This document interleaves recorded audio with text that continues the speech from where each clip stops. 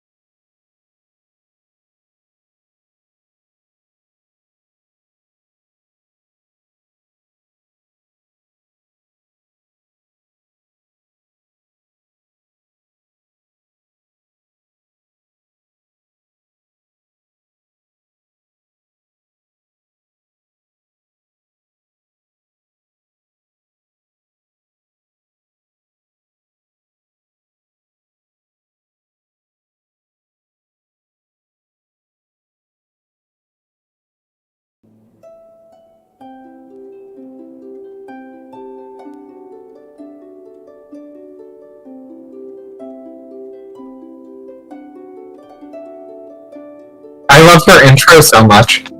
Sorry. I just realized my mic wasn't on. Hi. Wonderful. Let me try that again. Ladies, gentlemen, everyone in between, everyone exempt, everyone floating valiantly between the extremes, good morning! And also hello to friends and enemies. That's the full version. Normally I just do the hello friends and enemies bit. Again, sorry about that. Even when I've got everything on point, my my lack of tech savviness leads to me doing stupid things exactly like that. So, Streamlabs has yeeted various audio components out before my stream all the time, and I've gone a full like hour in stream without noticing, and then someone goes in chat being like, "I cannot hear you," and I'll be like, "Oh, okay, that's cool."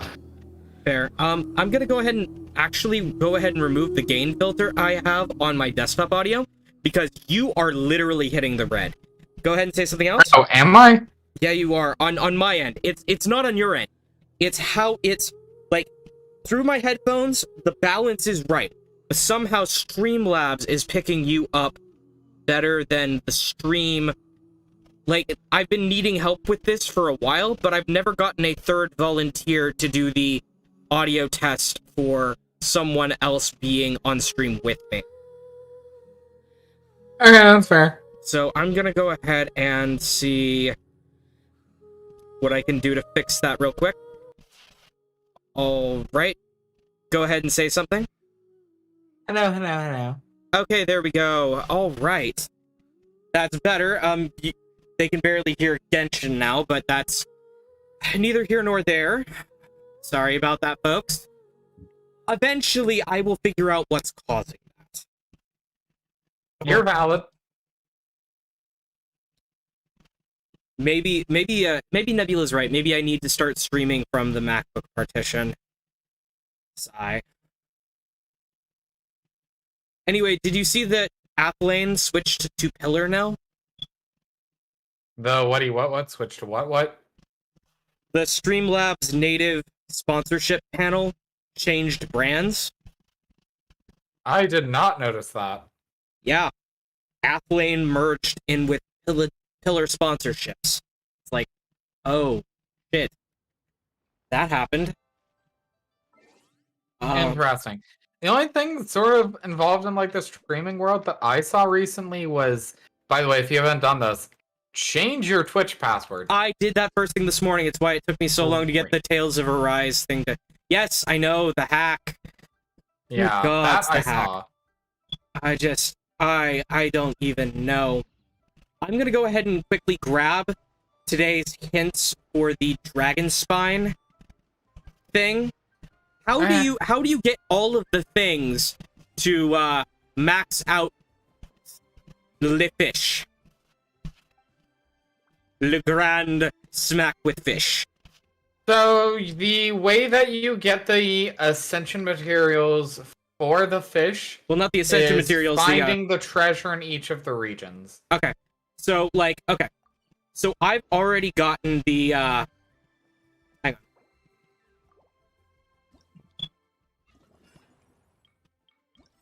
So I've already got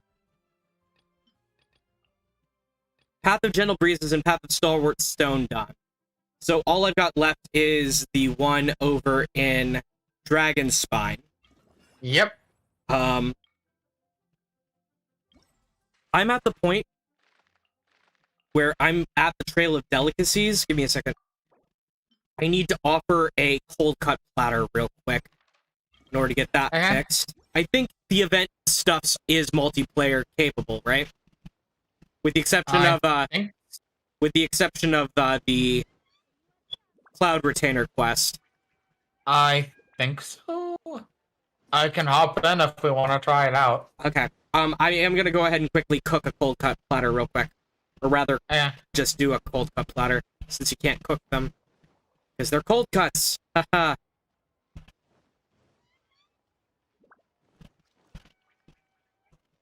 Cook.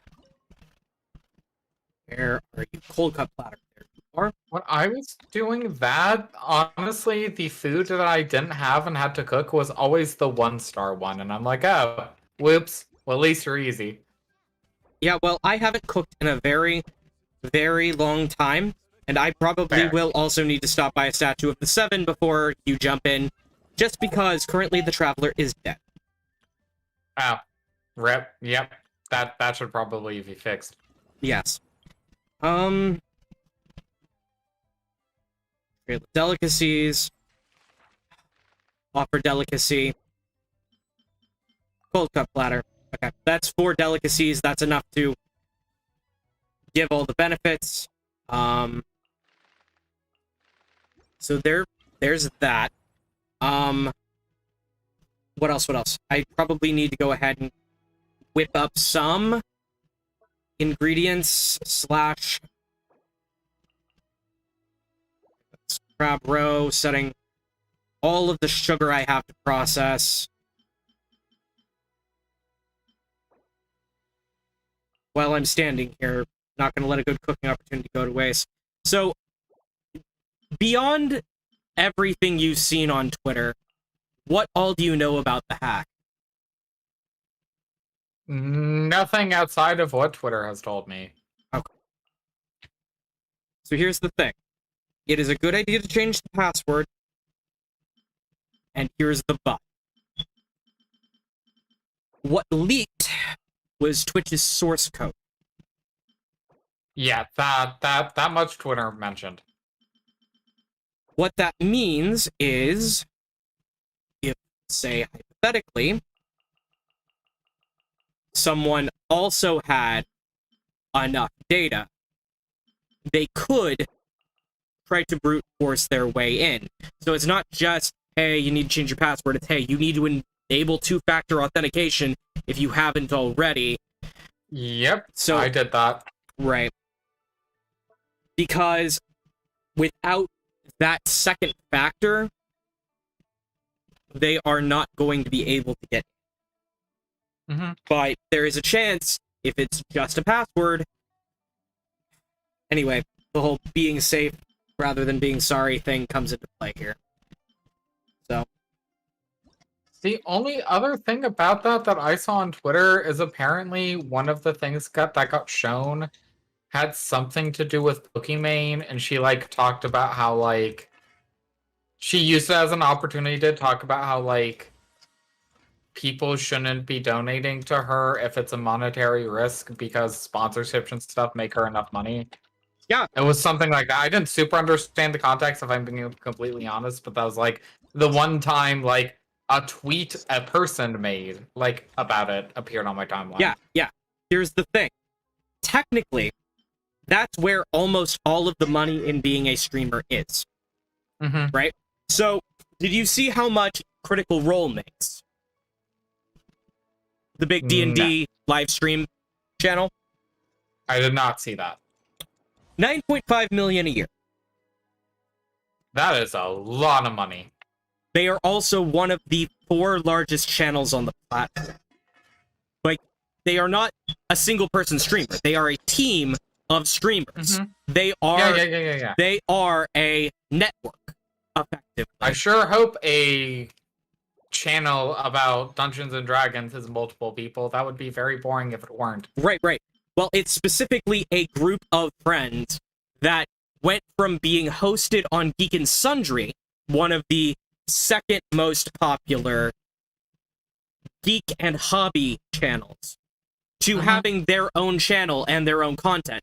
So Geek and Sundry was a network, but now Critical Role spun off from Geek and Sundry to become its own network, effectively. And so that's fair. Yeah. So they have, if I'm remembering correctly at last count, more than 200 direct employees, and they commission artists and musicians and people all the time to make art, stuff like that. They've finally settled on one character designer and one official artist for everything except for the comic book and animation, which they have separate teams for that. But for the official in-game art, they've settled on an artist finally. So that has happened. But that's fun. But again, they have a team of more than 100 people. And so making the 9 million, yeah, it makes sense. And they've decided to donate most of the profits beyond what they would normally make as voice actors to various charities, and even spun off their own charitable foundation where they throw most of their own money, but at the same time, other people can donate to the same cause at the same time. Like, it's like, that's one of the things they do. And so my tweet on the subject, because, like, you know who Hassan Piker is, right? I am at least generally familiar with him. I don't think I've actually watched one of his streams, but I've seen like clips and like I know. I don't know well, but I know. He is the #1 news and politics streamer. Yes, that much I was aware of. He has said this numerous times. The same thing that Pokimane said. Sponsorships, sponsorships, sponsorships. Sponsorships are where all of the money is in streaming because it is product placement. It is a new form of advertising. You've heard of influencer marketing before, right? Yes, definitely. Now imagine influencer marketing except with parasocial relationships tied in. Oh yeah, no, I understand the idea. Yeah. I'm not saying it as like I didn't mention it as in like it surprised me in any capacity. It was just something along the lines of like apparently other people were antagonizing her about it and like she took the opportunity to make a statement about it. Yeah, fair. Quick question. For that third cooking quest, how do you like I will need you to jump in here in just a sec after I finish bamfing to Dragonspine. How do you get that exquisite frozen boar out from behind that door? Like, I managed to break He automatically came out of it for me. Oh, I know what you're talking about. I can help you with that. Yeah. So, like, I managed to get it out from behind the perma ice, but there's still that door. Okay. So, if you follow the trail of, like, the scent thing, you'll notice that on the 4 circles, like, the 4 pressure plates that you have to stand on, right? I only saw 1 pressure plate. There are 4. Are they all in the same general vicinity? They are all right in that one little crevice. I can show it to you. Let me hop into your world. Yes, please do.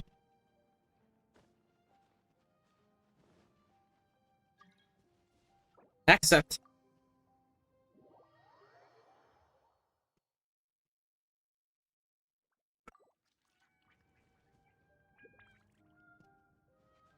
Okay.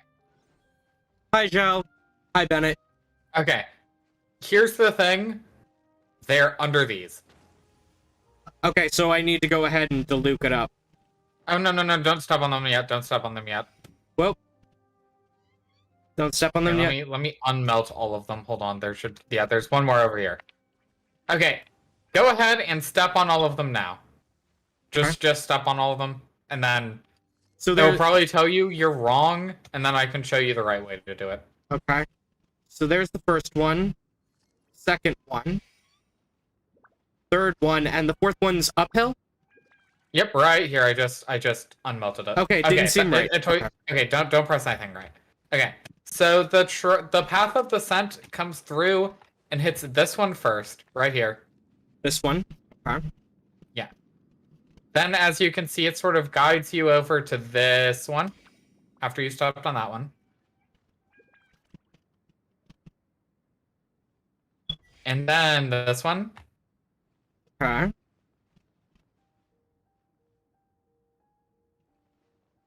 Come on. Yeah, the pressure plates can be a little weird. Well, and then it kind of circles around the... But yeah, everything on an angle kind of sucks. Yeah. It circles around the edge, and this is the last one. And then it'll open. Okay. And there are also 2 little trolls to beat up for the sake of it, but it is what it is. There you go. Okay, so, hold on.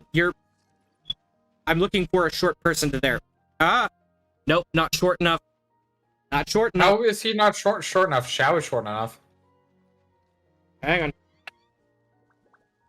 Because there's a chest in here, and then an agate chest in here. Okay, give me a sec. Let me see if I can find a character who's short enough. Most of the lads should. Bennett is short enough. I don't know why I don't know why I got stuck then. Yeah, I'm like hitting this. I'm hitting this hard. Do you have Sayu? I do not have Sayu. Give me a minute. Party setup. I do have Diona though, so I'm gonna go ahead and switch. Diana will work. I'm gonna switch Kaya out for Diona. There we go. Boop. Hello, little kid. Yeah. Yep, okay. Regular chest, agate chest. Give me a minute. I'll keep this close. And then this isn't. Okay, I see why you called it an agate chest. Got it. It has the weird red thing around it. It has an agate in it, yeah. Okay, investigate these things. Okay. So then the next part would be to talk to Cloud Retainer, but since we are in multiplayer, that probably will not work. Sometimes they let you. I would go ahead and give it a shot anyways. I might even be able to help you do it. Return to base camp and ask the researchers for Oh wait, no, I'm not playing that quest right at the moment. I am playing Cloud Retainer quest. World quests. Yep, unable to continue this quest in co-op mode. Yeah, well, that's unfortunate. Then we can do the other ones. All right, so let's see what the other thingies are. Oh wait, I'm full up on resin, so if you want, we can go ahead and do the weekly bosses real quick and bounties. Oh, I'm down to help you with the weekly bosses. Let's heck and go. Yeah. Let's go ahead and start with Boreas real quick. I'll go ahead and I do not have a quick travel point put next to him, unfortunately, so I don't either. You're good. Wolvendom. I will also change the party to be something less icy. I don't remember. Okay, Diluc and Razor seem to both work pretty well, so I'm gonna do that. I don't remember. Generally speaking, Electro and Pyro are going to be your best bets. Right. I'm gonna go ahead and switch that out. No, I did not want my inventory. No. Force of habit. Reflexes. Stop. Thank you. Good reflexes. I don't remember who I equipped the fish to. Don't you hate that? It's either Diluc or Razor, but I don't remember who.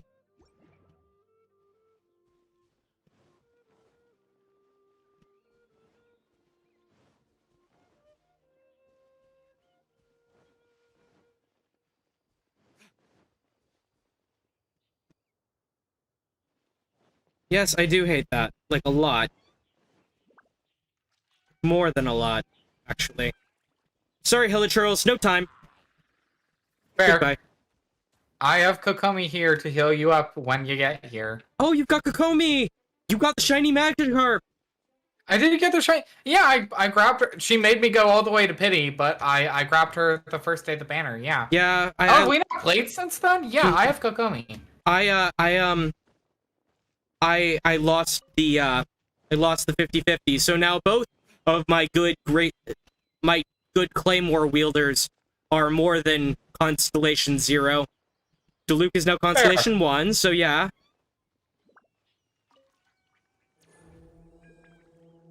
Yeah, I was lucky enough going into Kokomi already on the guarantee, so yeah. Epi has confirmed he's getting Tartaglia day 1. Thank you, Epi. Oh my god, that's so valid of you. You should. I didn't know you came to watch my streams occasionally, Epi. Thank you, though. Whoa. Hi. Nope. It's okay. It's Bird. okay. I have Kokomi ult. Thank you. It's Razor. Razor is the fish. Razor has a fishy.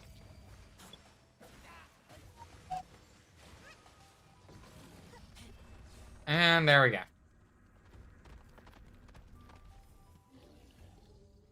Razor got the fish. Razor's got the fish. Oh my god, I'm so glad that weapon is actually like one of the best claymores in the game. That just makes me really happy. Yeah, Mtash literally bashed it, but I don't know why. Like, seriously, dude. It's just a great meme weapon. It was such an objectively good choice.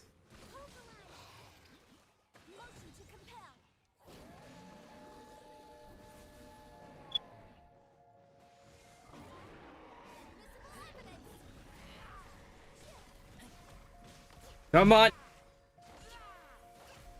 Yes, we're beating Boreas with the fish. Sorry, With Andreas. the fish. We're beating Andreas with the fish. There we Andreas go. is...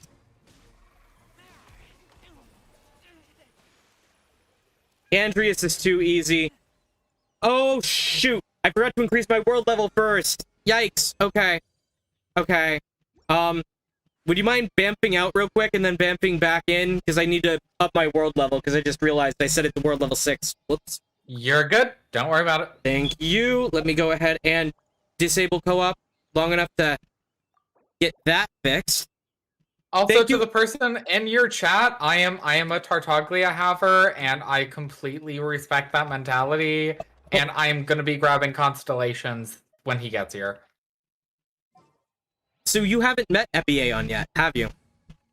I don't think so. If we have met, I apologize, but the pronunciation does not automatically ring a bell. Epiaeon. I don't think so. Okay. They are a Vocaloid cover artist. Oh, And by that I mean they actually do the tuning on their covers. Thank fucking God. At least someone does. I permission to use he him pronouns, Epi, by the way. I've been meaning to ask.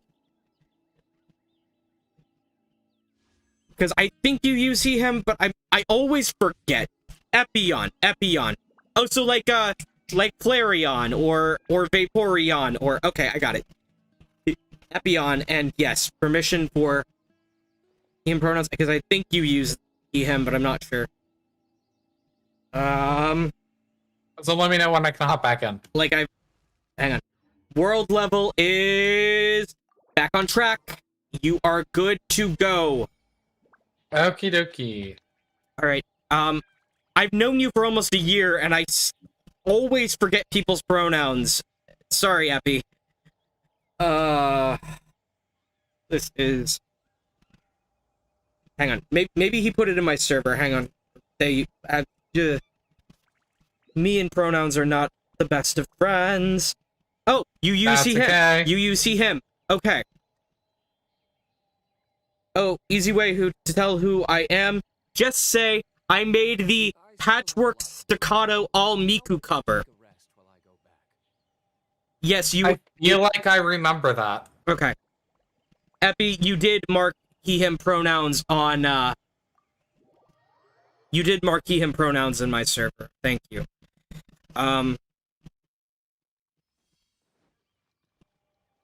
There we go. There we are. All right. Ajdaha will be next. So, how is Kokomi with healing? I think she is so underrated. In what way? Like, yeah, she's not gonna hit DPS numbers, but that's because she's not a heckin' DPS. But will she heal at DPS levels, as though she were a DPS? Like, where she's healing... Almost kind of sort of like that. Like, obviously, she's not gonna, like, immediately fill an entire health bar, but, like, you have that ult on, and she is, like, refilling everyone's HP pretty rapidly for a good little while. And then that jellyfish, it's a good thing to plop on the field as a little, like, healing shrine. It's pretty useful. Oh, Epi said... And I know it's not DPS damage numbers, but her damage is not absolutely worthless. You can definitely get her to do at least decent damage. Okay, Epi said that they are rolling with whatever right now, so... Okay. Fair. Alright, so... I don't know why the Traveler popped back up. Hi. Start. Blue. For the sake of Epi, I will use a little bit of Mr. Tartaglia right now. You may enjoy him residually. Tartaglia, lover of Shiznian Queen. There was a cat that really was hot. One of the best things that happened in the Genshin Impact fandom was when Tartaglia's voice actor got in on the Tartaglia memes. That was the absolute The best. Tsui Harbinger so popular that he's a meme. It was the best. It was objectively fantastic. Yes! Like to the point he did... Oh, you didn't see he did a whole bunch of parody songs about Tartaglia. Oh yeah, no, I saw at least some of them. Okay, he's doing that thing. Okay. Epi was going to get Comey, but while waiting for her, he built his Bennett, and he could heal at the same rate and at attacks. So okay, yeah, fair. That is valid. Benny is a pretty good character and a pretty good healer too. Benny is probably the best healer in the game. I once it's an awkward conversation because I wouldn't say he's the best at healing, but he's the best healer. Does that make any sense? In other words, like, everything about his build is stacked better for healing than other characters, but at the same time, he's more than just a healing character. Yeah, maybe it's better to say he's a better support. Better support DPS? Okay. Copy. Yeah, he's a support DPS. He can do some damage. I'd say he's more support than DPS, but yeah. Okay, gonna try to dodge all this fire. I have a Geno, but I also suck at dodging this fire, so...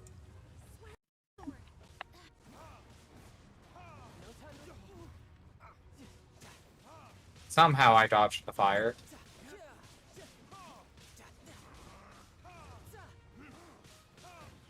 That I did not dodge.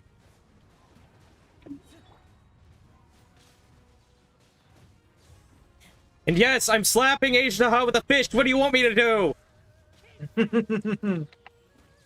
Best supports in the game are stronger. A gigantic geo thing that's been locked in the earth for a very, very long time.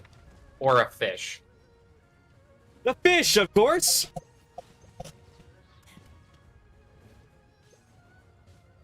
It won't let me take pictures in the domains! No!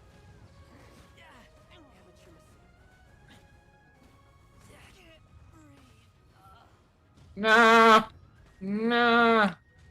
Razor's back. Okay.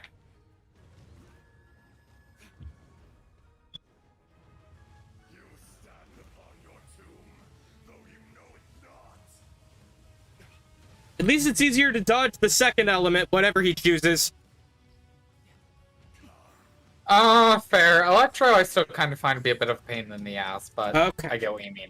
Run, run, run, run! Ah! Crap, I got hit.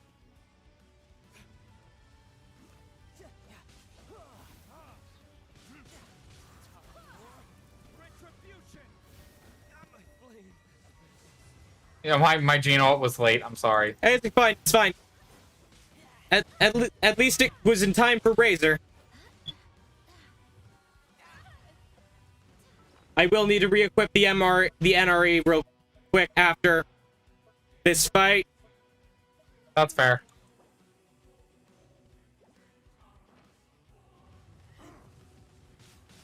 That way Tartaglia is easier to deal with. You're hoping to do Tartaglia Toma to reverse Vape like a reverse Tu Tao Jingchu. No, literally, I want both of them so bad. Like they're too hot. I have to have Toma, and I need Tartaglia. I was reading Epion's comments, and he said the best supports in the game are currently Zhongli and Kazuha. I can see. Okay, here's the thing. I can understand that, but like, it annoys the crap out of me. I'm not saying this is what you're saying, by the way, obviously, but it annoys the crap out of me when people like Kaza is a support exclusively. I'm just like, bruh, like, he can do some damage though. Okay, give me a second before I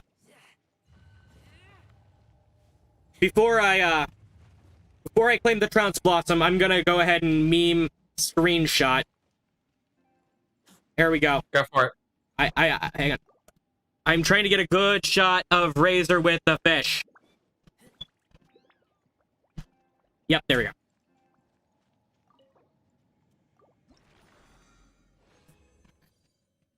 Leave them in. Loop. Oh. All I have to say is it's a shame that you really can't change what servers based on where you live without using a massively powerful VPN in this game. Mm-hmm. Because Epi is in the Asia server. Bummer.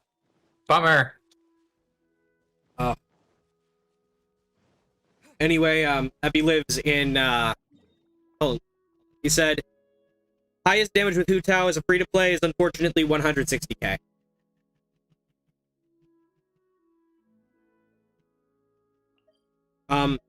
Lives in Indonesia. So, Okay, fair. so exactly from where I currently live, exactly 12-hour time difference.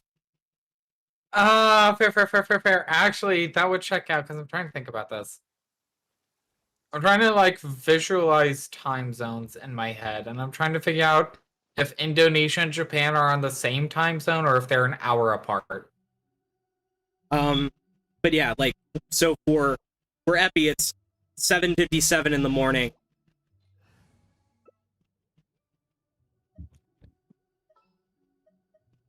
I bring that up just because, like, when I was in Japan and I wanted to talk to my family, they were like, it was like a 13-hour difference. I'm like, no, it was almost perfect. It was almost funny.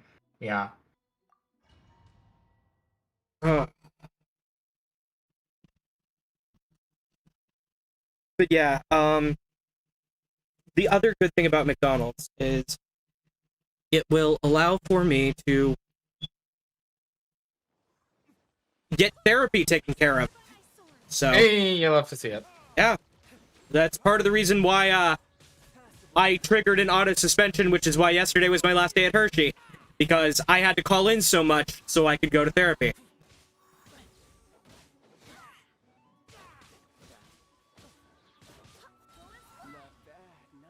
I mean, it sounds to me, for now at least, like things are getting better. So, you know, happy for that.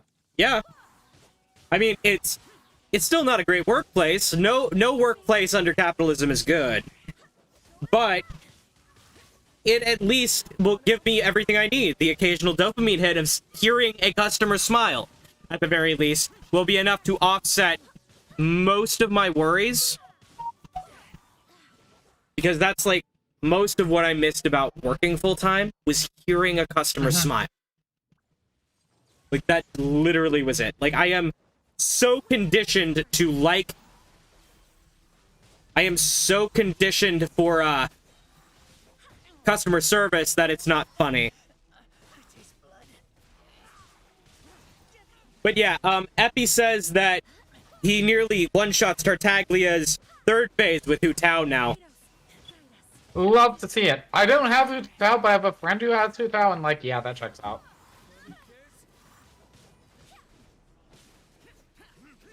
Get back here.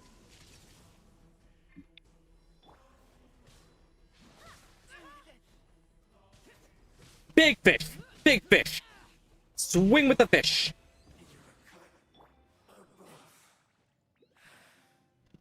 Okay. Trounce Blossom.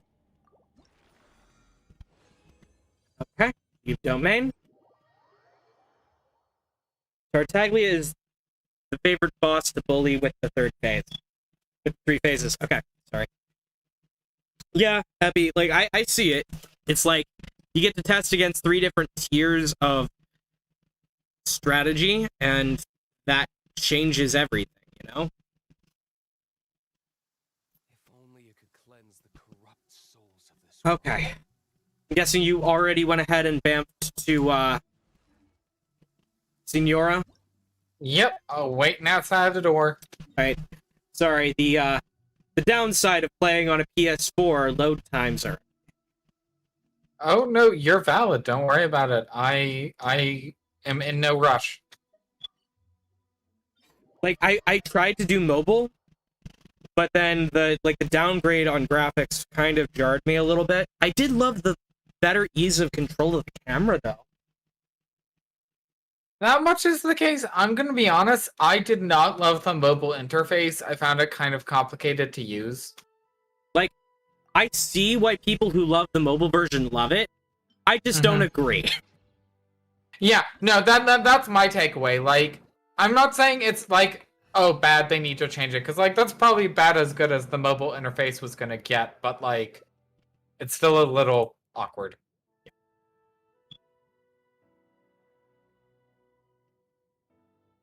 So what constellation do you have Kokomi at? You should really bring the I did not grab a constellation on Kokomi just because there's so much other stuff coming out later Yeah. that I also want. I went in to get her and then immediately left. Fair. I actually hope that they add her to the store. Because if they do, like, that would definitely establish that, no, we want you to use Kokomi.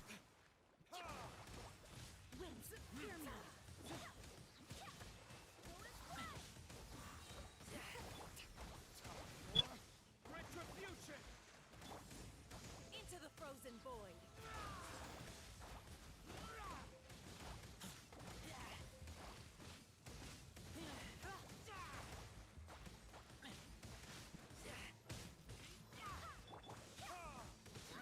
Okay.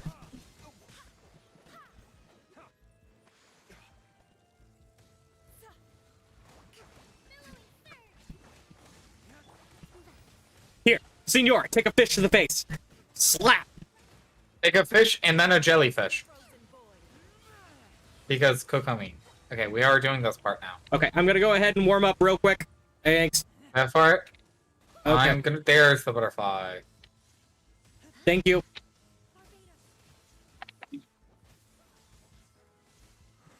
Butterfly. Loop.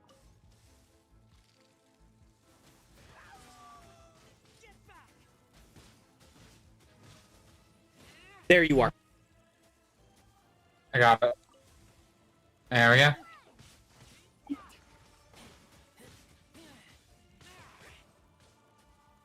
You are?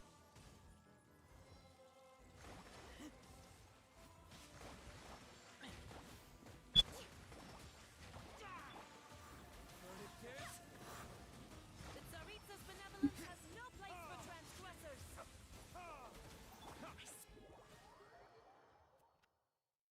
I love how you triggered the healing right as the transition I happened. know, right? Like, I mean, I'm glad it still went through, but like, bruh.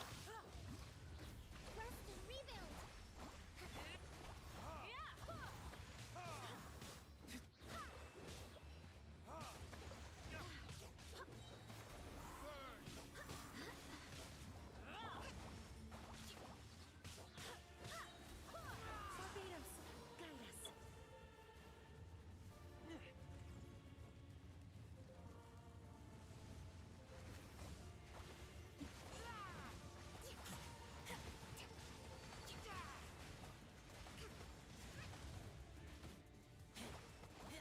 Embrace your searing reckoning.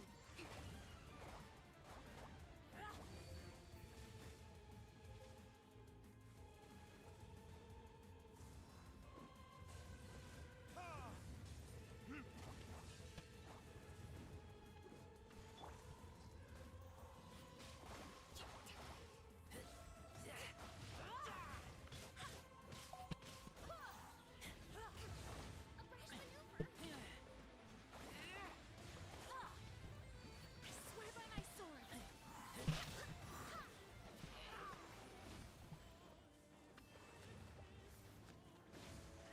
Not every wound will heal.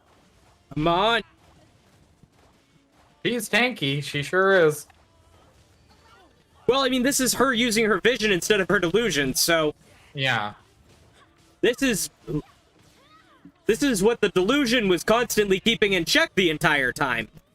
Yep. It's like, how powerful was that delusion she was wielding around, and what the heck was she thinking in order to use it? Who dare? Wind, hear me. We're doing the tornado thing. No, we're doing something else. I don't know if I've interacted with that yet. I taste blood.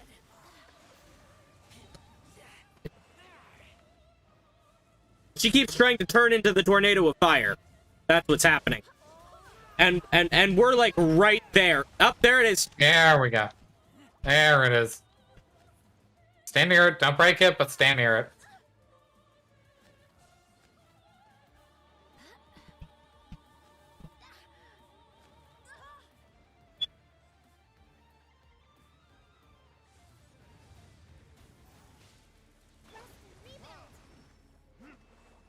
And she's trying again. This time she's trying with... Okay. Got it.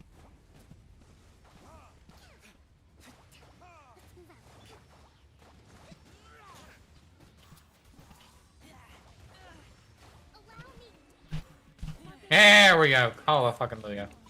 I'm like, Gene, get that Jin gear, please.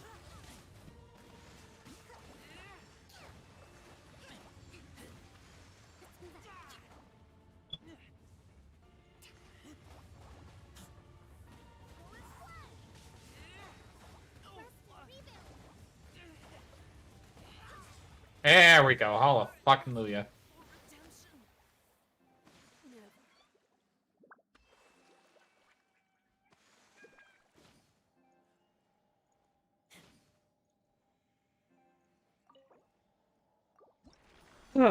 Sorry, I wanted to make sure I got at least one good screenshot, so I was taking screenshots the entire time.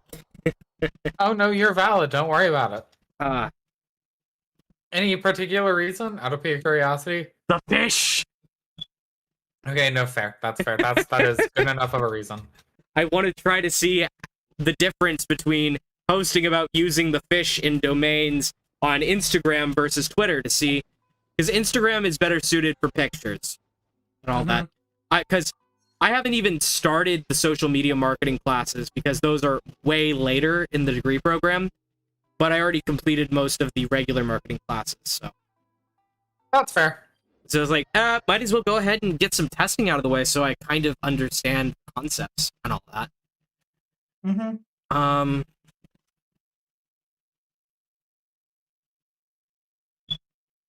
Like, if you haven't noticed, I've been posting on TikTok now. I don't know if I follow you on TikTok. I might, but I only hop in on TikTok every, like, hot minute. Okay, I'm grabbing a bounty real quick. Reputation in Izuma. Bounties. Except the first bounty. Invulnerable to Geo. Plunging defense decrease.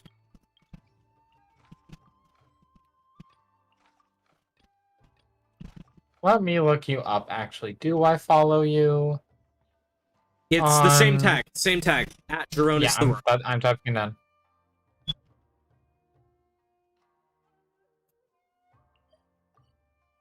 There you are. I don't follow you. Okay, that's fixed. But yeah, like I'm experimenting a little bit. I also am using YouTube Shorts because sometimes you can't use what you want to use with TikTok. So like, no, that's fair. I edited it together very, very quickly, if I'm being completely honest. But actually, I put together my first little like edited video because something kind of happened funny. Something funny happened when me and VocaZone were playing Apex Legends together. I was like, this is too funny. I need to make it into a video, and I did. Fair. All right. So the first bounties person is there. So basically what's going on is when I do stuff with music, normally someone would do it on TikTok, right? Well, in my case, most of the music I want to use is my own, because views of clips of my song on TikTok or YouTube would net me a little bit in royalty from my distributor. But the problem is, the parts I want to use aren't in the TikTok library because I kept forgetting all the way up through my most recent album to select the most TikTokable part of the song. Because that actually is an option that they offer where it's the most TikTokable, where you can like specify where you want the TikTok music function to start, and it's like, oh, here. So I've been having to use YouTube Shorts for my music-related TikToks when I want to use my own music. Like my current video I have set for people who don't know my streams is the primary reason why I chose vocal synth as a medium, and it's not just because vocal synth saved my life. They kind of did, but it's because you can do more with it than you can do with a human voice. Okay, but like, as cheesy as Hatsune Miku saved my life, like, might sound, if it's any consolation, same. Yeah. And like, she didn't exactly save my life, but it feels like it at times. But at the same time, like, the main reason I picked it was because disappearance of Hatsune Miku existed. And realizing you could do more things than the human voice is capable of with the software. Ooh, shiny. I think you could definitely argue it did actually happen, but it is what it is. Okay, this time, can you tell me what it's immune to? Okay, it was immune to Geo. Last one. Great, okay. This time, this next time, the immunity will be... But the thing is, it had a plunging attack weakness was the That's thing. not as big of a deal. I just need to know what it's immune to. This next one is immune to Hydro entirely, Ew. but increased damage from bow-wielding characters. Well, you know, that would be so great if he weren't, you know... A water fucking... character, yeah. Yeah, I could use Tartaglia, but okay.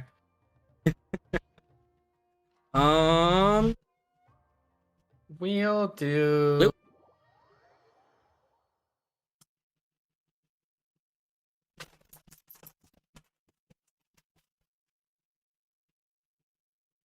Yes, this is what we'll do.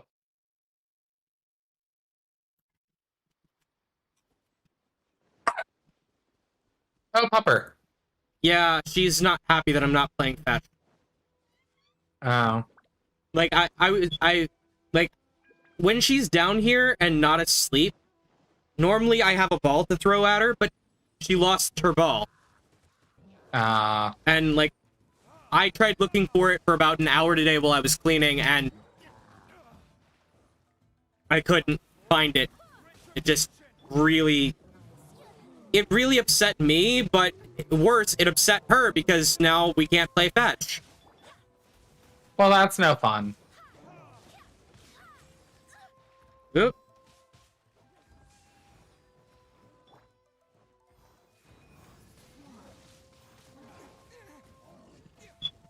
Maybe I wasn't meant for this world.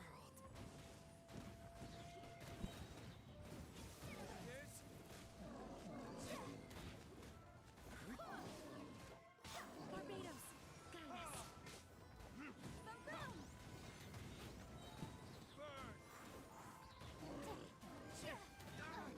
Yikes! Motion to compel. Hey, if whomever was trying to enter my world could send me that request again, I didn't get to see the name. I was trying to... I accidentally tried to use the sprint thing from, Tales of Arise instead of the actual sprint button for a second. Because I've been playing Tales of Arise so much. Sorry! Because the sprint button is the L3. I find it so amazing that you, like, just let those people into your world, because I'm like, no.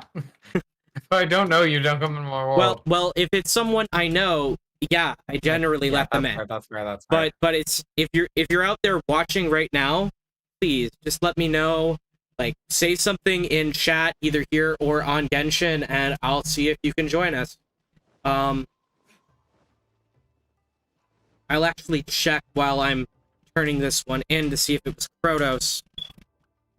Hang on. Oh, no, I don't know them. Oh, yeah? Okay, what's a rando? Well- Alright, final bounty. Final bounty. All right. This last one looks like it is immune to Hydro with weakness to paralysis. Oh, it's one of the robots. Okay. Yeah. And the robot bounty is always in Arum Yumi, right? It is always in the same location, yeah. So, how do you feel about Fog Island? I mean, it's where Toma's resources are, so sure as hell I'm gonna look around in it. If that's what you're talking about. How do you feel about the enemies that are introduced there that can pierce shields? I think they look cool as fuck. Piercing shields is definitely an ability, and I know they're gonna bring that into Spiral Abyss and make us all cry. But I think I vibe with it. I think it's interesting. It's something new. I can vibe with it. Yeah, I've been Until they put in Spiral Abyss, and then I want to cry. But yeah, like, I've intentionally been holding off on Kokomi's quest because I wanted to be streaming when I played it. So, like, after we're done with everything here tonight, that is something I'm gonna be asking about. It's very fun. I'm not gonna tell you anything about it, but it's very fun. All I know is Watatsumi Island is the dead body of Watatsumi, the previous god of the people who lived in the Dark Sea. I know that.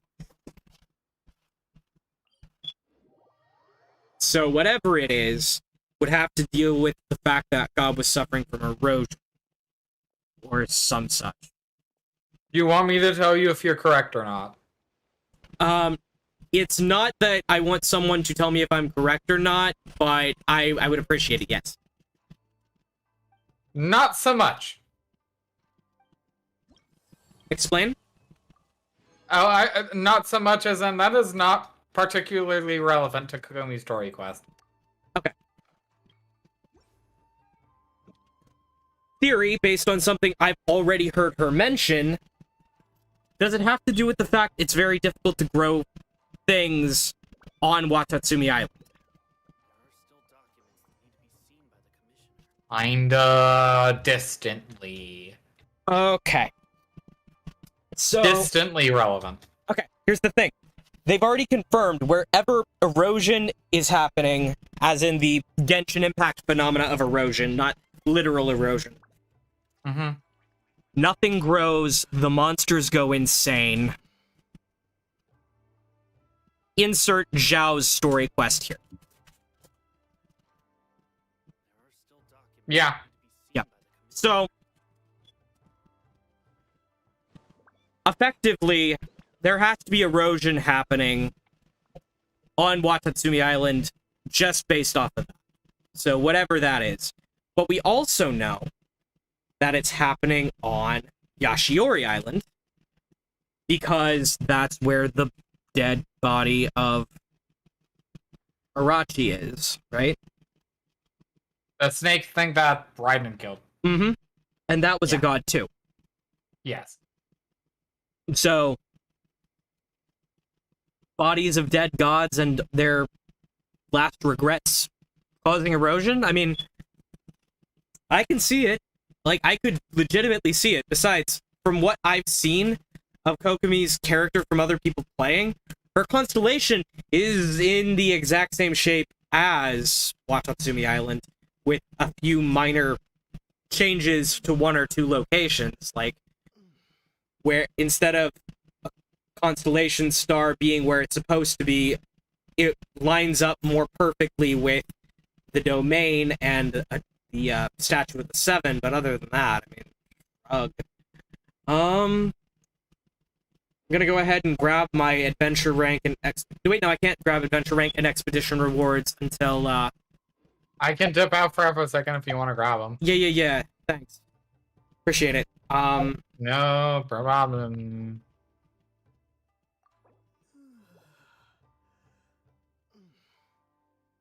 Because I know that I still got to get my dailies done.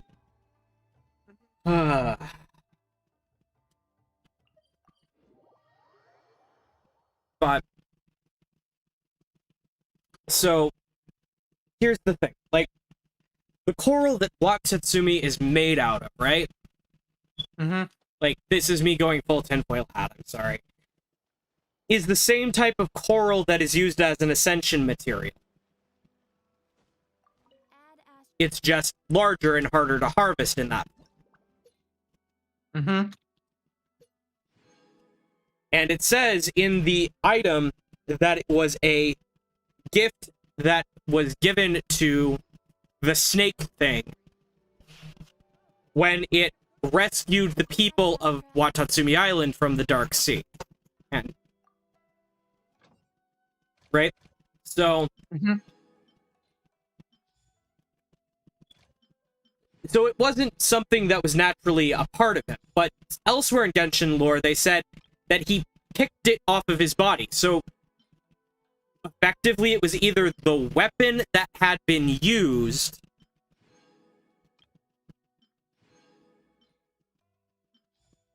against him in his fight with the older god of the people of Watatsumi Island. Kind of like Zhongli fighting Ajdaha, I guess you could say. Mm-hmm. Or it was pieces of the other god itself. And it does say that out of the stuff that he picked out of him, which wasn't naturally a part of him, Watatsumi Island was made, and it was already confirmed that it's the same type of coral that is used for the Ascension materials, so it holds some power of its own, right? Well, since power and memory in this game are basically one and the same, it would have to be from a god of some kind, which is where that theory, that idea came from. I'm probably wrong. I'm glad you told me that the quest has nothing to do with that. I'm like, drat. The theorist in me is like, oh no.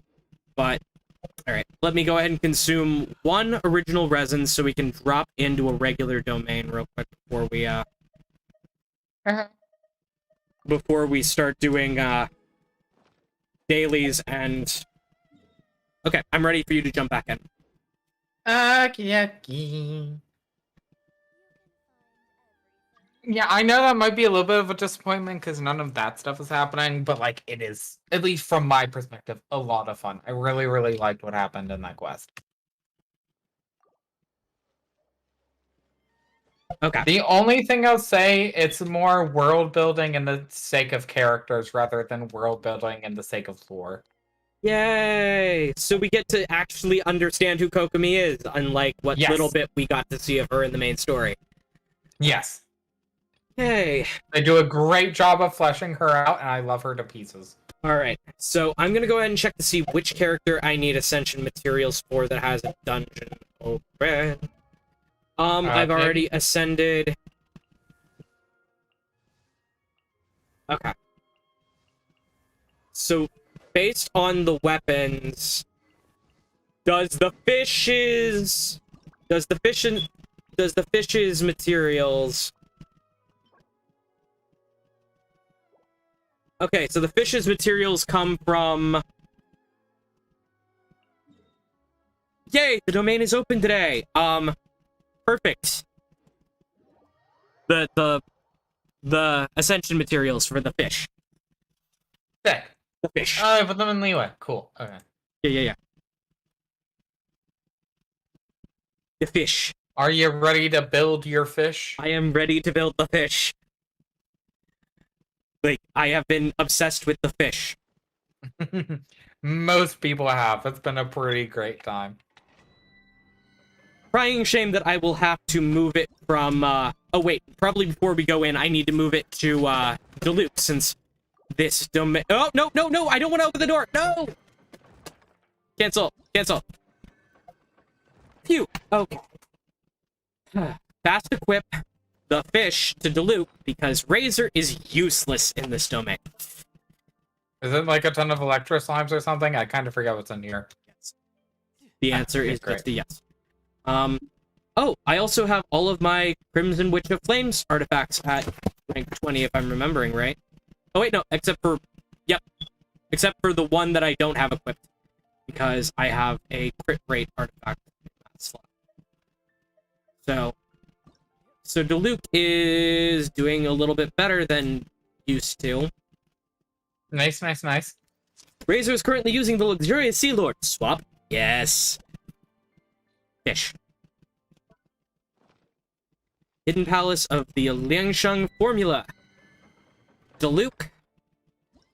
And you know, I'm gonna be daring. I am going to bring, since you're bringing Kokomi, I'm bringing Ningguang. Triple mages, let's go.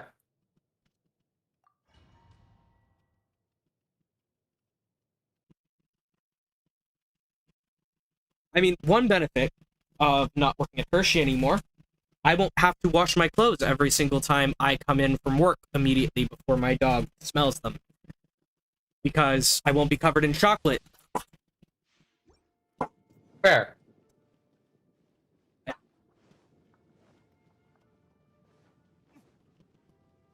Sorry about the lag. Ningguang, and No. there we go. You're good. Don't worry about it.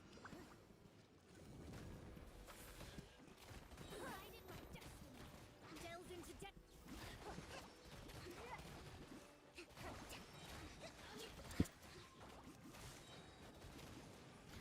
Don't waste my time. Your life is mine.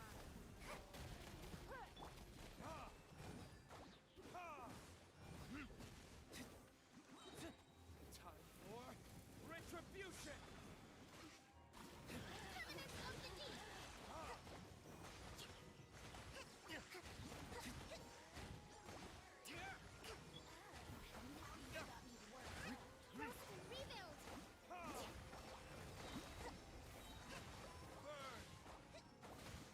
Let me try. Written in the stars.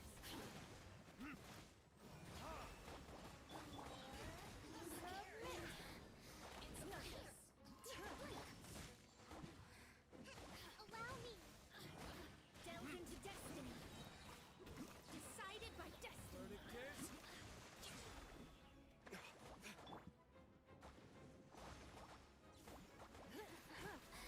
Give up. Don't waste my time.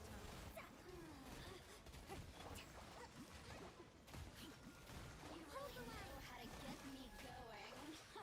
Your life is mine. Give up. Oh yeah, I also found out something interesting about Ningguang's vision. Mm-hmm. Apparently she inherited it.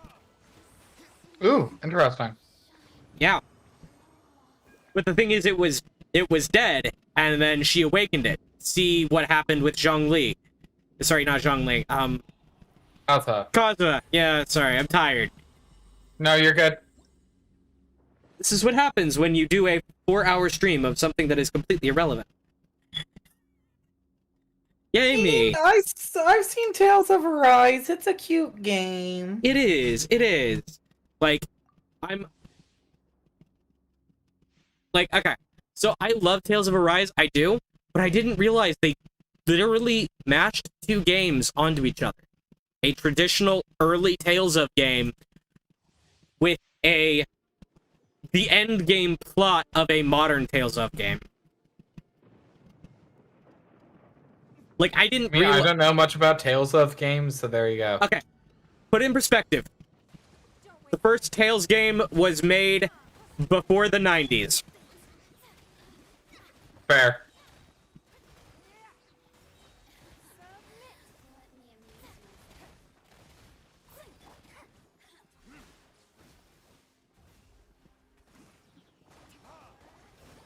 So, like, the older games were pretty Final Fantasy-esque, right? Like, Mm-hmm.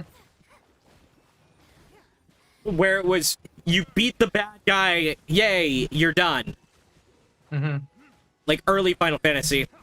But then, as it continued, the plots got more and more complicated. The lore wound up getting all mished and matched in different places. The long and short of it,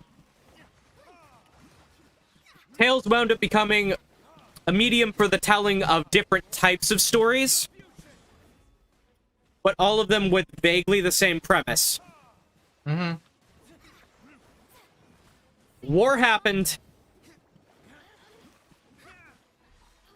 The aftermath of the war led to people winning and people losing.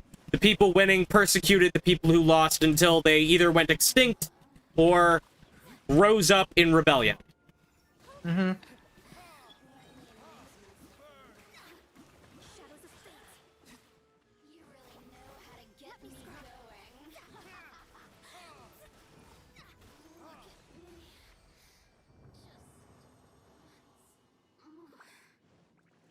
So yeah, in this case, come on, give me what I need, give me what I need. Ah. Again, jeez.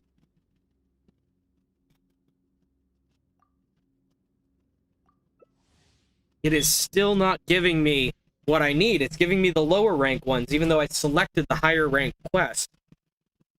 It's still particular.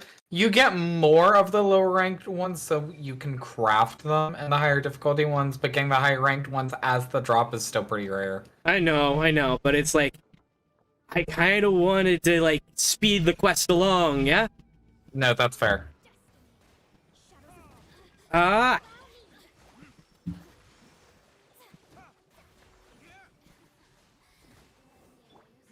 Loop.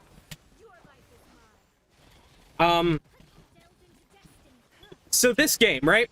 The premise was a people who were enslaved rose up in rebellion against their oppressors who conquered them 300 years ago. Surprise, plot twist, the female lead literally can't touch anyone. Right? Like, you've seen that part, right? I don't think so. Okay. She literally can't touch anyone directly, or they get zap-tapped to death. Interesting. So, basically, dark astral energy transforms into electricity and stabs people to death with itself if she touches anyone. Well, the main character can't feel pain, right? So, perfect team. Yeah. He pulls a sword out of the chest of said woman who can't be touched. As in, he pulls a Raiden Shogun, except without... Out of another person. Yeah, kind of, yeah. Like, Yeah. I know boob swords are a trope, but, like, there's a reason it's intentionally in the tags, because it's a trope. Right? So, it's like, okay, so we get the premise, simple fantasy setting, right? But there's this happening here, and there's a sword getting ripped out of a person. Okay. I'm vamping out of the domain for a second.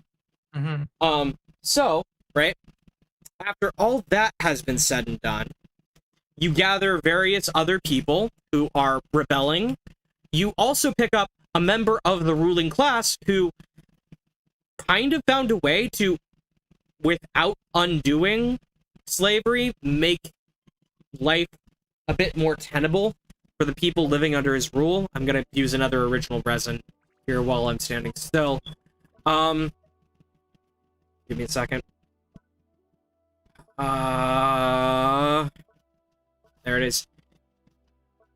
Turns out, while he's been ruling, and he doesn't even know this, secretly behind the scenes, his minister has been murdering his subjects and the people who had been enslaved by turning them directly into astral energy, or the form of magic that is used in I'm gonna go ahead and use Ningguang again anyway. Okay.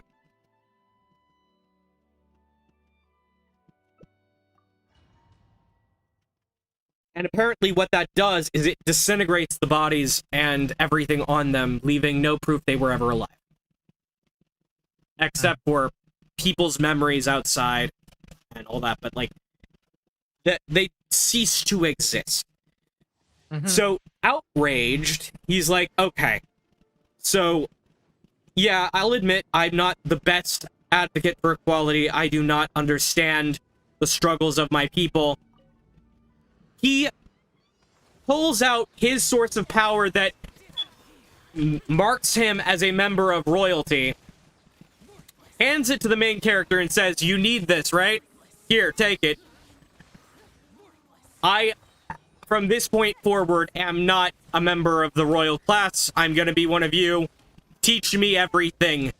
I want to know.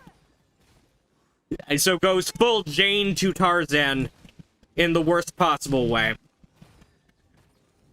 But I mean, that is a trope in Tales of Games, where it's like, you gotta empathize with the people who you're trying to be mad at, or you're trying to see as the villain. So there's that. But after all that's said and done,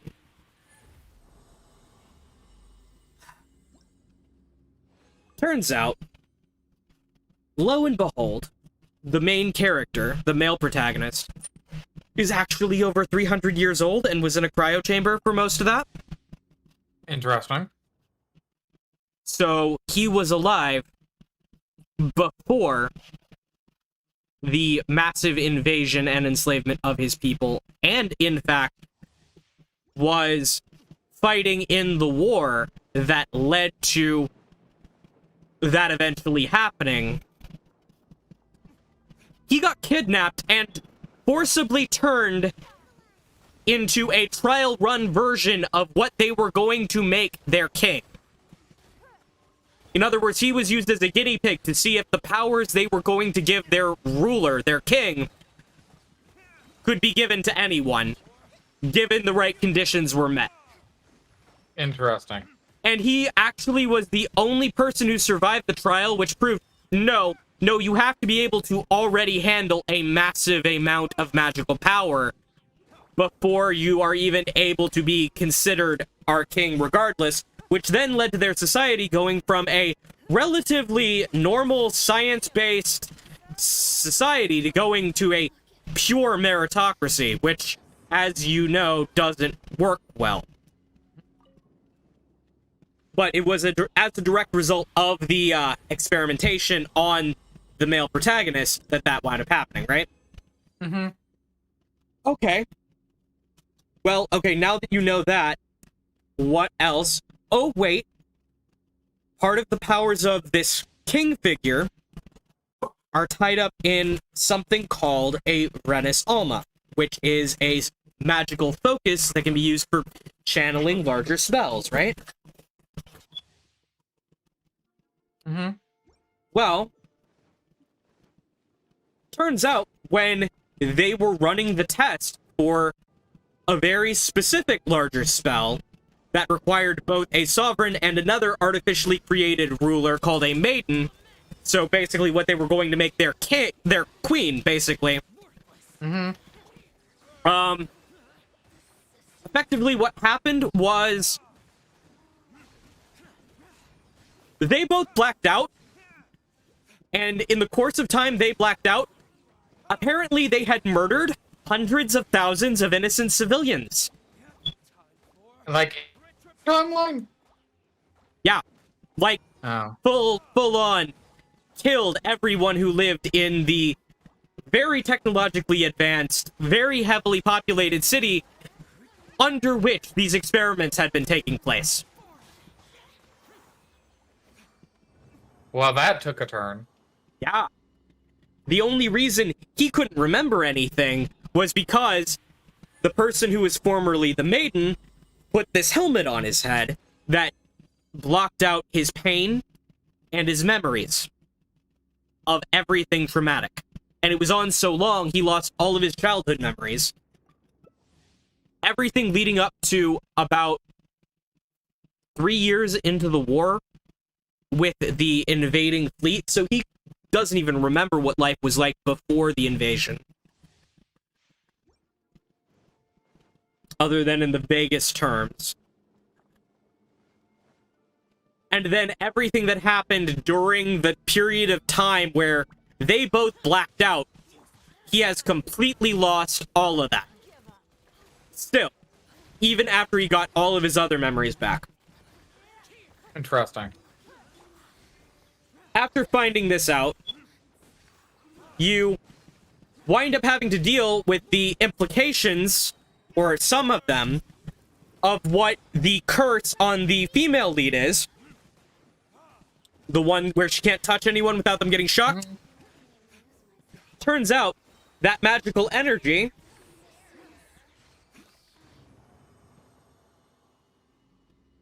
all that magical energy is tied up in something completely different. Right? Mm-hmm. Basically, her power lashes out at you even though you haven't touched it. In the middle of you trying to get to the last lord, the last noble you have to kill in order to liberate the planet where the game starts on.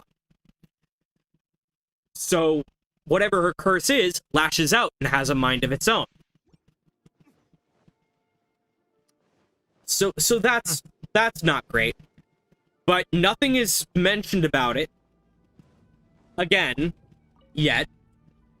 You defeat this other lord, and turns out he also has the same crest, the same additional magical boost as whatever a sovereign is, whatever the king is of Lenegus society. Like, he already also has the mark of a king. Even though he's technically just a lord. So what the heck is happening? And why are there two kings active at the same time? Because that technically isn't supposed to happen.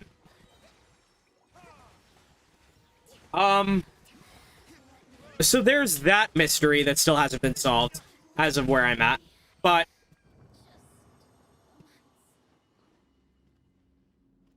in order to reassemble the Renaissance, the thing needed to cast the larger spells in an attempt to get rid of the thorns, the curse on the female lead, right? Mm-hmm.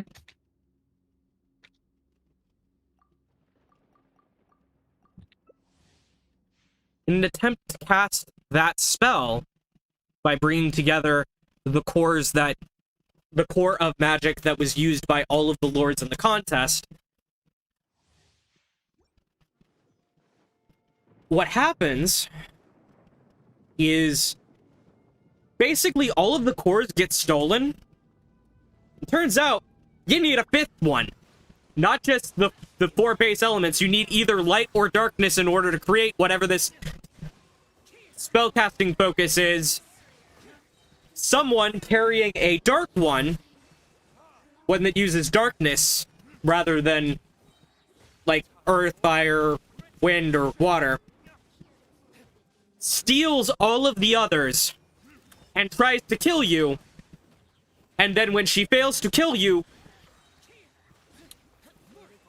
forces the creation of that stronger spellcasting focus and then just up and leaves. 1 month later, and this is where this game really hit me, where it's like, oh, so that's what this is doing. It played a second opening credits thing, and the opening music that plays at the start of every boot up of the game changed. Okay. So it's like, oh, they went a full, okay, this is exactly what they're doing. So that's how I know what they're doing is they're trying to match up the original game story structure as Tales. Because, like, after discovering things about the main protagonist and rescuing whomever the damsel in distress in your party is, usually that would be where an original Tales game would end, right? Mm-hmm. But no, it continues. Fair. So 1 month later, the city that 300 years ago, the main protagonist killed almost all of the people living there, that city, that also was the city in charge of the contest for king that all of the nobility was participating in that you killed, sends something down from where it is, because that city, surprise, is on the nearest moon.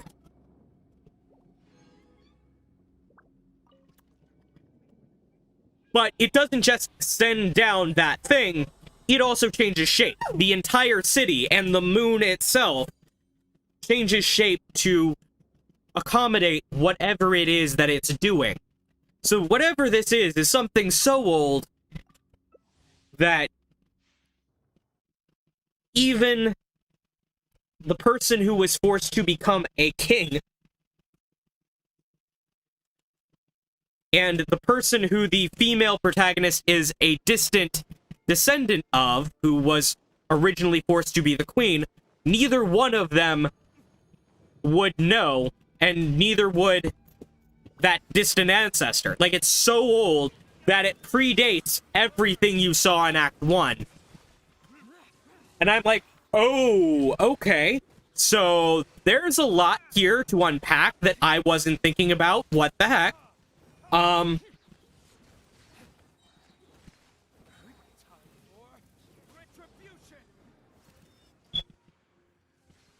Today, we just got to the point in the main story where we are finally going up to that moon to see what happened. Before we leave, the female lead tries to escape on her own, threatens to shoot you, and doesn't, but threatened, right? And you're like, why? Why did you do this? Well, it turns out she's been receiving prophetic visions this entire time. Like, I thought what was happening was that the thorns were slowly killing her. No. The thorns made her borderline on immortal. Not full immortal, but borderline on it. And she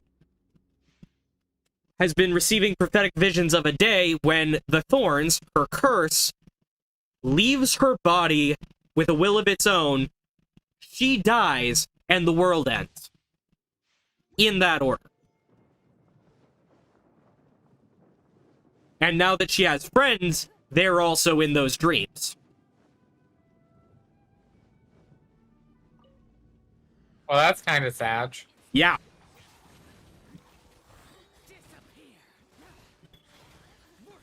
So, she was trying to escape so she could try to find a solution and end her life without her friends knowing, and so her friends wouldn't die. Because if she can find a way to die and stay dead before the whatever the curse is has incubated long enough, if she dies before her prophesied death, she might have a chance of saving their lives. That's pretty textbook, but still fair. Sad. Right. Well, we convince her not to. That's also pretty textbook, but fair. We go up to the moon and find out, yeah, the moon changing shape, and the fact that the city covered almost the entire moon was like, okay, so obviously people's homes have been moved to different places, right? But it's more than just that. Weirdly, they don't seem to question it. They say, it must be the sovereign's will. And I'm like, okay, so it's not just that they have faith in their king, they have faith in their king. This is a theocracy masquerading as a monarchy that changes its god once every 10 years. Oh. So that took a turn. And then I began to talk to the NPCs up on that moon. Turns out, the reasons everyone up there liked the people they chose to be the lords to compete in the contest, like, you've probably heard Republican talking points, right? Like, major Republican talking points? I grew up in the Bible Belt, so yeah. Okay. It was those. Literally, like, so textbook religious. Hey, they care about family and they will fight for family. Oh no, they will value their ambition for the sake of making sure the country is safe. Even though that's not anything like what they really were as people. You actually get to know them, who they are as people, and who they are as rulers when you're killing them down on the main world of the game. These people aren't normal people. They actually are bad people. They were just using language that appealed to right-wing sentiment to drum up the hopes of the individuals who were living back on the moon. With the exception of the one who has joined your party, who literally is the only one of the 5 lords who hasn't committed some genocide personally. So, that happened, and it was like, okay, so So Dohalim, the lord in the party, is a moderate. Okay, we get that.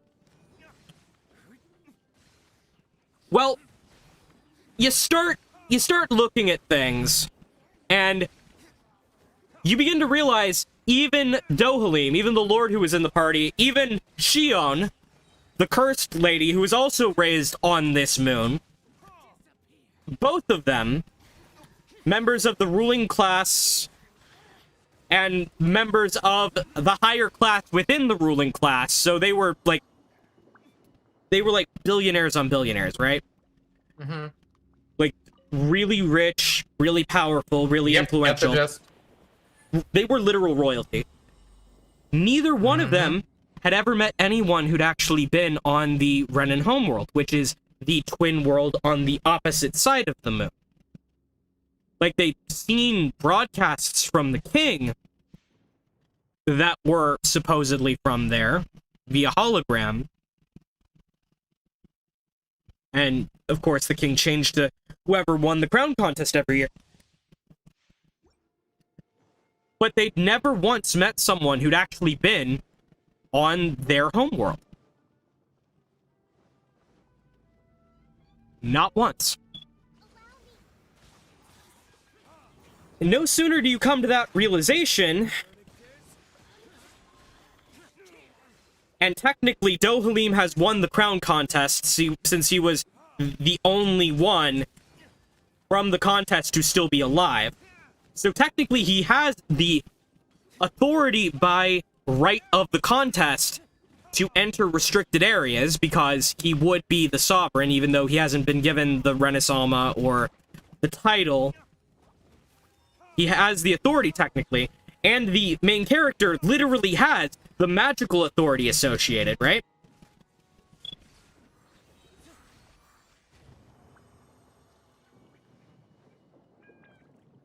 The moment you step into a restricted area, all of the guards turn extremely hostile. I am out of resin. I'm like down to 18 and I've burned through my original resin supply. Mm-hmm. So, effectively, whatever it is that's down there is something so restricted that even people who can prove beyond a shadow of a doubt they are the most powerful or influential people within this society aren't allowed to see it. Whatever caused the city to transform from a moon into what it is now, basically a giant siphon. Whoever's responsible or whatever's responsible for it is so restricted, even they aren't able to get access to it. Mm. So that's literally where I left off. Like, at the entrance to that particular dungeon where that whole thing starts. Mm-hmm. Okay, so Miss Moonchest Hunt? Yes or no? I can help you with it. Okay, so you haven't done the Dragon Spine one yet, right? That's Right. the one you haven't done. I've got a few of them marked out on the map, but if there are any that aren't marked on the map that we can find like today, that would also help, because that means fewer hints that have to be given later. And I kind of actually want to participate in the final event quest, because I've not gotten to participate in a big event like this in Genshin ever. So. How have you not? Wait, didn't you unlock it after doing the first two? I unlocked it after doing the first two. Here, let me go ahead and pull this up so I can show people. On the Moonchase Tales, it requires Moonchase Tales Moonlight Merriment Part 2. 3 to get ready, and here we go, requires 1,000 Festive Fever. Mm-hmm. My current Festive Fever is 850. Are you sure you did everything in the first two? Because I was able to do it before the Dragon Spine one even opened. I've got the cooking quest. I've got the third one. I don't have the second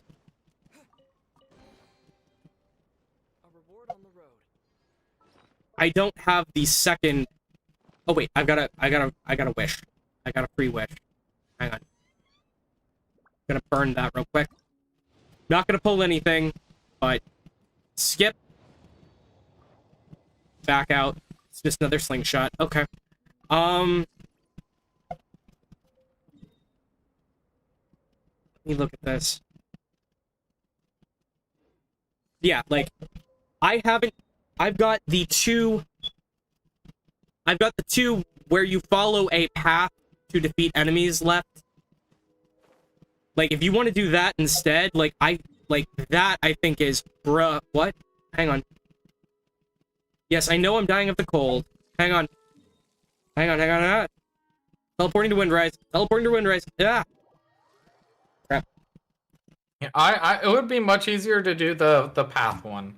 Okay. Thanks. But yeah, so that's where I'm at in Tales of Arise. It's entirely relevant to itself, but it's taking up 90% of my brain space. Mm-hmm. Which is why I tried to make it not take up as much by playing Hades one day. Mm-hmm. That was fun. Yeah, I played Hades once or twice. I haven't finished it, but it is fun. Oh, playing Genshin without you? You can jump in at any time, Kronos. Please. Okay, maybe wait 2 seconds before you do that so I can switch over to Kokomi. Okay. Okay, very good.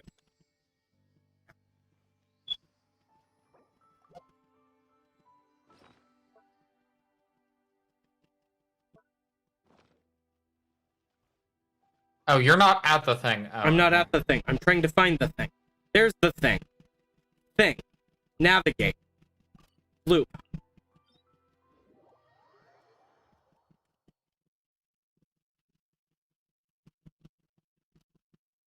But yeah, Kronos, you can jump in at literally any point. Like, it's only...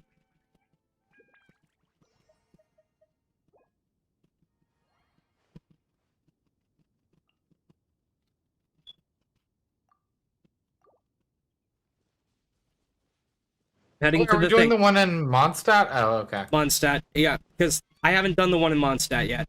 Okay, we'll do that then. I thought we were doing the one in Dragonspine. Oh, the one in Dragonspine will be nice as a nice follow-up, but that one's gonna be harder, so, like, it's... You literally opened the wrong game. Okay. But yeah, like, that one will be easier with 3 people rather than just...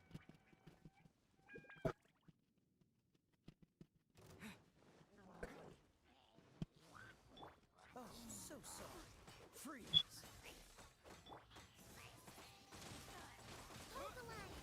Disappear.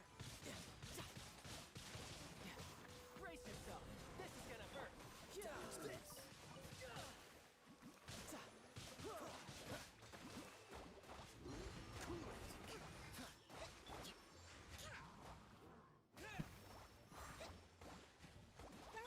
This moment will be frozen in time.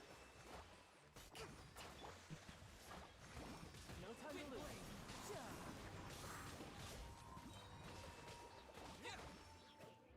Raiden! Miss Shogun, hello.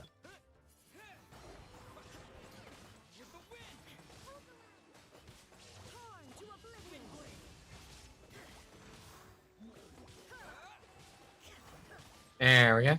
Okay. Give me a second. I'm gonna go ahead and change out my party members real quick. Party setup.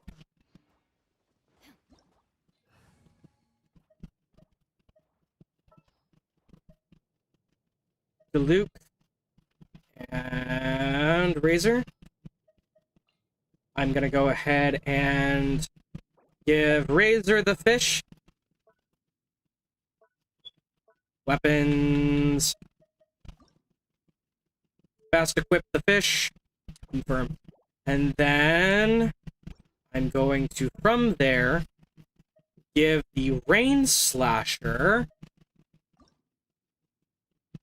to the Luke. Bam. Okay, perfect. We're good to go. All right, so where's this next one? There we go. Wind current.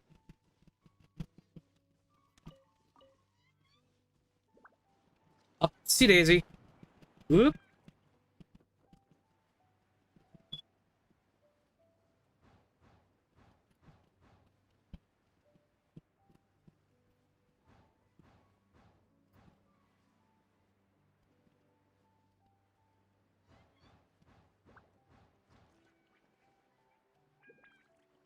Hold on. There we go.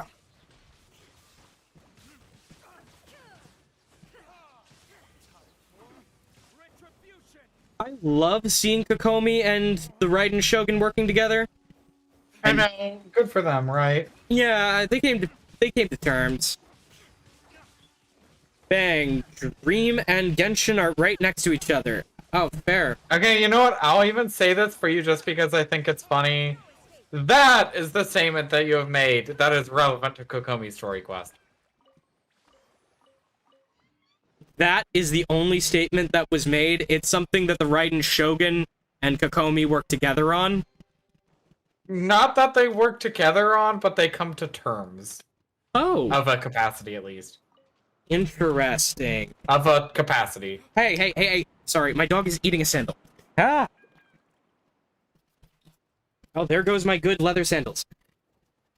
If you can either of you hear my phone audio at the moment? I cannot hear your phone audio at the moment.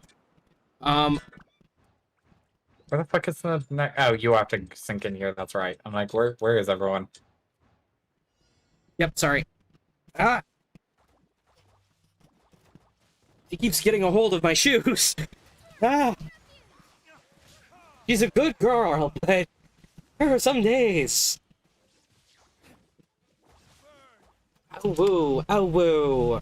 Woo woo. You got food in the bowl, literally right there. Right there at the foot of the bed.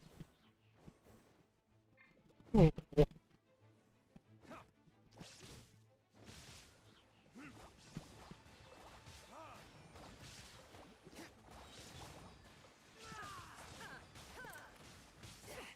I do love how Razor at Constellation 2 does get a damage buff, physical damage buff, from using the ultimate. Because that helps a lot, if I'm remembering correctly.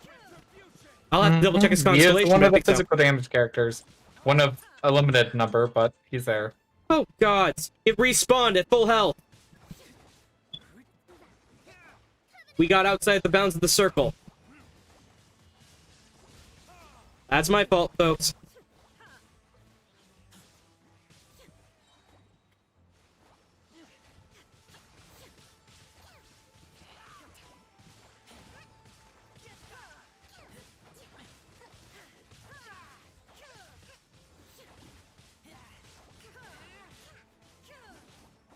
Oh my god, that thing will not land on the ground.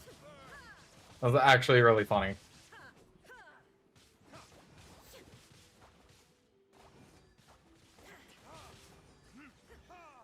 Finally. Open. Up.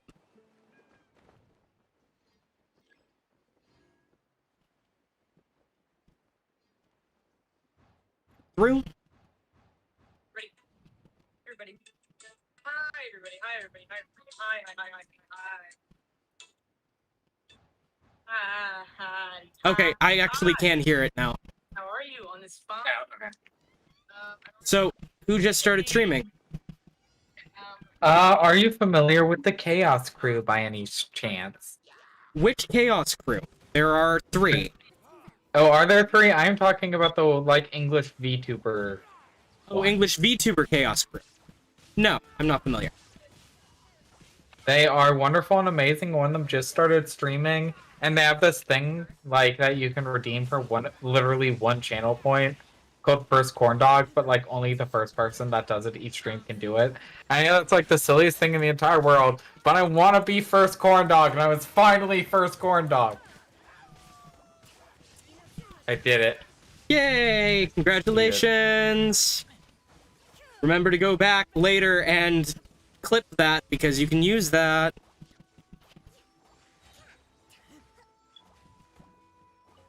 Like, that's bragging rights. Every streamer I mean, has... I'm far some... from the only person that's done it before. I just wanted to do it one time, you know? Oh, okay. Never mind, then. Every single stream, there's a first corn dog. It's just, I've never been it, and I wanted to be it.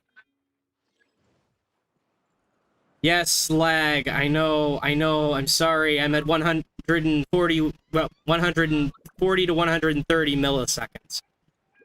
Sorry about the lag, folks. But hey, I'm also not dropping frames anymore. I am seriously not dropping frames. Wait, okay, so am I already as high up as I need to go? Oh, wait, it's this way.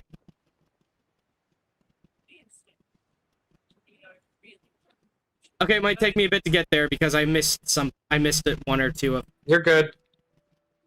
Missed one or two of the rings. They should spawn... They are here? Question mark. Oh, Eula. Yep, they're here. Okay. Hey, freeze comp. Freeze comp. Let's go. Healing freeze comp. Love to see it.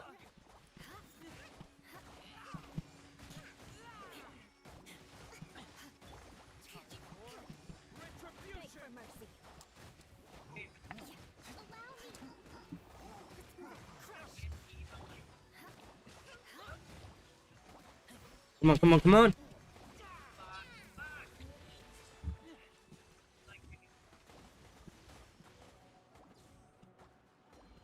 And...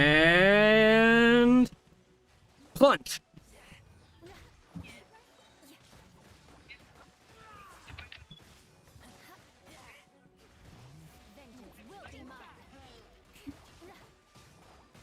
I just dodged like an epic gamer. Ah! Hog. There we go. Hog, hog, hog. Whew.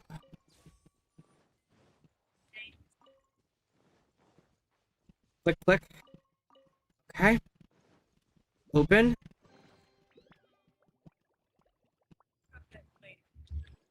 Wind currents. Up we go. Whee! Okay.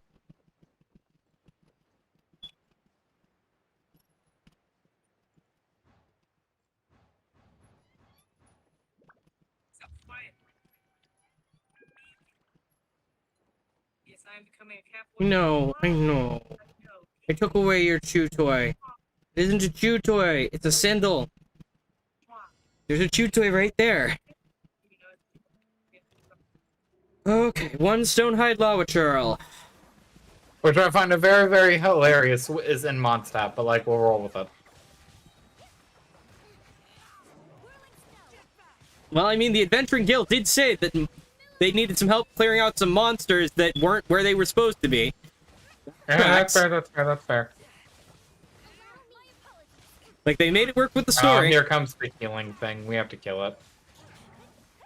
I'm gonna try to keep DPSing it and...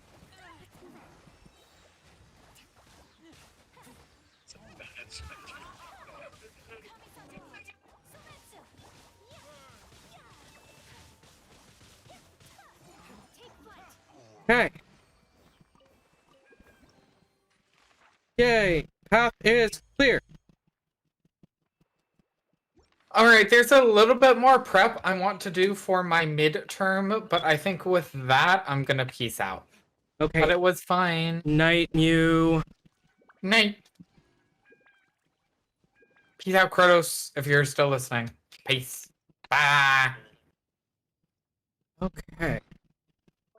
So, with that out of the way... Protus, do you want to keep helping me, or...?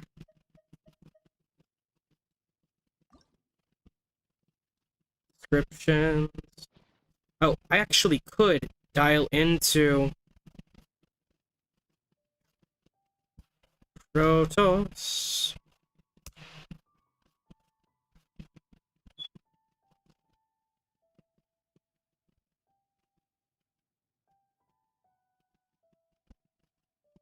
Okay, so it won't ring. So I need to... Hey, can you hear me, Krotos, real quick? Hang on. Guess we can rest a bit. Hang on, give me a second. Stream chat. Hang on.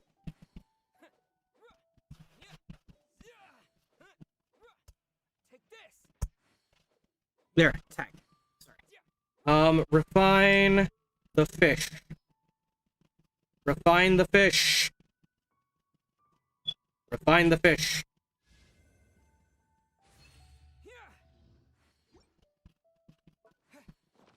Sure. Okay. I'm in voice chat. I am in... I moved to the server voice chat so you can jump in.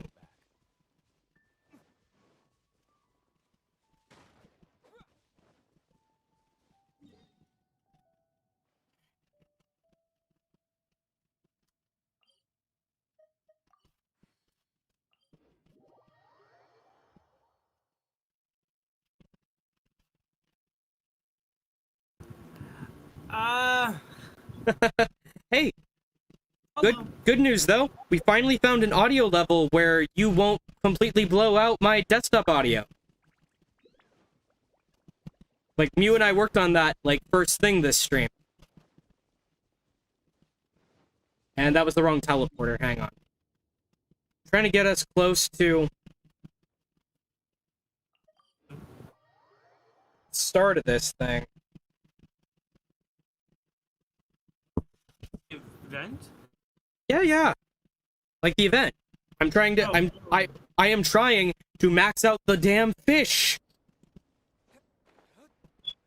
Trying to max the fish! I'm at 97 Dragon Spine. So mad. Congrats. I haven't even really started the Dragon Spine one. I've just grabbed chests here and there where I found them. Weird. I don't know what. I haven't even- Hang on.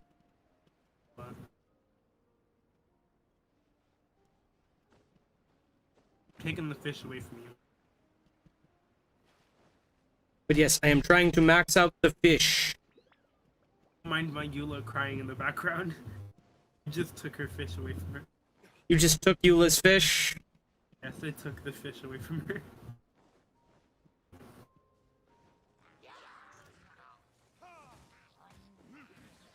She does more damage with,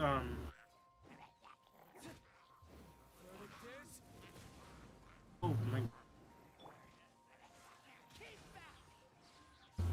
I'm sorry!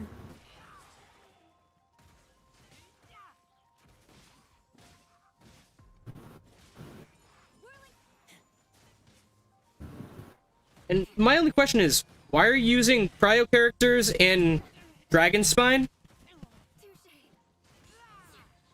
Because you know it has a reduced effect on literally everything here, right?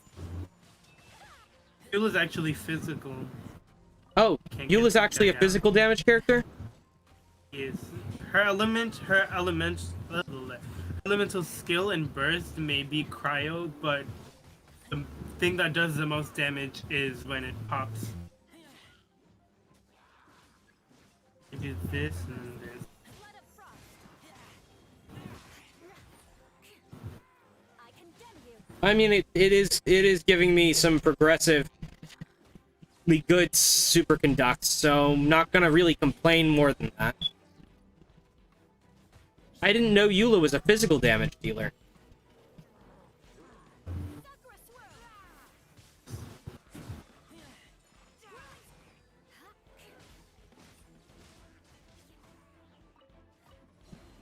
You don't.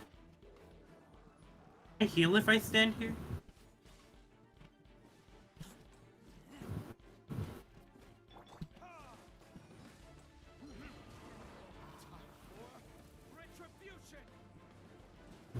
I don't know how this works, I have to be attacking. Jesus. Didn't work the way I wanted it to. Beg for mercy. For more speed. Eye for an eye. Kill me. Okay. gonna check to see if I can wish. Can I wish? May I wish? Yes, I can wish. Making a wish. And it's another dud. Yeah. Goodbye. I've been pulling for VocaMew this entire time, and no luck. I lost the 50-50. Thankfully, Diluc is now C1. Oh. I've been trying to get either a Chi-Chi or Diluc. Nothing. A Jean? No. I admit, Four Kachings in a row. I failed on my attempt to fly. So, Let me go! Jesus. hang on. Sorry, As I said, I failed on my attempt to fly, so I'm gonna have to teleport closer to you. Hang on.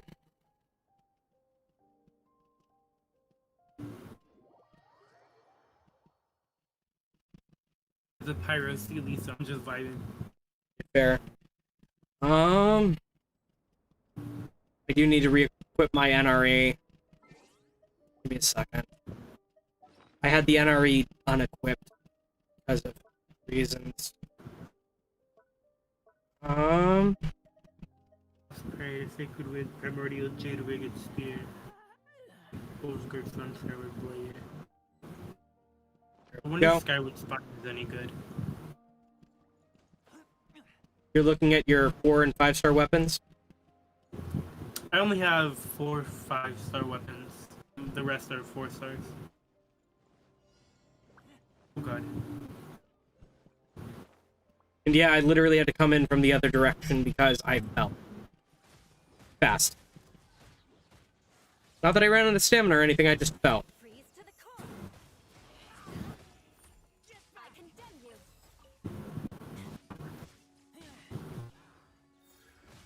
Monk.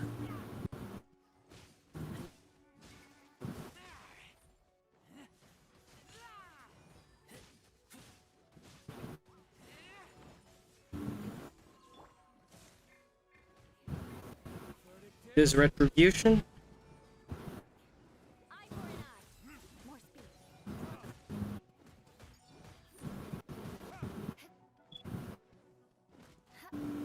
Damn it.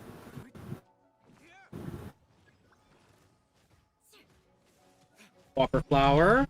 Hello. It didn't work out the way I wanted. More speed. You attacking the pillar?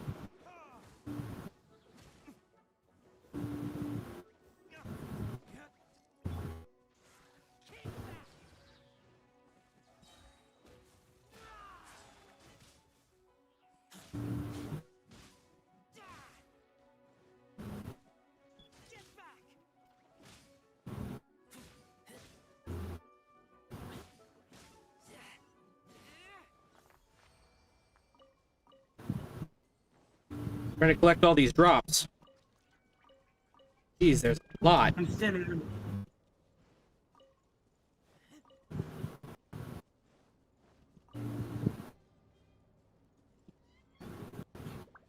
More speed. But yeah, what's been happening is I've been jumping into the wind currents before the cinematic pan happens on the wind current. So I keep getting kicked out of my own wind tunnel.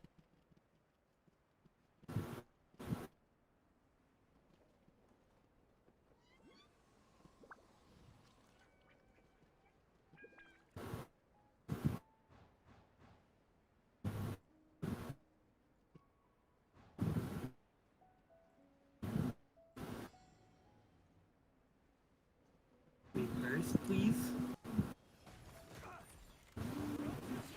I condemn you.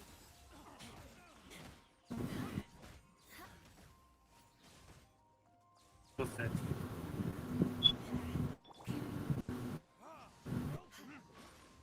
Literally just have to smack him. Oh.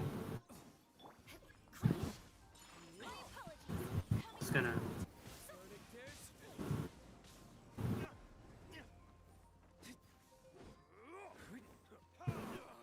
I'm surprised they didn't die. More speed.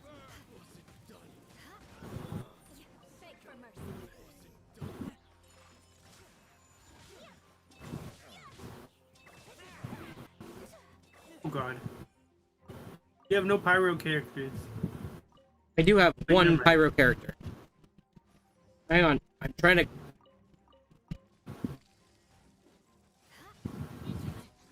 More speed. Oh, wait. Beg for mercy. Vengeance will be mine. Eye for an eye.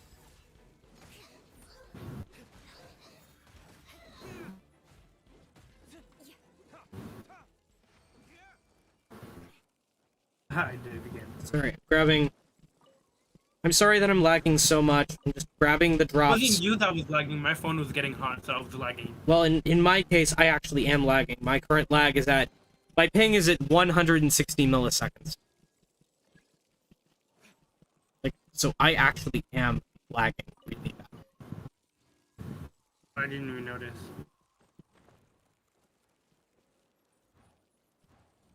I know mine was having a semi-stroke.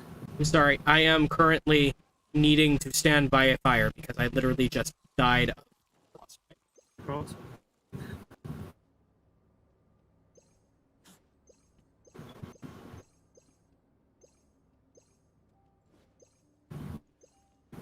There is no longer a healer in the party, which is why I was hoping that Mew'd be able to stay, but he has midterms tomorrow.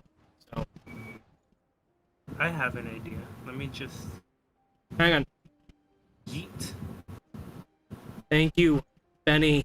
Benny, you are our savior. Thank you.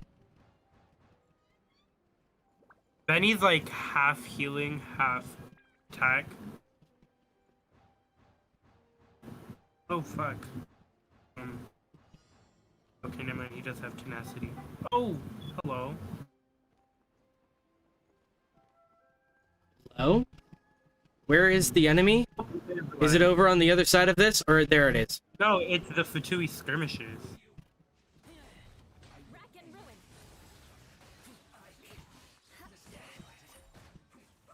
Oh. Leave me alone!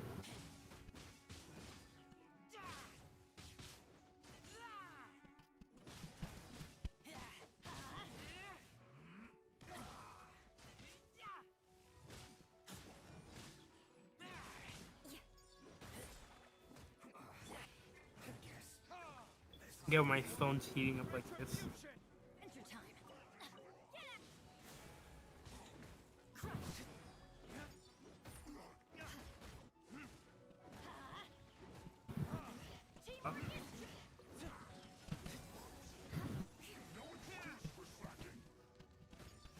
Down.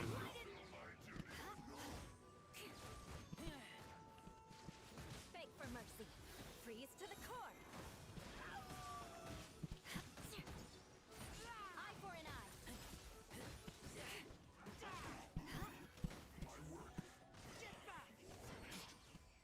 Okay, insignias picked up.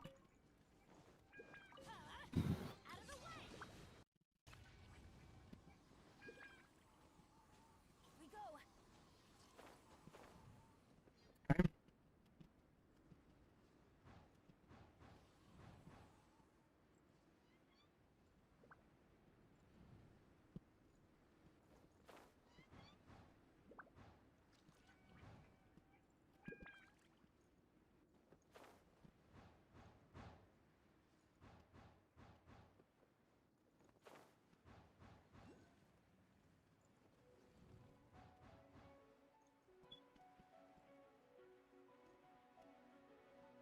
We're having to go all the way down, aren't we? Jeez.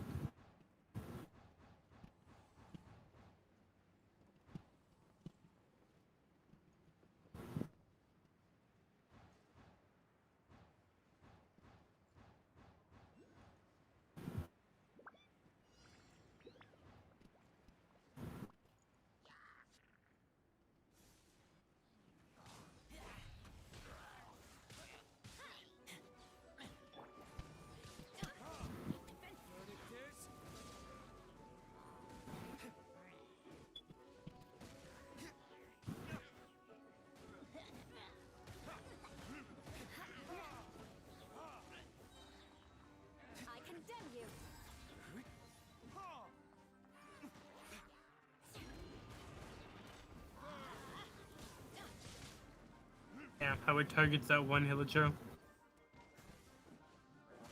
I tried to turn it towards the rest of everything, but it targeted just the one villager. Knocked it off the cliff, though. Didn't knock that one off the cliff, though.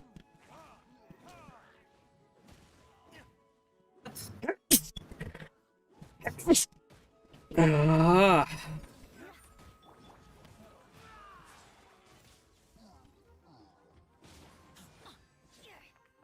Oh god, there's two of them.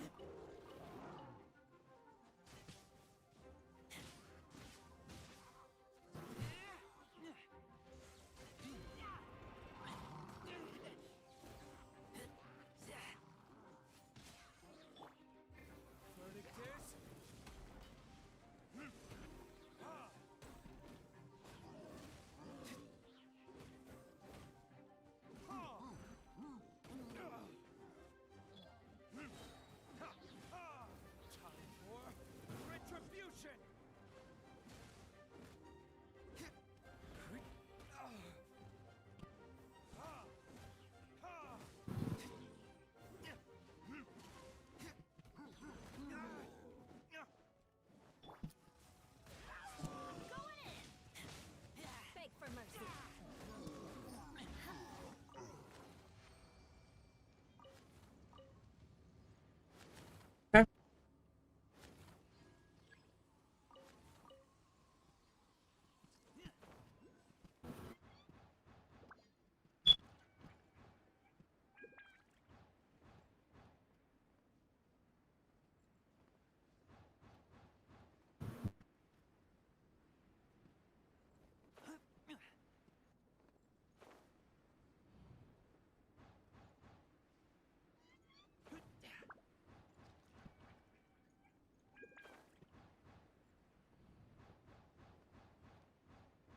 Are you gonna... Hi. Hello? Hang on, I'm almost there.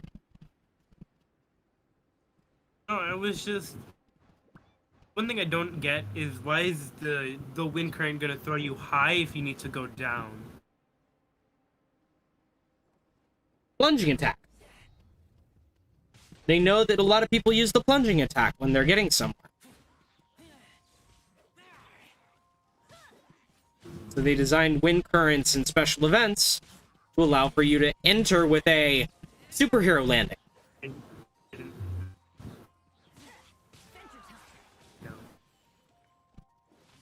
I mean, I know they're pretty media savvy. They've had the Traveler make references to movies before. So, at the very least, they could be doing it just for the superhero landings alone, and not just because people tend to use plunging attacks. More speed.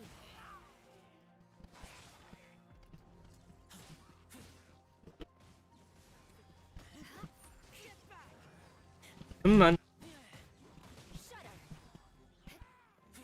Oh god. Forgot about that. What the Great Snowboard King is doing here? What the heck? Ah! Come on.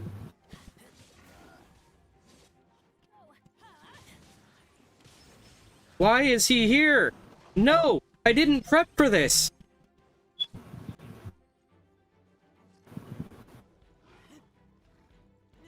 I condemn you.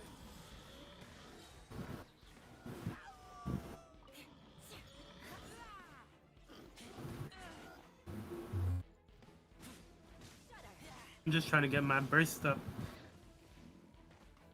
Like this. Everybody sit.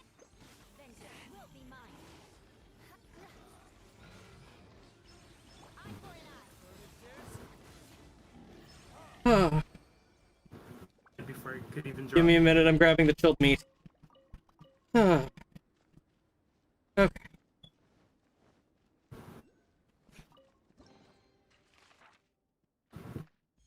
Awesome.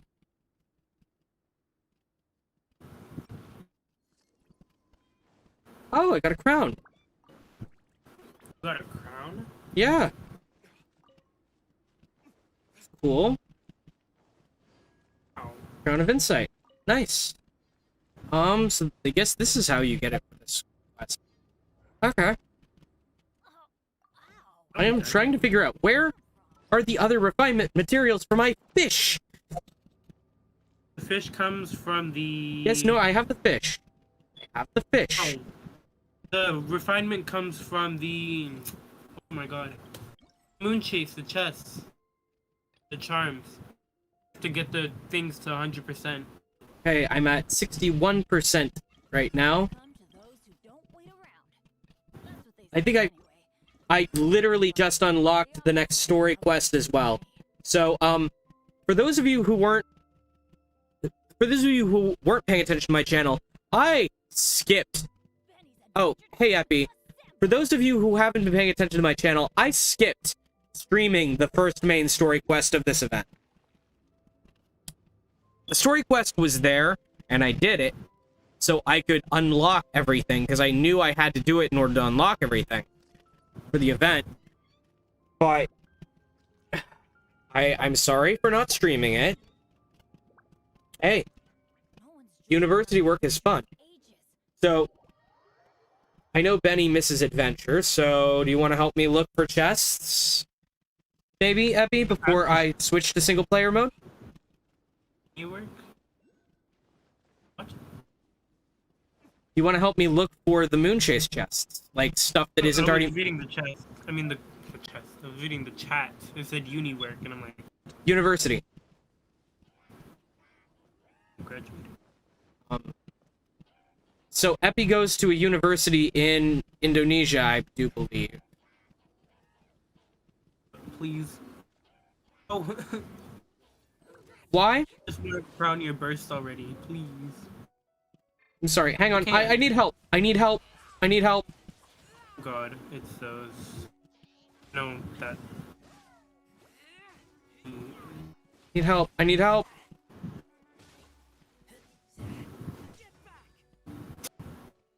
You getting frozen.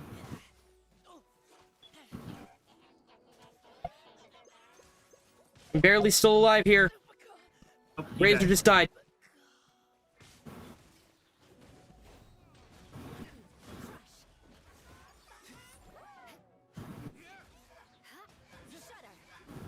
Where'd the other one go?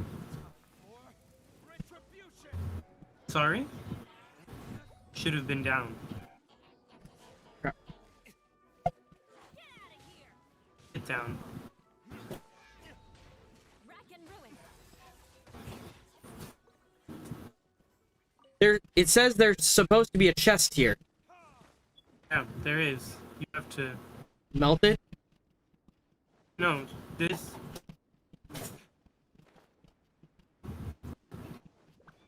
Adventure time. Oh.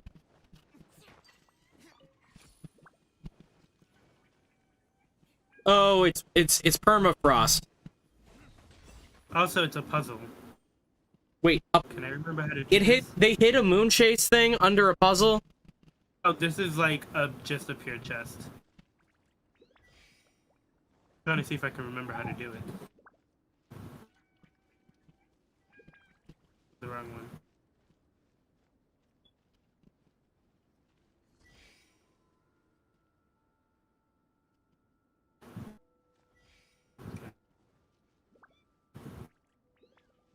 Turns itself off after a short period of time, unless it's the right one, right? Yes. Go, it's off. So it's... Oh, it's off. Sorry.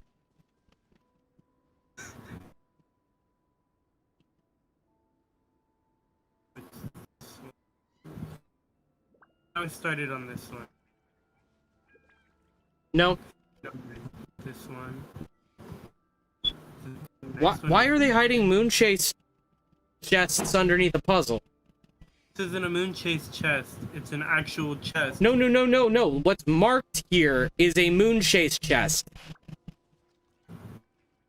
Like, I'm following the markings on the Oh. map for the Moonchase chests.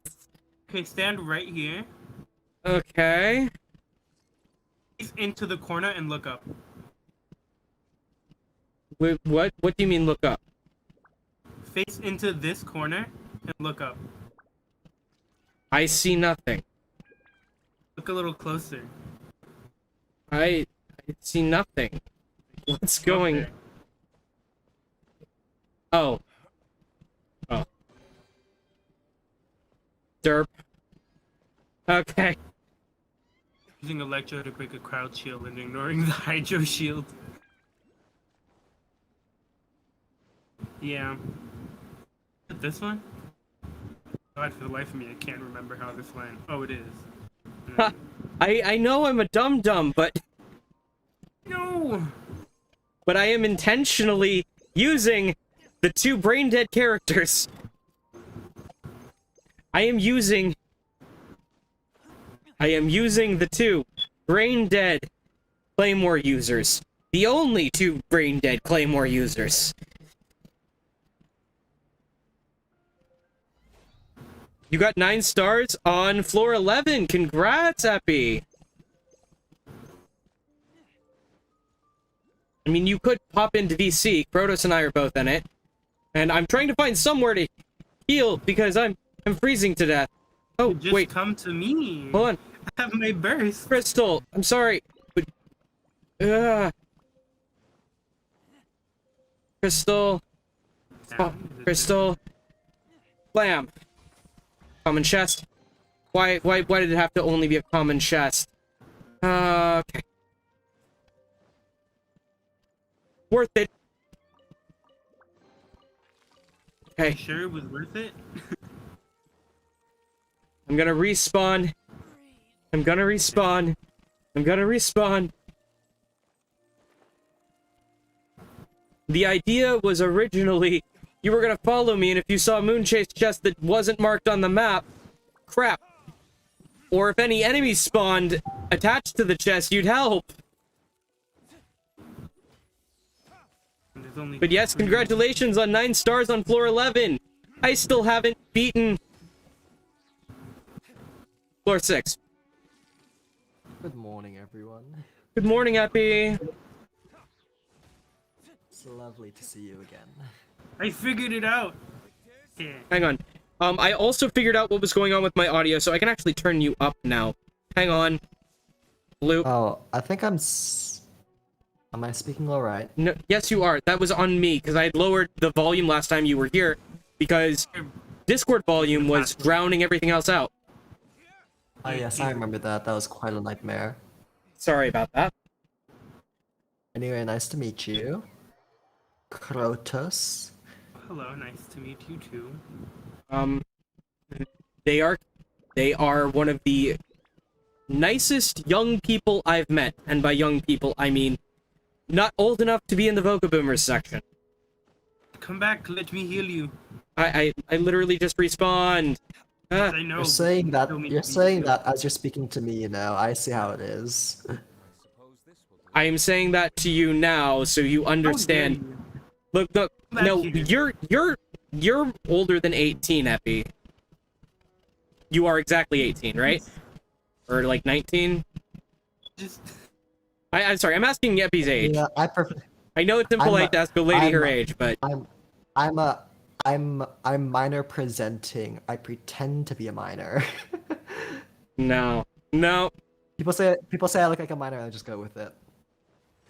You're. How old are you actually, though? Like, yes.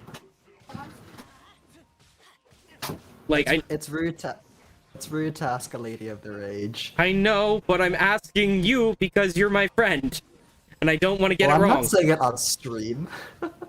You can DM it to me. And Well, no, I'm not. We're talking about this later. We're talking about this later. I I'm know. not here for that shit. I'm gonna step out real quick. You're gonna step out real quick, Protos? Okay. Damn. Alright. But yes, floor 11 I managed to clear, which is extremely difficult with 9 stars, mainly because of the new mechanics that they added in that floor. Are you aware of them? I am not, because I have not been paying attention to the Spiral Abyss at all. Because I've literally been... It's Continue. up to you because the next island is going to have a new enemy with the new mechanic from floor 11. Oh, wonderful. Joy. Absolute joy. Let me go die now. What is the mechanic? It's called corrosion. Oh, it's the damage that pierces shields, right? It's damage over time that pierces shields, correct, yes.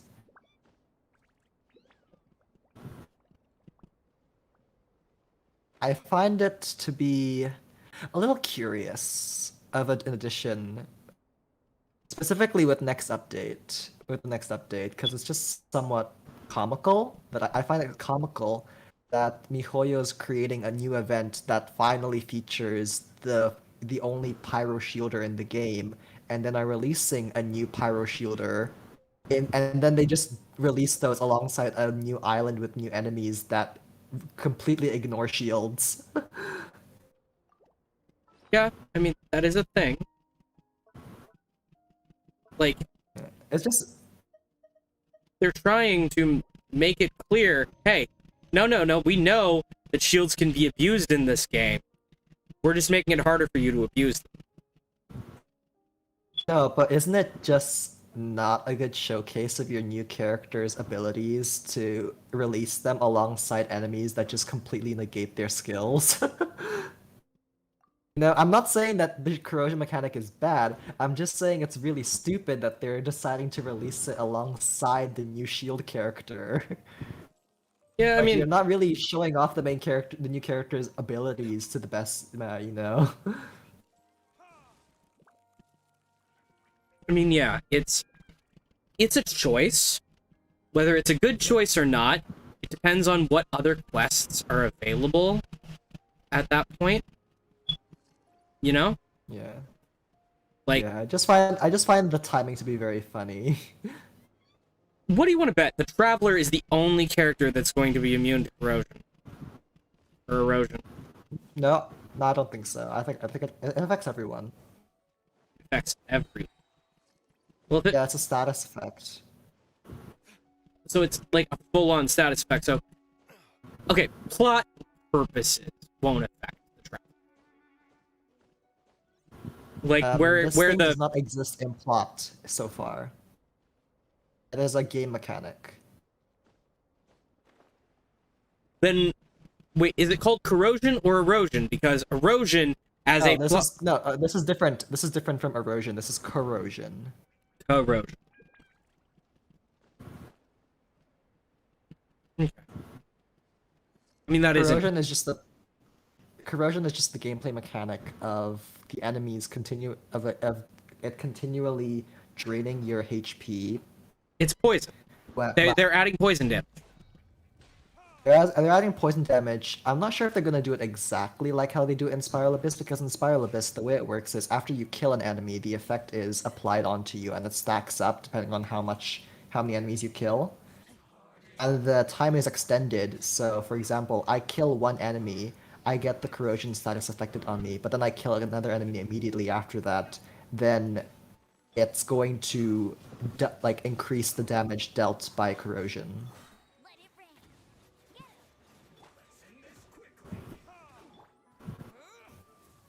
So basically, what corrosion is just is an attempt to try and try to balance out the meta between shielders and healers, because it has always been very disadvantaged towards shielders.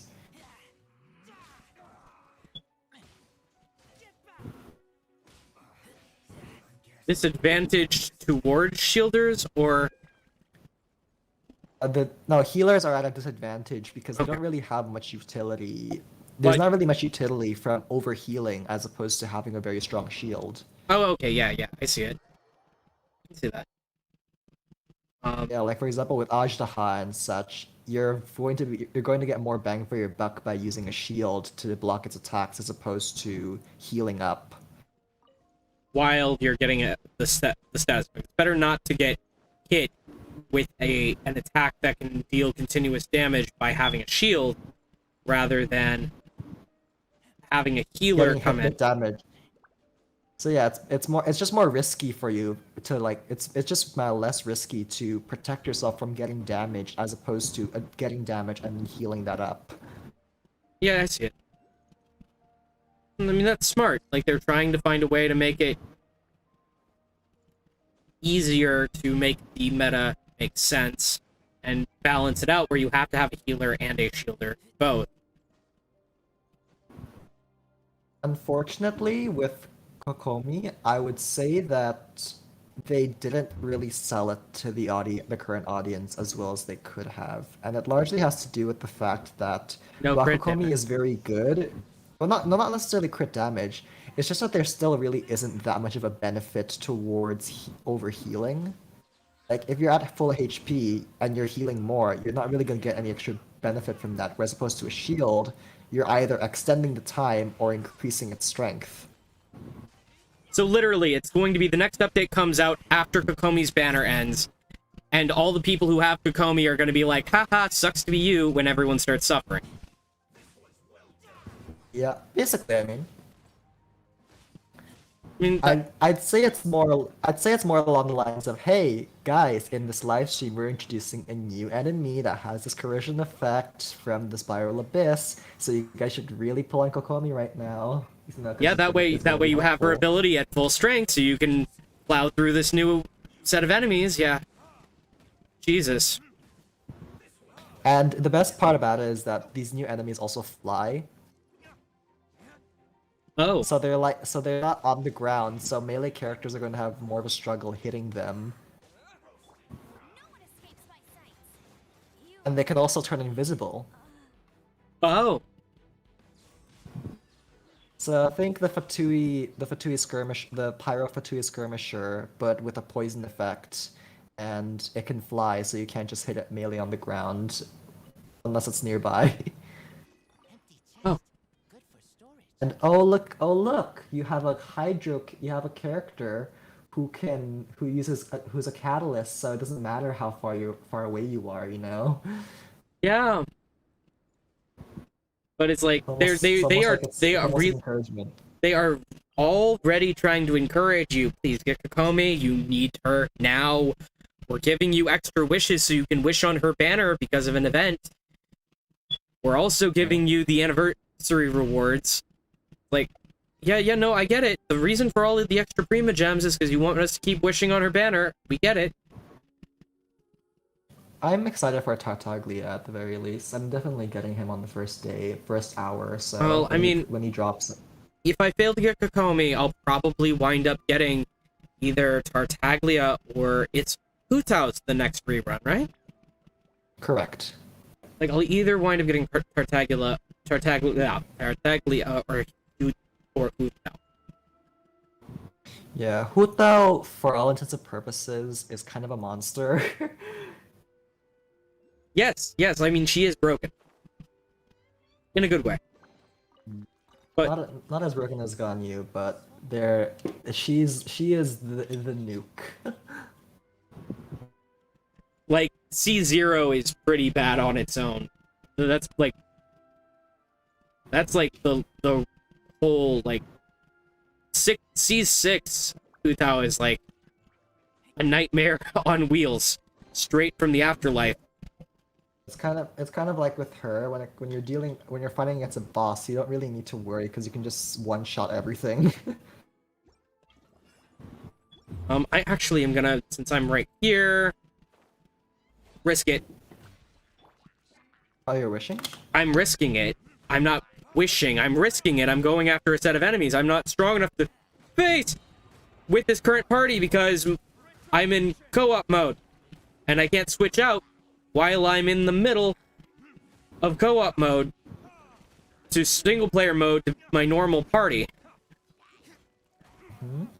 Because co-op parties don't sync up with your single-player mode. Yes, I know. Ah!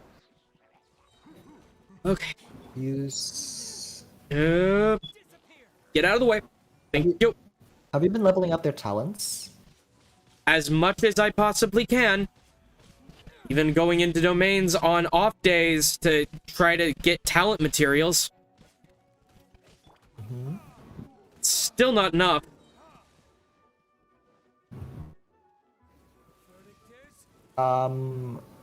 What's your crit rate, crit damage on your characters? That Low. Can really help. The answer is low.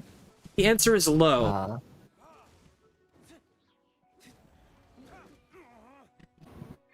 And the fact that every single time I respawn in co-op mode with nobody around, Amber winds up in my party doesn't help. Why don't you just exit out of co-op mode? Because I'm in the middle of combat and it won't let me.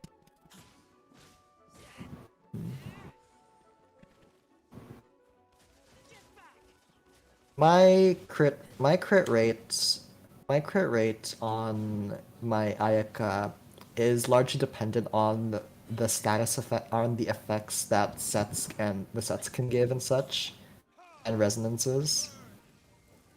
So because of the fact that when you have two cryos on you, when characters are affected by cryo, the crit rate is increased, and then with the Blizzard Strayers artifact set, you get extra crit rate.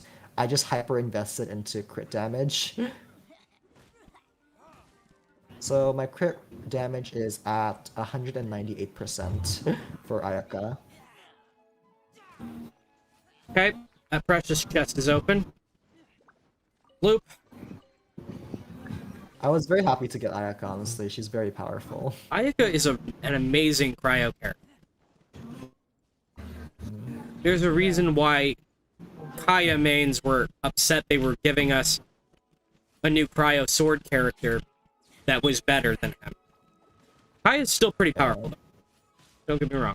I'd say that Kaya is the best out of all of the characters that star characters. That's not Xiangling, because Xiangling is a different beast.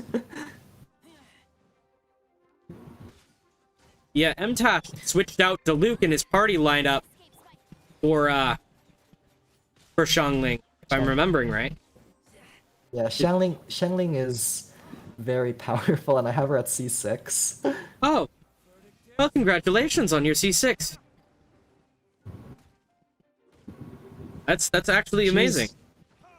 Yeah, she's just a very consistent and well-rounded character, and I completely, and now that people like realize her potential, you 100% understand why she is the Spiral Abyss gift, because she, for all intents and purposes, is very well suited to dealing with the type of crap they have to do there. Yeah, like it does damage all around you during burst. It's like, that's very useful, very helpful. Do you have any healers on you? No, but now that I am going to be... I'm teleporting to safety, quickly switching to co-op mode, and then going directly to the Statue of the Seven. Now that I think about it, you literally could have just teleported away from the fight, but I guess you wanted that chest, right? I wanted the chests, and I didn't want to lose track of them. I am not going there. I am not going there yet. No. No. No. I am not continuing the story quest yet. Statue of the Seven. I am going to finish what I can finish of the event before I finish the event. Thank you very much, Internet.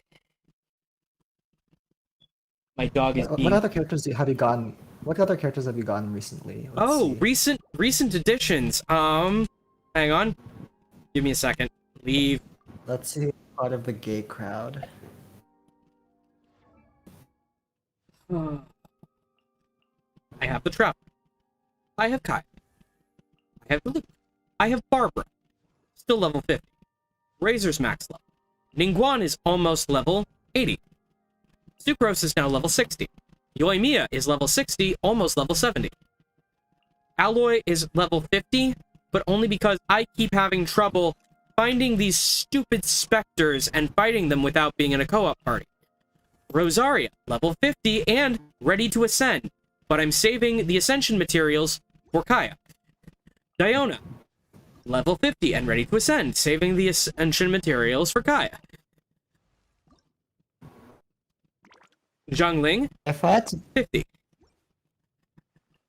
Noelle, 40. personal recommendations, I think that Diona is a better healer partner to Diluc.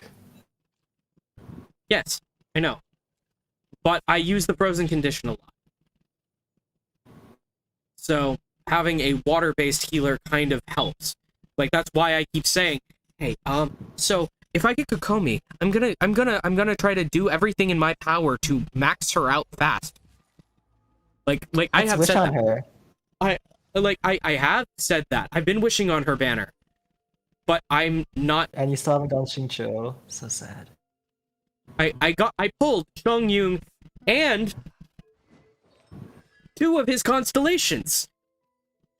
Aw, that's like me. I pulled 1 of Beto's constellations.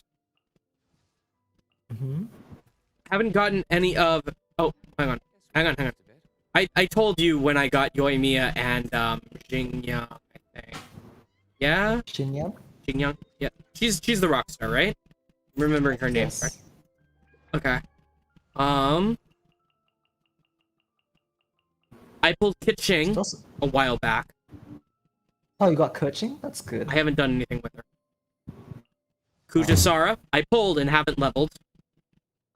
And I just pulled Jingshu Xingqiu? yesterday. Jingshu, yeah. Oh, why aren't you using Xingqiu with my Diluc then? It's his best partner. Is he a healer?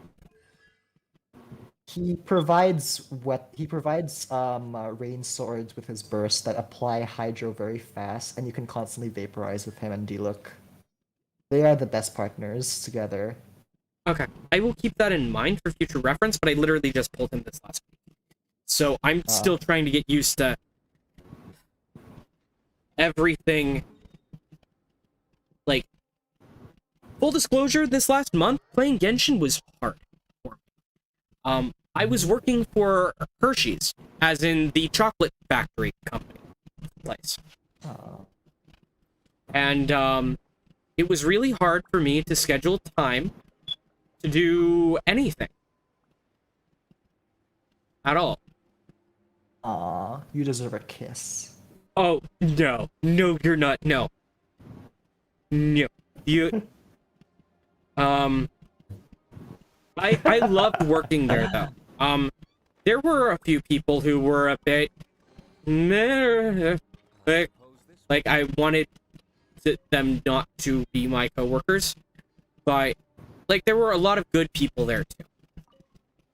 So, it's like my last place of employment, but sure enough, no sooner did I realize, okay, this job is not a good fit for me, then what do you know? Out of the blue, I get told, hey, you might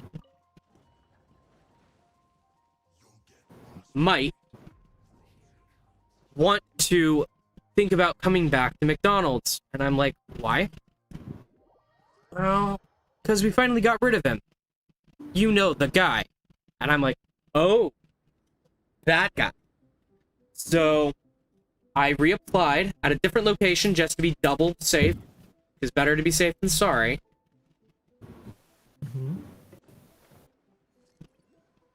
I schedule my orientation on Thursday. And then after scheduling my orientation, I have my first day of work, which is going to be my reorientation into McDonald's next week. So, That's exciting. nothing against Hershey. Yes, build Xingqiu. Building. Xingqiu is the most sought after character by almost every single pyro DPS in the game. Remind me again, how much of a buff is vaporized? Like, is it a 50% or 150%? Times 2. It's times 2. It's times 2. Okay. It doubles their damage.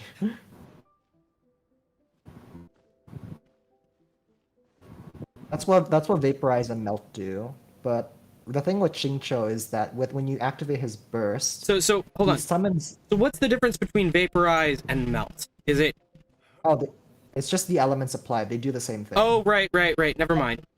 The I was thinking water and fire when it's ice and fire. My bad. My brain is on Ice and fire is melt. Water and fire is vaporize. I'm literally on lack of brain cells right now.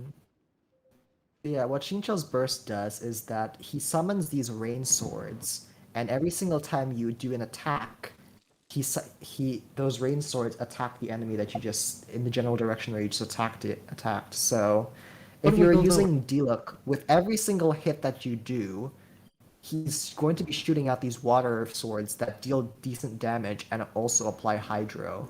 So your pyro characters are being have double damage, and you're also dealing damage from Xingqiu's swords.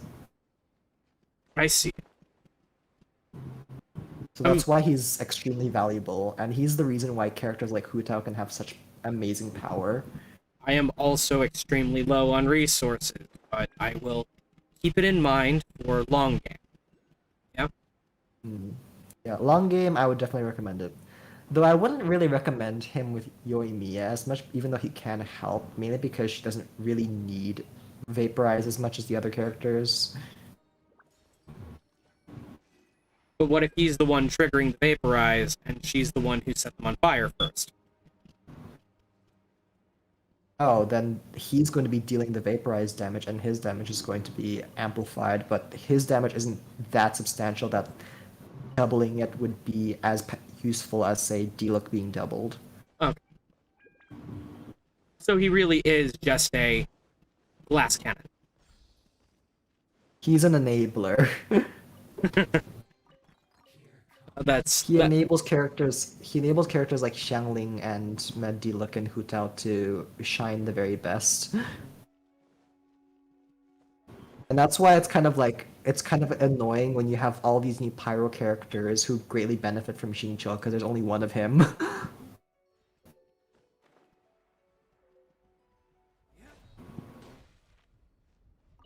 Okay.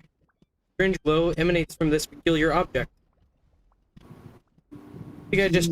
He is by all accounts considered to be broken by the community alongside Bennett. Okay, fair.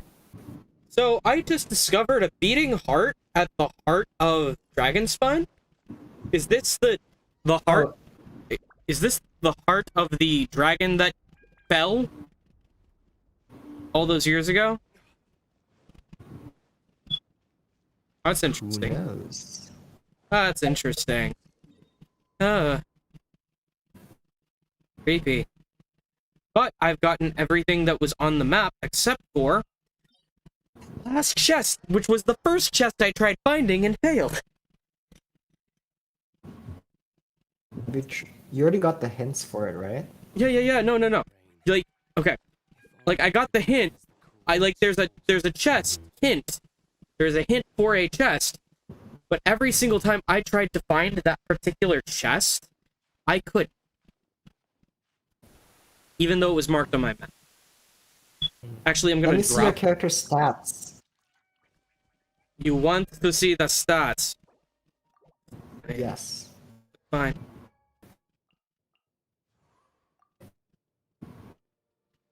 As you see, crit rate not great. Wait, it's taking me a while on my phone stream to see the characters, so I'm just gonna have to wait. Okay. So, what's Diluc's crit rate and crit damage? The loop. Let's see. Admittedly, his crit rate's better than the Traveler's.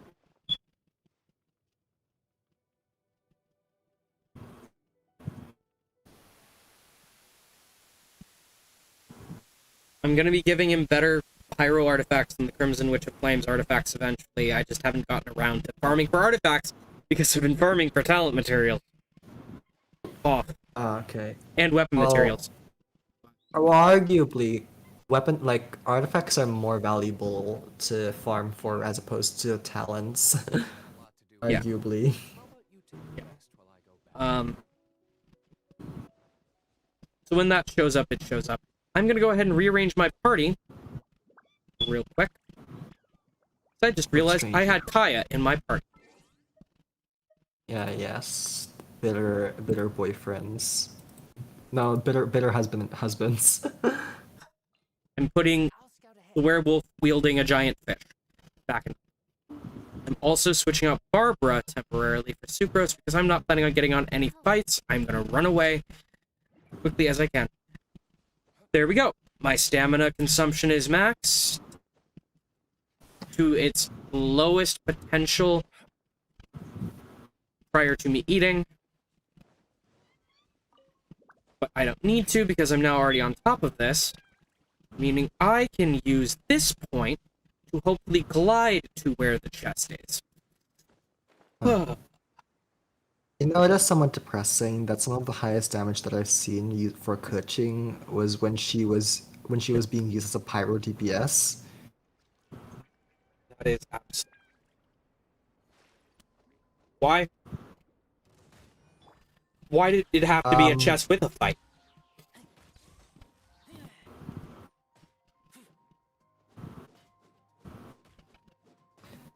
Sucrose is quite nice, honestly. She's very underrated.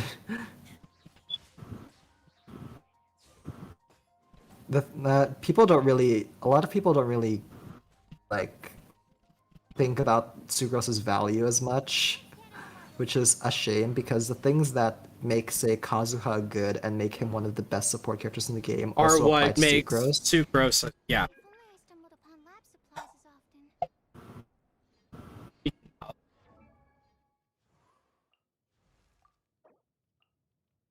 Are you using the Nah. I'm gonna leave Diluc at 86.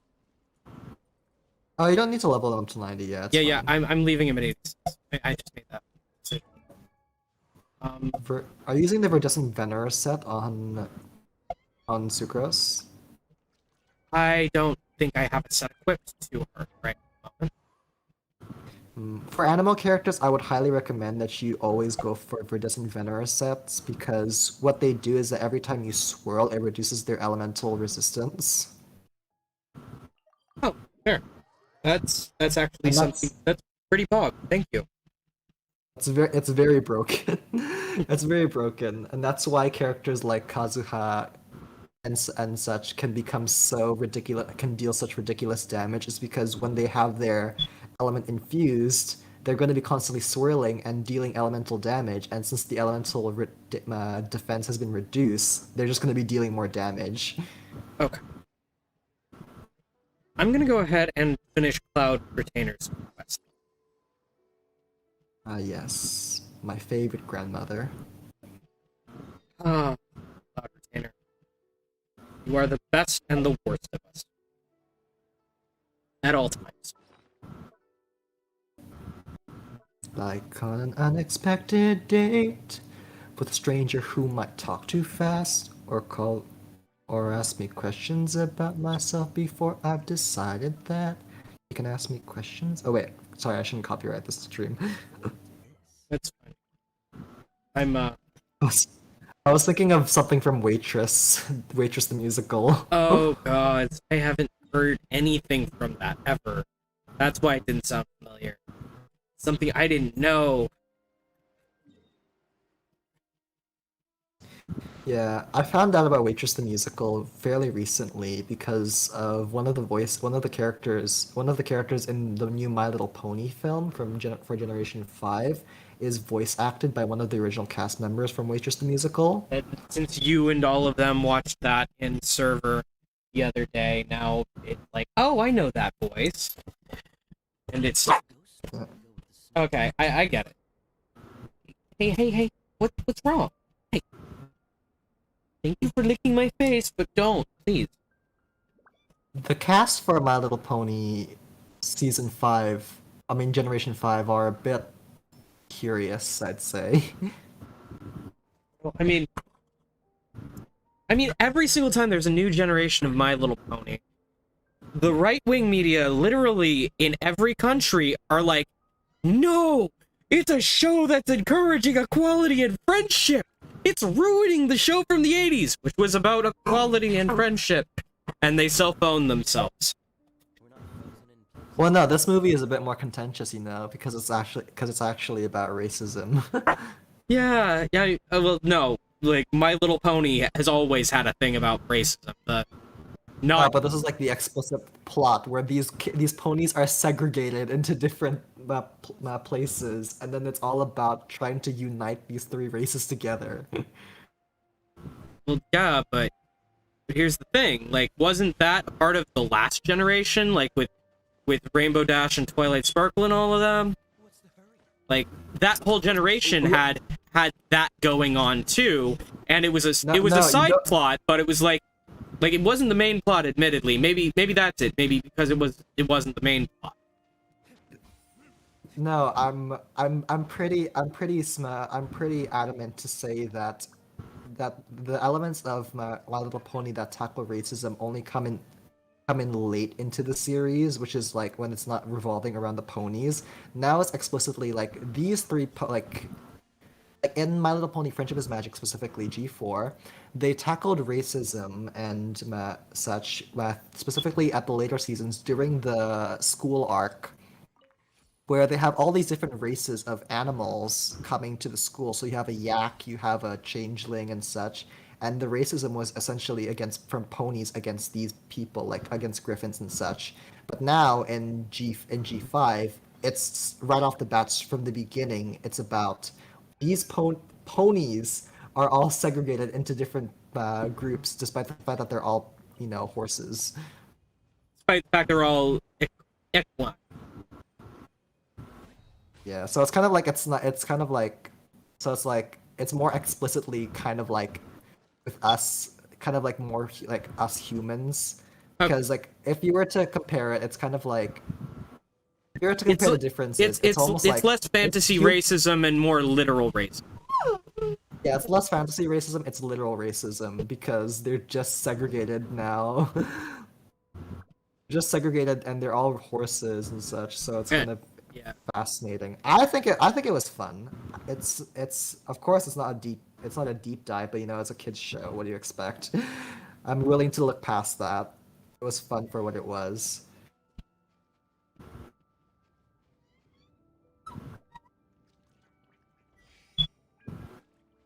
The thing that I didn't like about the film when it comes to the music was more because the music was very overproduced in terms of the vocals. Well, I mean, they were having to record over quarantine, right? Oh no, what I'm trying to get at is that compared to G4 specific, like the thing about My Little Pony is that the music in My Little Pony shows has always been more on the overproduced pop song kind of vibe. But with G4 specifically, we advanced to a point where it was a lot more musical theater and structure. And with G5, we're essentially returning back to the more classic approach, even though it is kind of musical theater in some way. I just find it personally a bit sad because I thought that the musical theater elements and performances of the original G4 was a lot more fascinating and interesting. Okay. Like, I've never watched My Little Pony, so I actually don't know any of this. It's just I know enough through osmosis from friends who do. So, well, that and Death Battle. I also find it a bit, what's it called? I find it a bit odd that they decided to set the new generation G5 in the same canon universe as Generation 4. Just early, right? No, it's G5 is explicitly like in the future. So like what happened in Generation 4 is called Ancient Equestria. Oh. So like it went from being a place that was very accepting to being so that's why it's contentious. It's pointing out the fact that racism can literally ruin anything, even good things. Yeah.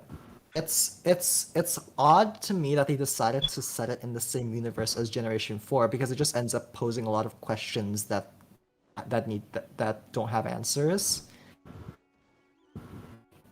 It's kind of like it sets up the question of just like what are these three artifacts that these characters that they need to find to unite these three races when that was never something in Generation 4? Where is the princess who was like seemingly immortal? What happened to all of the other races like griffins and yaks? Since the only race here are like ponies, just raises a lot of questions that you wouldn't think if it were just a straight different like continuity.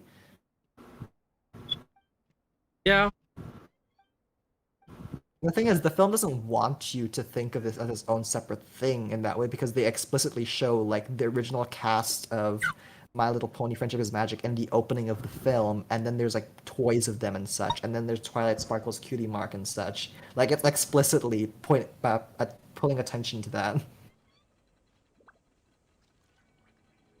So I would have preferred if they just completely decided to discard the G4 universe and just made a new reboot, like a new series, like a new continuity, new universe. To be So we don't have to fair- ask these questions. To be fair, though, G4 had the largest viewer base of any My Little Pony universe today. Like, that much I actually know from academics.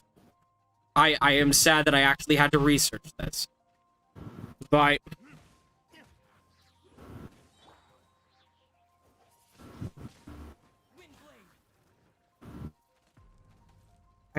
you'd get these back to a normal temperature. This is fun. Crap, hang on. Cooking quest. Failing. Hilichurl shooting ice at things. Okay. But yeah, But yeah, it comes across to me as pandering towards the previous fan base, which I don't really think is necessarily needed. Because I've been a fan of My Little Pony before it was cool to like My Little Pony with the Brony era. So I don't really see the need to pander towards these adult men when this thing has always been like for little girls. yeah.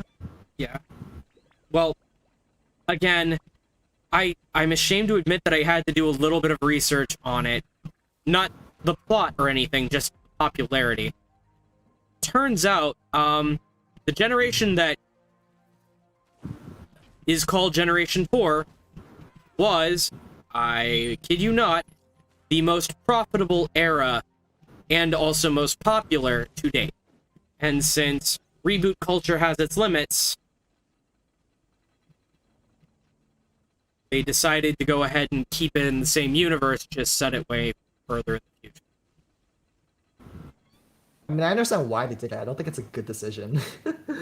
I mean, I don't agree that it's a good decision. I don't agree that it's a bad decision. It was a decision. Yeah. Ultimately, though, if we go into the TV series, which is happening, I think that that it's going to be far more enjoyable than the film because the film just doesn't have enough time to explore these ideas. So it's a wait and see thing.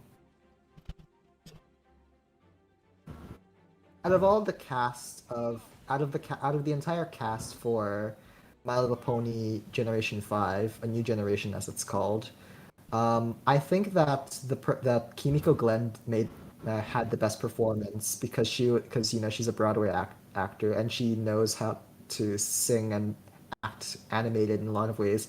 Because the rest of the actors, aside from one of them, are all like Disney Channel tier actors. Like Vanessa Hudgens has been in stuff, but I wouldn't say that she's necessarily like amazing at her work or singing or that Another or done. such. And then you have Sophia.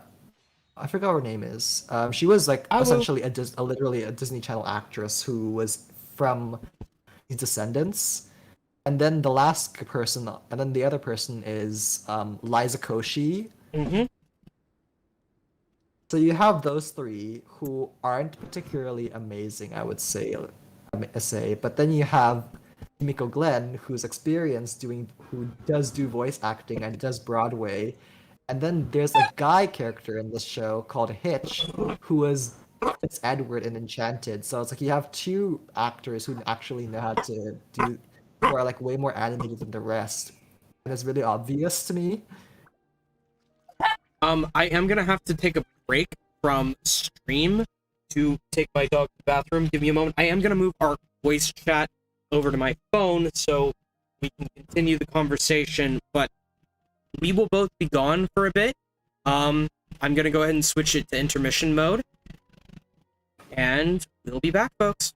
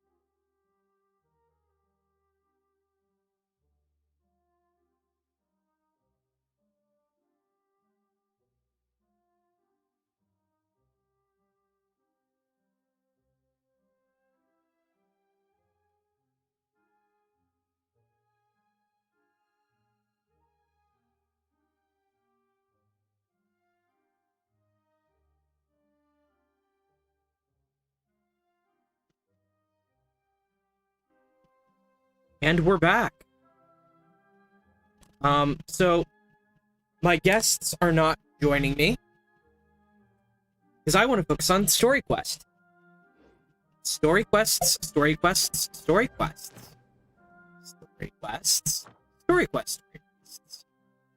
See, for the story quests, there is but one thing that I can say. Story quests. Story quests, story quests, story quests. We've got 2 of them that we do not have done. I'm gonna go ahead and double check to make sure we can't wish. We probably can't, but I'm gonna double check. We can't. Oh wait, we can't. Shop. Stardust exchange. Nope. Okay. No wishes. But we are back, and we are going to... I was trying to open the map, thank you.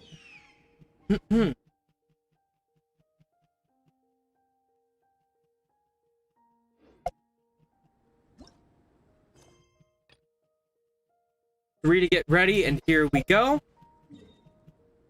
1 for the foodies, 2 for the show, 3 to get ready, and here we go. Teleport waypoint. Awesome. So yeah, during intermission, let little Blue go out for a special break.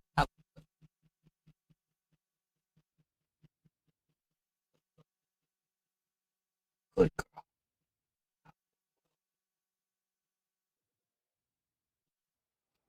Listen, as long as you stick to your own path, it doesn't matter what Mother Nature throws at you. Thank you. Appreciate the philosophy. Back to the trap. Thank you.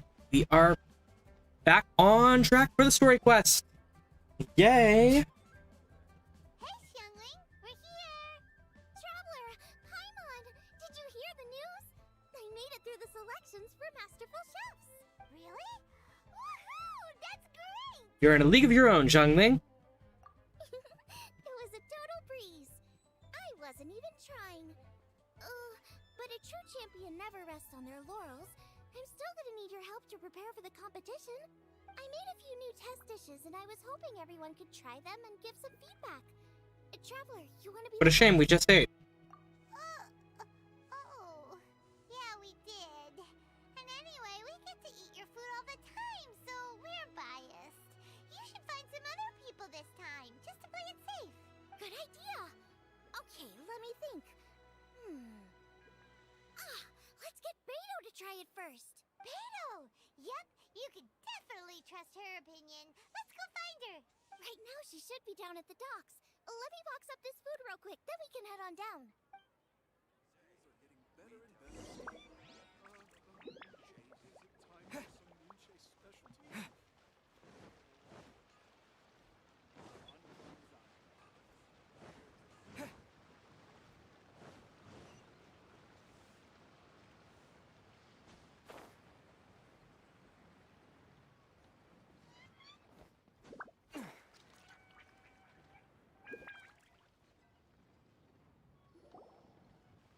Beto, ahoy!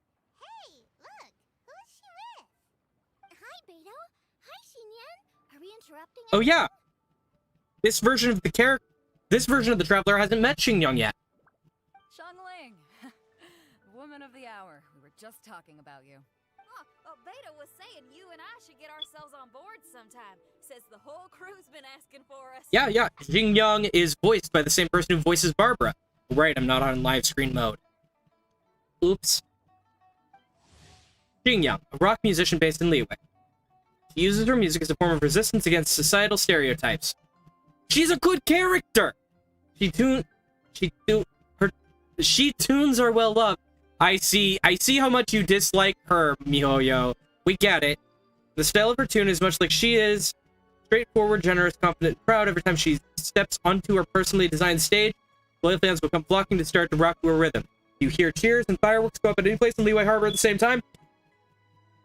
It's probably Xingyang, so don't miss out. Seems like you three go way back. Oh, we really do.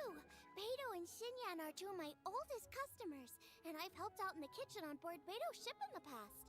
Recently, Xinyan's been planning to do a show on board, too. That's the plan. Good music's meant for sharing. You guys should check it out sometime. Will do! But I came here today because I made it into the Masterful Chef's finals, and I was just trying out some new dishes to bring to the competition. Can you have a little taste and give me some feedback? Sure, beats drinking on an empty stomach. Oh, about time.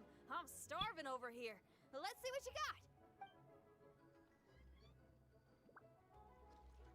Oh, man! This chicken fuyong's tasting awesome! Oh, this food is too good for me to be soaking up the alcohol with. These three seem to have a great time with each other. Those are the kinds of friends you want in life.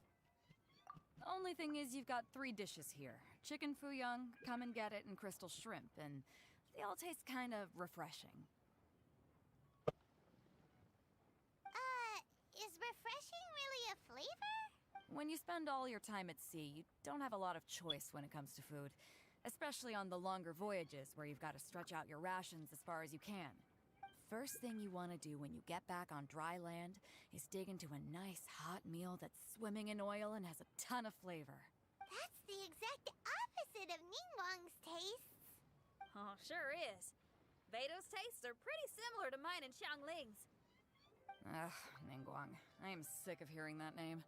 Our tastes couldn't be more different. You'll never find us eating the same bowl of food. But last time when you were chatting with her, Paimon thought you two seemed to get along just fine. We're evenly matched. Guess that makes us equals. But I'm sorry, limp cabbage leaves are never gonna do it for me. Oh, I hear ya, I hear ya. Steamed cabbage and broth might be upper class and look fancy and all, but man, is it boring! It's never gonna give you that flavor explosion you get with some of the other dishes out there. So, Xinyan, are these dishes too mild for you too? Well, not so much mild. I just think you maybe missed a beat somewhere. Exactly. This is some fine cooking, no question about that. But if this is for a competition, it needs more oomph. Beat?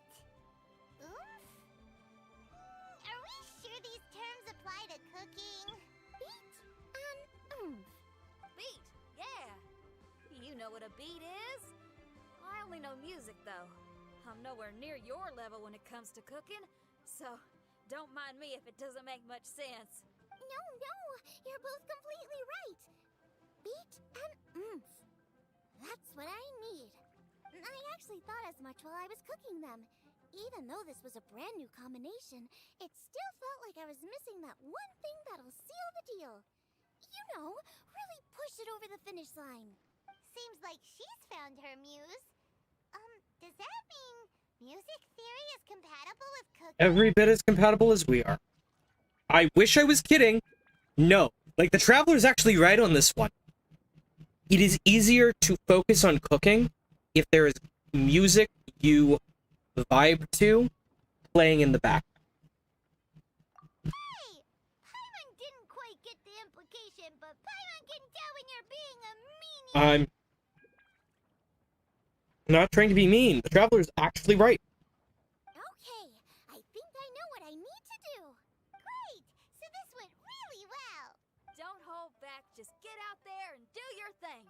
You're a pro, Xiangling, and you've totally got this. Hands down, best chef in Liyue Harbor. Ain't that right, Beto? Well, I think so anyway. More than any other chef. And there ain't a whole lot of people I'd be willing to say that about. I'll do my best. Thanks, everyone. All right, we'll leave you to it. I'm gonna take Xinyan on board for a while.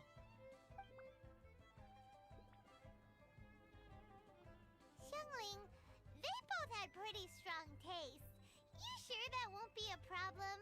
Shouldn't we get a second opinion from someone with milder tastes? That's a good point. Beto likes her greasy stir-fries, and Xinyan can really handle her spice. Yeah, we should get another opinion. Now, who do we know whose tastes are on the mild side? Traveler? A certain person comes to mind again. Who? You know, almond tofu. Oh, right! Makes sense! So, back to Wangshu Inn? Who is it?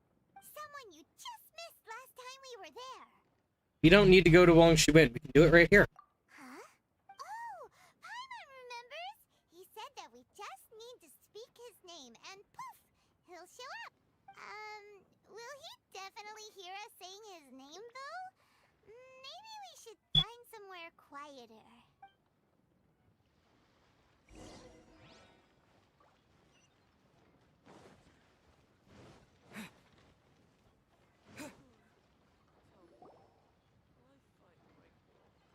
Okay, let's take turns shouting his name. Uh-huh. Do I need to do this too? Hyman's going first. Ahem.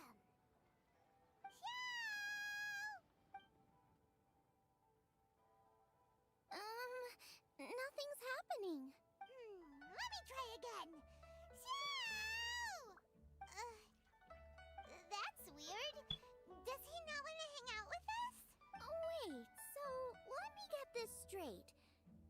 Some guy with special powers promised you both that you just need to shout his name and he'll show up? Well, not both actually, just He one. promised it to me. Oh, right. Well, you should be the one to try it then. Paimon clearly just doesn't want to feel left out. Okay then. Xiao, you there? You called? Whoa! He actually came! You spoke my name, did you not? I didn't think that would actually work. When I make you a promise, I will honor it. Blink of an eye and poof! He's there! That's how you know he's an Adeptus. An Adeptus? Xiao, was it? Hi there. It was me who asked the Traveler to call you here. My name's Xiangling. I'm a chef. I've made it into the finals of this year's Masterful Chefs, and I'm testing some dishes out in preparation. I'm trying to get feedback from customers with all different tastes. Customers. And that includes me? Uh-huh. The Traveler says you prefer mild food. Just the kind of person I'm looking for. If you don't mind, I'd like you to try the dishes I've made and tell me your thoughts. We value your opinion. Since it's you, I will do it. Yay! Xiao tries the dish. How is it? Are you sure you can eat it? Don't force yourself. Tastes pretty good. Huh? Really? I can't believe it. An Adeptus says he likes my cooking. If my dad was here, he'd be crying tears of joy. You excel in the culinary arts. I'm reminded of another chef I know. That chef cooks dishes with soul, as do you. Both of you are masters of your craft. Who do you think he means? Smiley Yangsha? Be Yangsho. If I had to find fault with something, the two sides are a little strong for my taste. Some minor adjustments would take this dish from excellence to perfection. Just my own opinion. Do not fixate on it. Take it or leave it as you see fit. Alright, go easy on the sides. Okay, I got it. Thank you, Adeptus friend. It was really great to meet you. I'll be leaving now. Thank you. See you next time. Paimon still can't believe he actually came. Yeah, me too. So, what would happen if we called his name again now? Do you think he'd come back right Paimon, away? we're not doing that. Only kinda, maybe not really joking. Jeez. Good news. After 2 rounds of taste testing, I've had an idea on what to do next. Great! Lucky we picked the right people to talk to. I'd better head back and try this out a few times while it's fresh in my mind. Thanks for your help. Oh, and the final is in Yujing Terrace. You better come and watch. Will do. Good luck. We'll do great. You bet.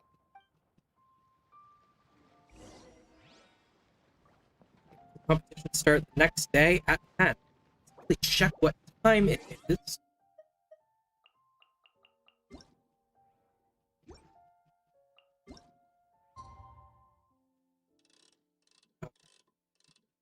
So we've got a little bit in-game.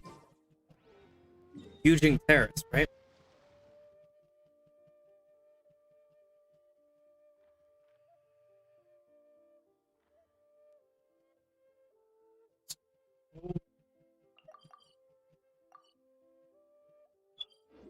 go ahead and go there. There's something in the freezer that I need to pull out so it doesn't bust.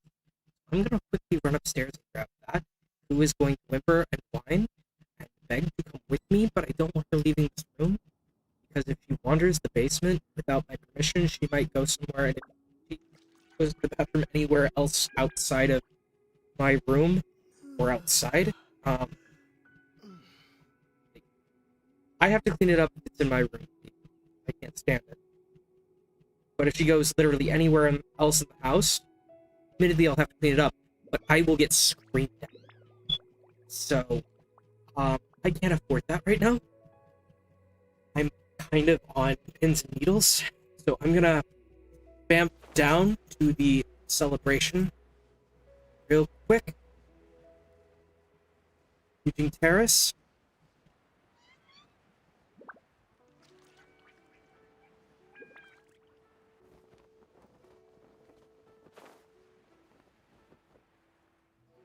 There's where the competition is.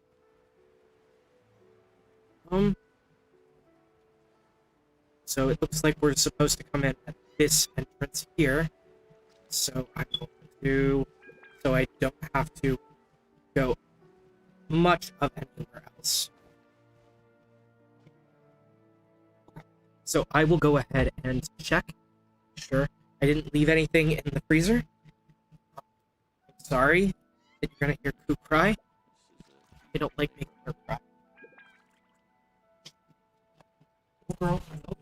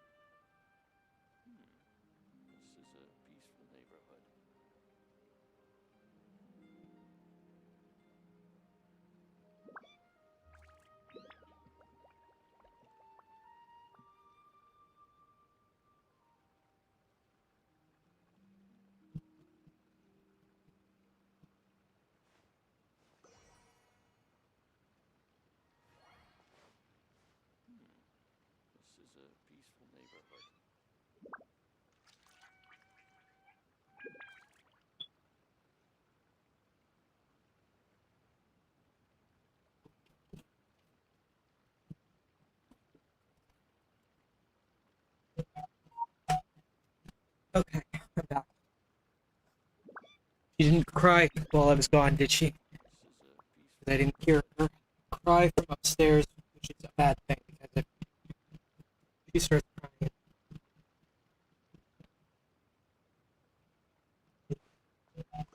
get down here, something goes terribly wrong.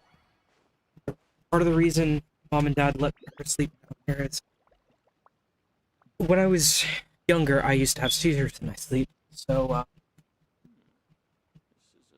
dog.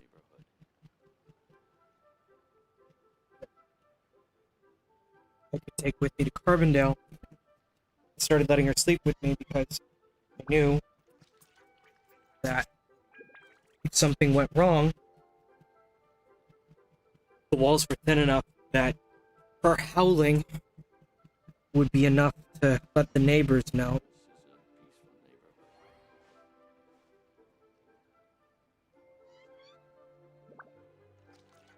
Mom and Dad decided to let her continue to stay down here with me before I moved back.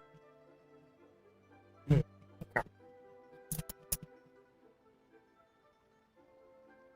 I will. Come on, we're gonna lay down and enjoy the last little bit of this story quest. Come on, girl. Come on.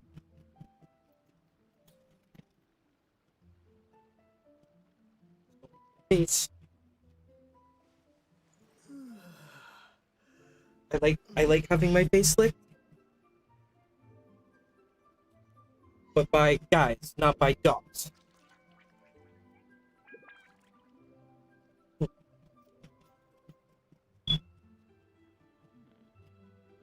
Okay.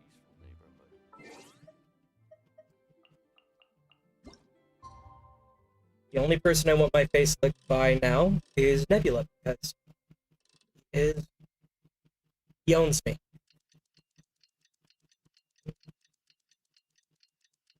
Yes, ownership is a very bad way of focusing on all of that, but still better than still better and far more healthy of a way to look at things than the way my parents view their relationship. Great. I just realized.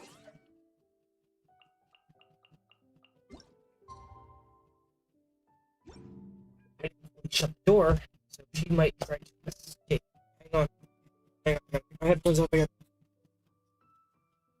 No, time on. Don't have time froze. I have to. For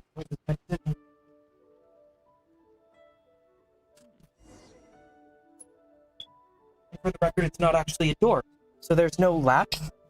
It's a rolling barn door. And it's not even that. It's a piece of plywood.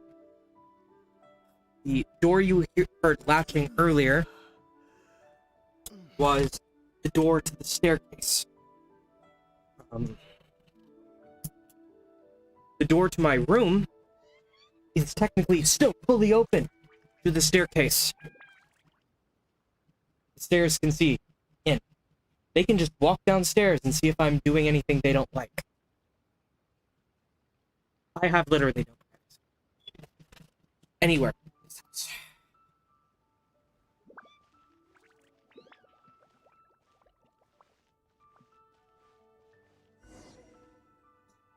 Here we go. Oh, of course, Yanfei is the judge. Welcome, everyone, to the Masterful Chef's Final. At the appointment of this organizing committee, I am your host and officiator, Yanfei. Yay! Yanfei! Hey, Yanfei's here too!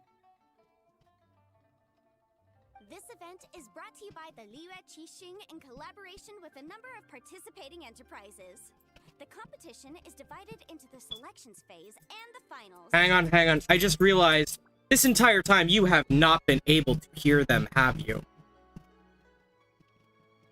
Give me a moment. Idiot.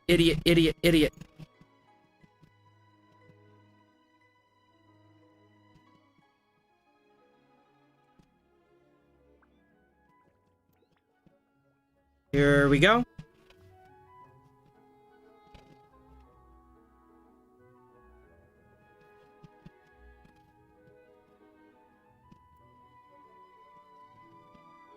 Gain filter. We saw many contestants from all over Liyue in the selections process, and all of them were outstanding chefs in their own right. Of those, the 2 strongest participants were put through to today's finals. In just a few short moments, the finals will take place right here before your very eyes. It's gonna be both of the Liyue chefs. As the officiator, it is For the my game. honor and privilege to represent the organizing committee and indeed the people of Liyue in overseeing today's proceedings. Next, please allow me to introduce the judges. There will be a select panel and an audience panel. The 3 members of the select panel are the Tianquan, Lady Ningguang, the Yuheng, Lady Keqing, and last but not least, gourmet connoisseur, Uncle Tian. In addition to these 3, 10 judges will be chosen from among the audience to sample our contestants' dishes and cast their vote.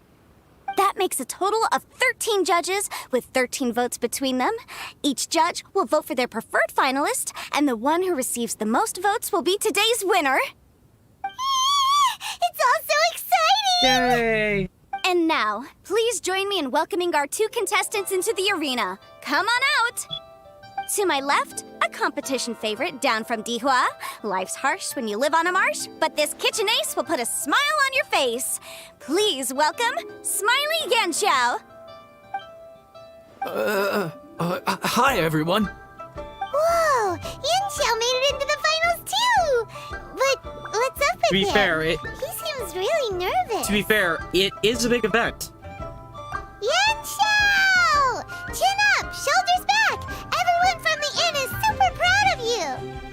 Huh? Oh. And to my right, a stalwart of Lehigh Harbor culinary scene, a little feisty with a whole lot of spicy. Give it up for Xiangling! And her mysterious assistant, who knows who? Hi, my nose. It's Guoba. Hey, everybody. I'll do my best. Contestants, please repeat after me. As a finalist in Masterful Chefs, I solemnly swear to commit myself fully, compete fairly, and abide by all competition procedures. As a finalist in Masterful Chefs, I solemnly swear to commit myself fully, compete fairly, and abide by all competition procedures. As a finalist in Masterful Chefs, I solemnly swear to commit myself fully, compete fairly, and abide by all competition procedures. And I, for my part, promise to uphold the principles of fairness, impartiality, and transparency in my officiation of the proceedings. Now, I will hand things over to the select panel judge, Ningguang, for the announcement of today's theme.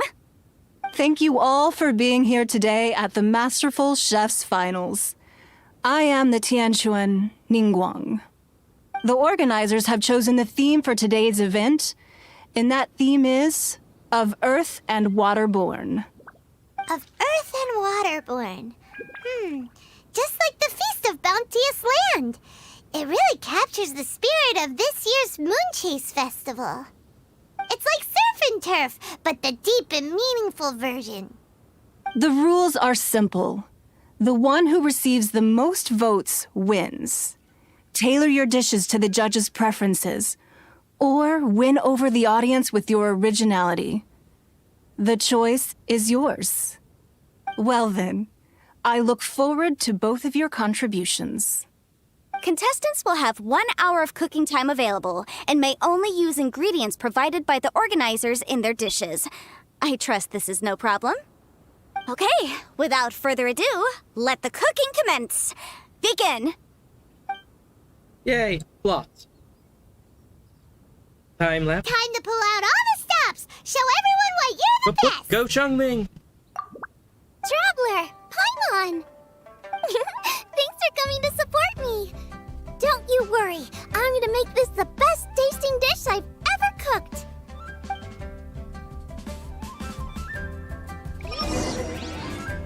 Light it up! Light it Oh, up! jeez.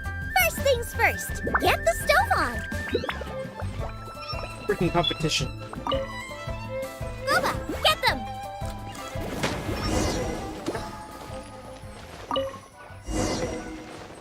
Make delicious crystal shrimp.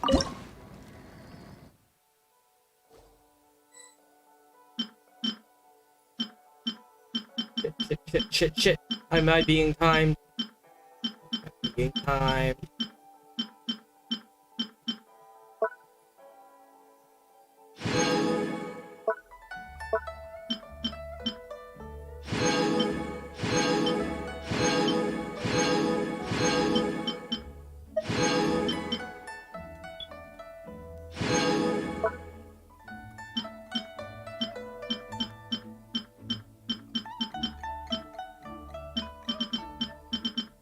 Oh, there's the crystal shrimp.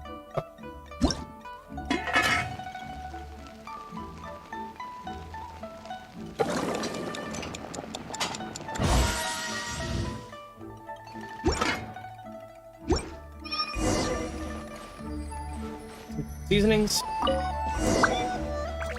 Triple layered consomme. Triple layered consomme.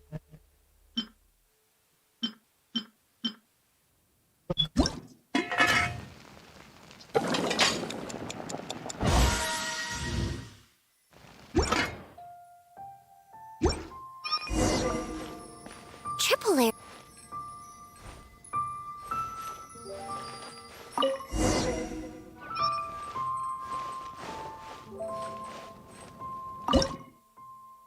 Chicken.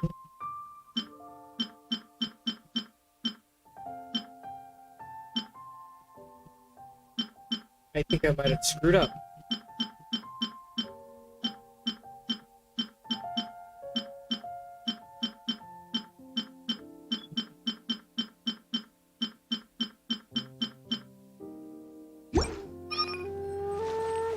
Huh?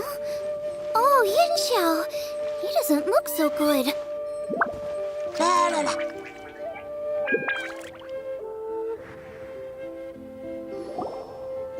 Whoa, what's this? Hold up. Things are taking an unexpected turn on the Masterful Chef's stage. Xiangling's mysterious assistant appears to be aiding her opponent. Judges, are we going to allow this? We knew in advance that Xiangling would be accompanied by a mysterious assistant, and the judges agreed that the two could be classed as one individual for the purposes of the competition. But what do we say to this? I take no issue with it. In any case, the assistant hasn't done much in the way of assisting. No competition would be complete without a little drama. All a part of being young. Please allow me to explain to our host. Prior to the competition, the judges reviewed both contestants, and we can comfortably confirm that neither side is... Xiangling is a highly accomplished chef, and her assistant is more like family to her. Xiangling prepares all of her own dishes herself. All that her assistant will do is occasionally provide a fire source. Given Xiangling's level of culinary skill, the difference between her using firewood or her assistant is a trivial one. I appreciate everyone's concerns. The presence of a mysterious assistant performing strange dance moves to cheerlead for Xiangling is a little unexpected. But the mysterious assistant has now started cheerleading for Smiley Yenxiao too, demonstrating total impartiality. By encouraging both Xiangling and her opponent, they have proven to be a fair I think I chose supporter. the wrong spices. That's right. Guoba's not really outside help. Guoba just likes to watch people cook. I'm sure the only reason they went over there is to try to help Yin Xiao feel less nervous. I give you all my word. Guoba will not interfere with the competition. And I would also say that it's a loss to the competition if Yin Xiao isn't at the top of his form. I say that as someone who's eaten Yin Xiao's cooking at Wang Shuin before. He is an excellent chef, and I want this to be a competition between the best we both have to bring. I see. Most amusing. Uncle Tian. I have no objections. It's an honor and a privilege to see two contestants so dedicated to having a fair and square contest. My finger is a bit itchy. The judges and the officiator accept this explanation. Let the competition continue. Yin Xiao, are you alright? I don't know what's wrong with me. I've never been so nervous in my life. Look, my hands won't stop shaking. Take it easy. I've been there before. I can help. Try saying a tongue twister to yourself in your head. Or think of some happy memories about your dad. Why my dad? That's a bit specific. 'Cause that's what I do.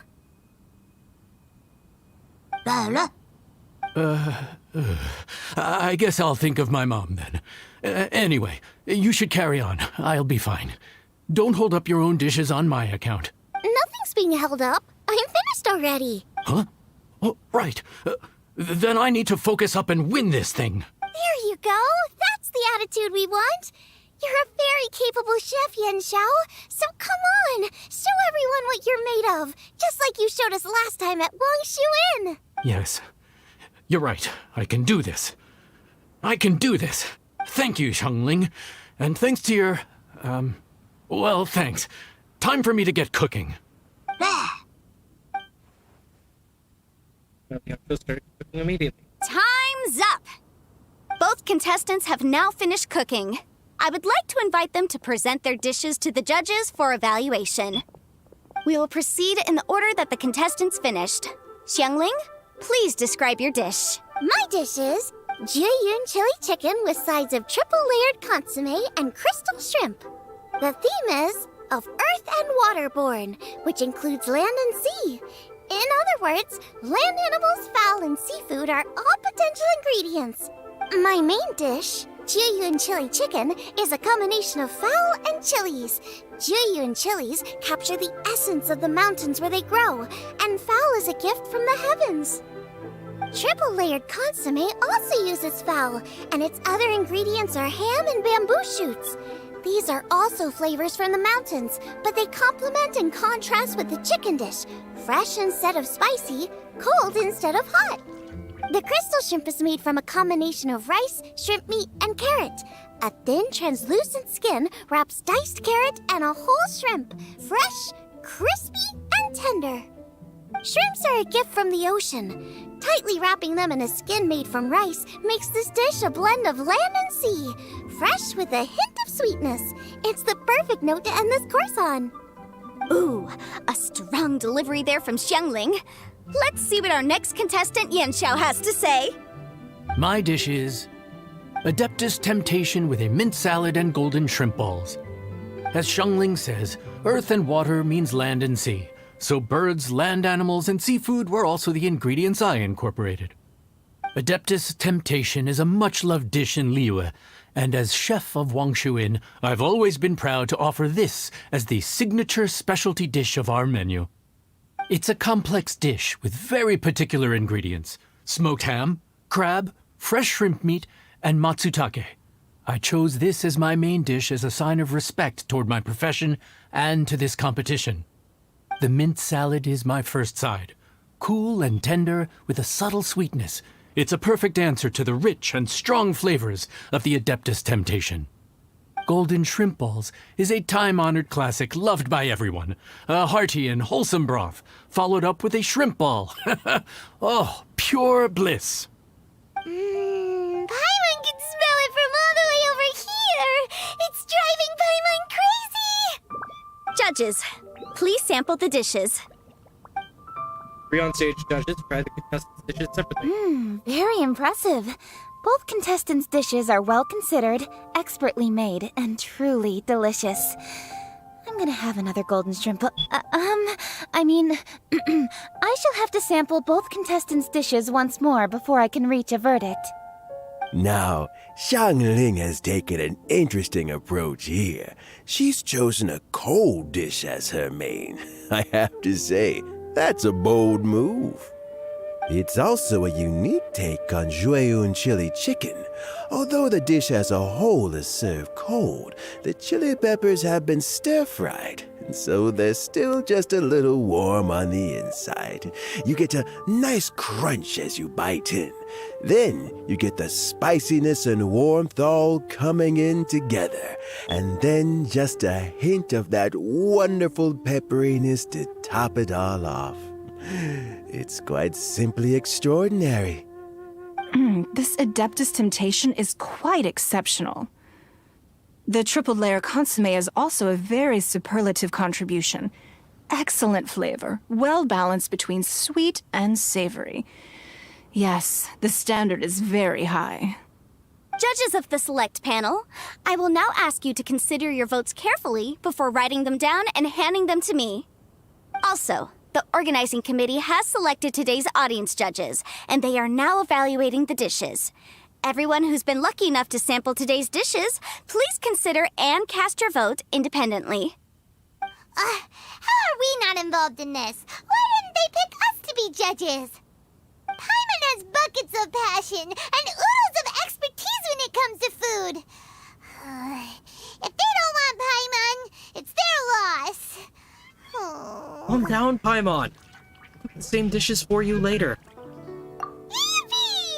For all the chefs there are in the world, and for all the amazing dishes they can cook, the fact remains that you're the one who treats Paimon the best.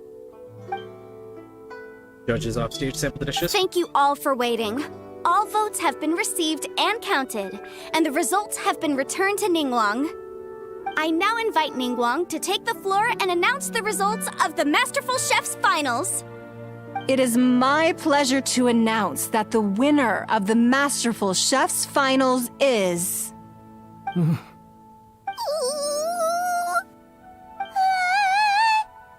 by a mere 1 vote margin, Xiangling! So close! Wow! So close! What? How is it so close? Young Shou is a great chef too. Well, there it is. I knew it. It was a close contest, but we have a winner. Liyue Harbor's Xiangling has beaten Dihua Marsh's Yanxiao by just 1 vote.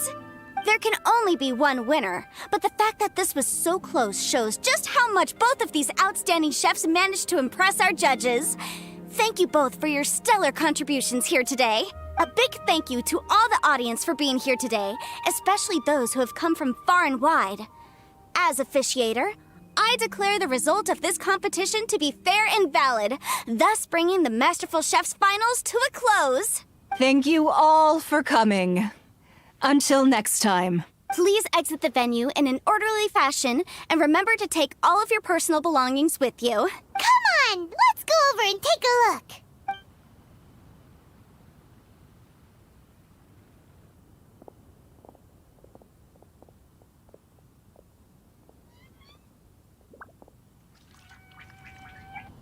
Okay.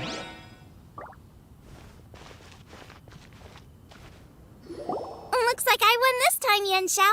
But I'd still like to try your dishes, if that's okay. Sure, I'll have a try of yours too. They're practically... Truly exquisite. No doubt in my mind why you're the winner here. This Adeptus Temptation is really good. It's so fresh, I'm almost moved to tears. Well, just goes to show that you have a taste for the finer things in life. No, you've got me all wrong. We're just a small neighborhood restaurant too, so I totally understand. Food is life, and customers are at the heart of all food culture. So humble food cooking is not to be looked down upon. Is that right? Huh. I'd heard you'd gotten famous for your experimental approach to cooking and were all about fancy and exclusive foods. Never realized you'd done your time in a small kitchen, too. Well, there you have it.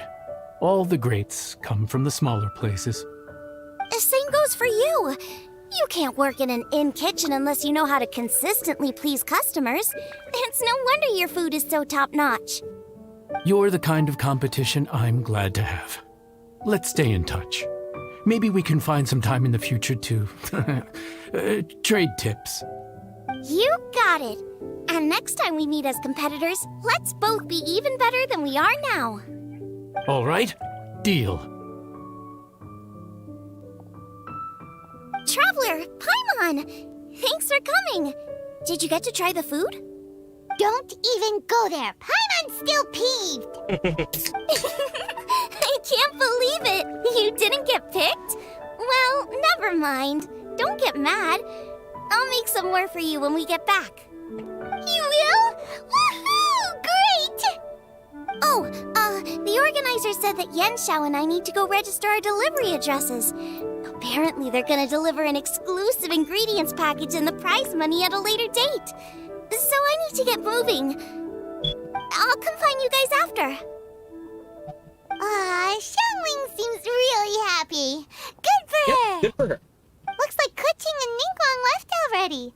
As the organizers, they must have gone to wrap up some last-minute things. Let's go ask them for an update about the statue.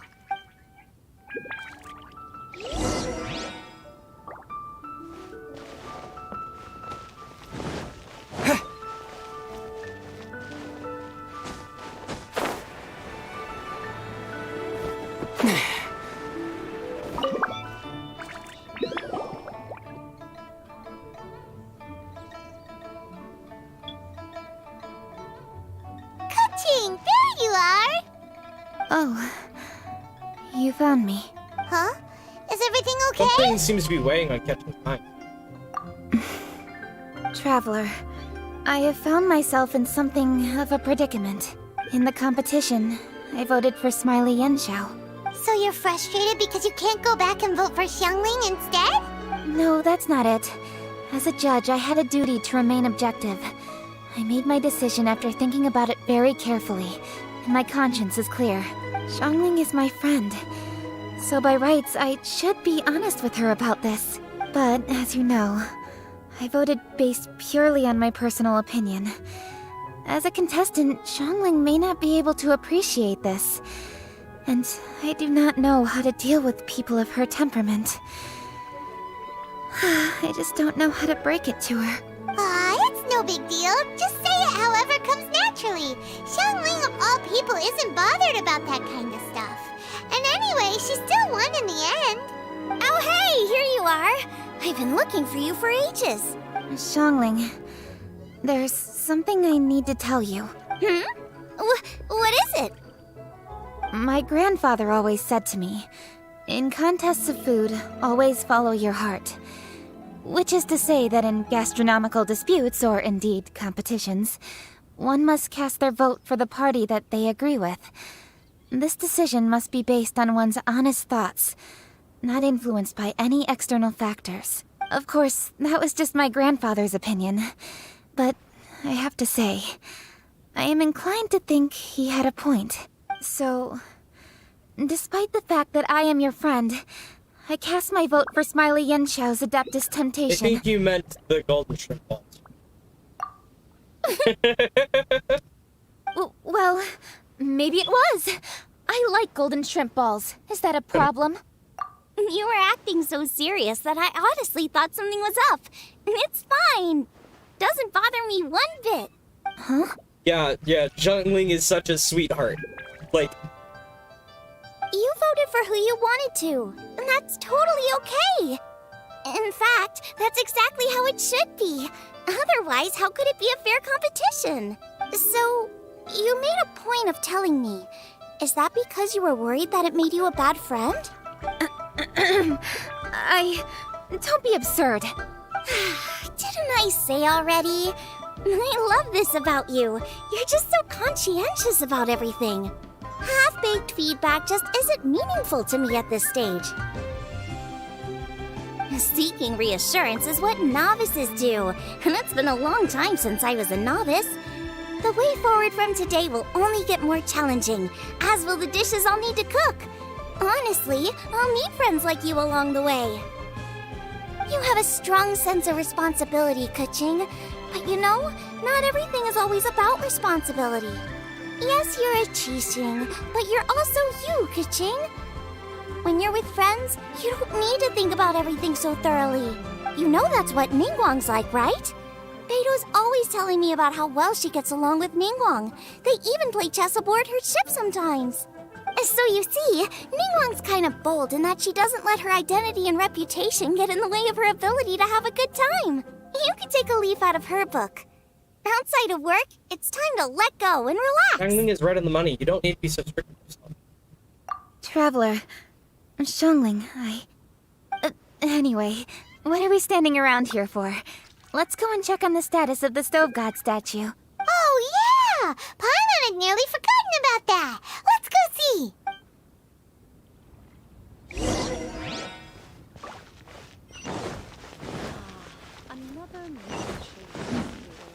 This is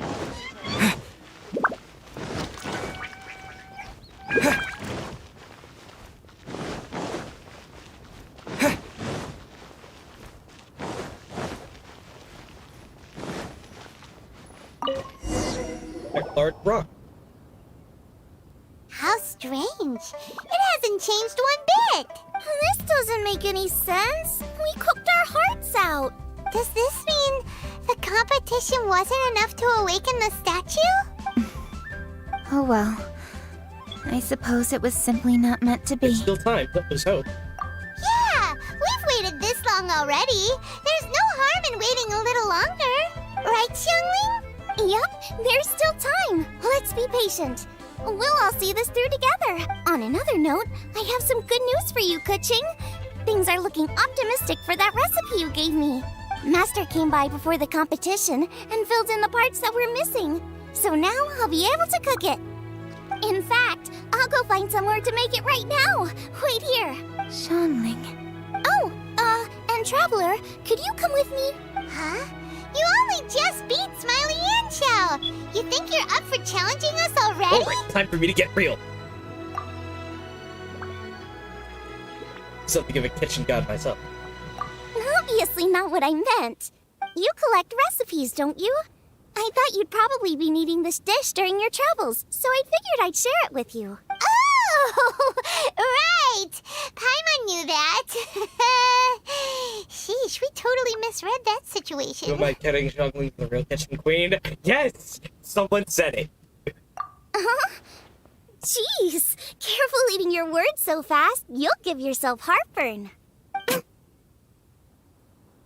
What are you staring at me for? Go on, go get on with your cooking.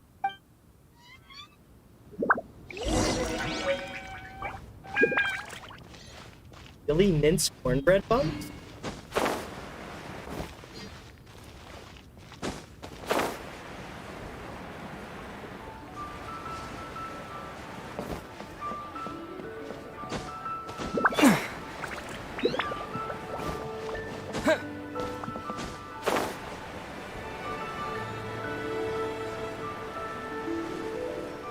I do love how the PS4 is so slow at rendering things, but at the same time, it's so fast in comparison to things.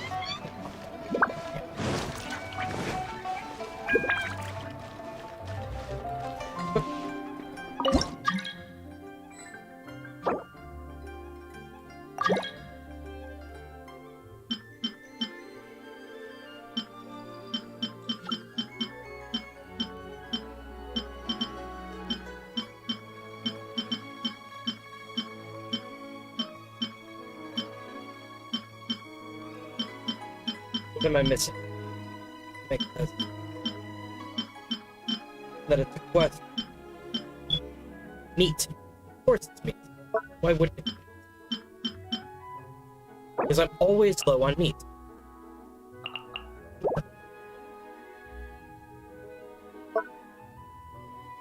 Hey, at least now we've got another 4-star recipe. That brings our total number of 4-star recipes up to 4. Ding, ding, ding. Reception. So while we're waiting on meat, let me check my messages.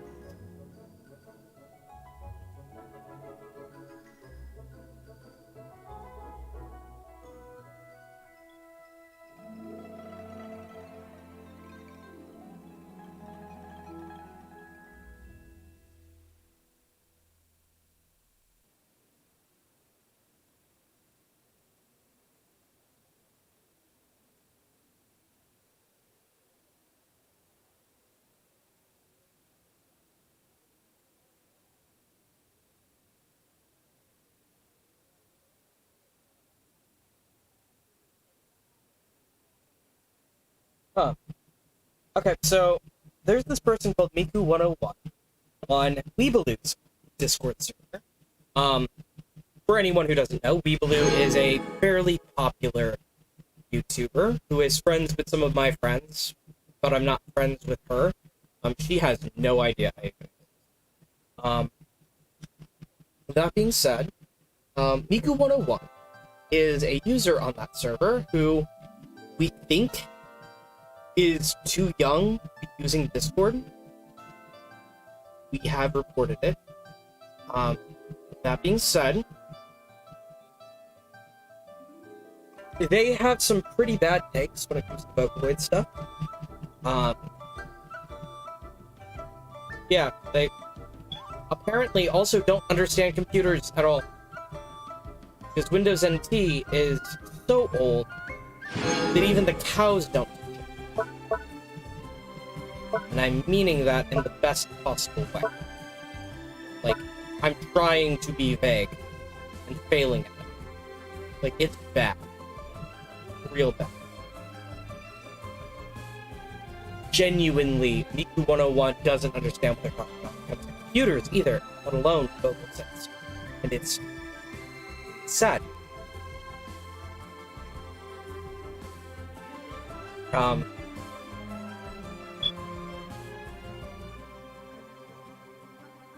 Put it be this way. Blair, as in Illuminati, is still better with some of her takes on Vocaloid.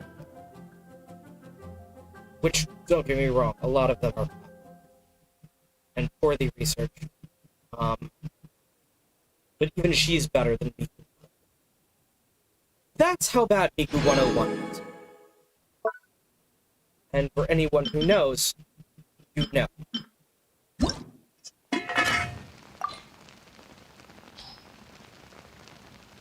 Okay. Jin-Young cooked this one.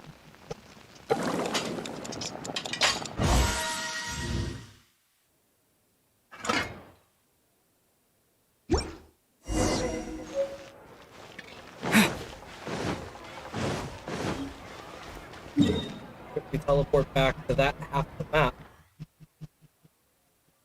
Quickly teleport up. Down.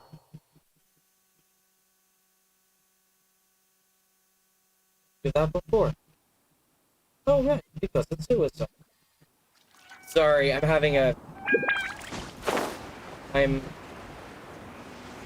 trying to get myself to the point where I'm willing to keep talking the entire time, unless someone on screen is talking.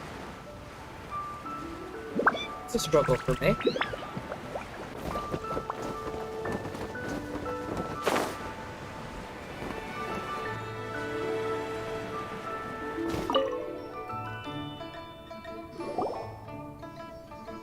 We're back! The Traveler and I made one each. Here, have a taste while it's still warm. Thank you. Don't mind if I do. In case everyone's suspicious. What is it? What does that face mean? This flavor. I've tasted it before. Ching? Apologies. Xiangling, Traveler, thank you both. This is everything I had hoped it would be.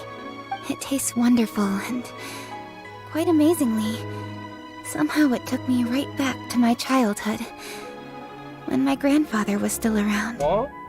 Really? That's awesome! I didn't have a chance to fully explain before.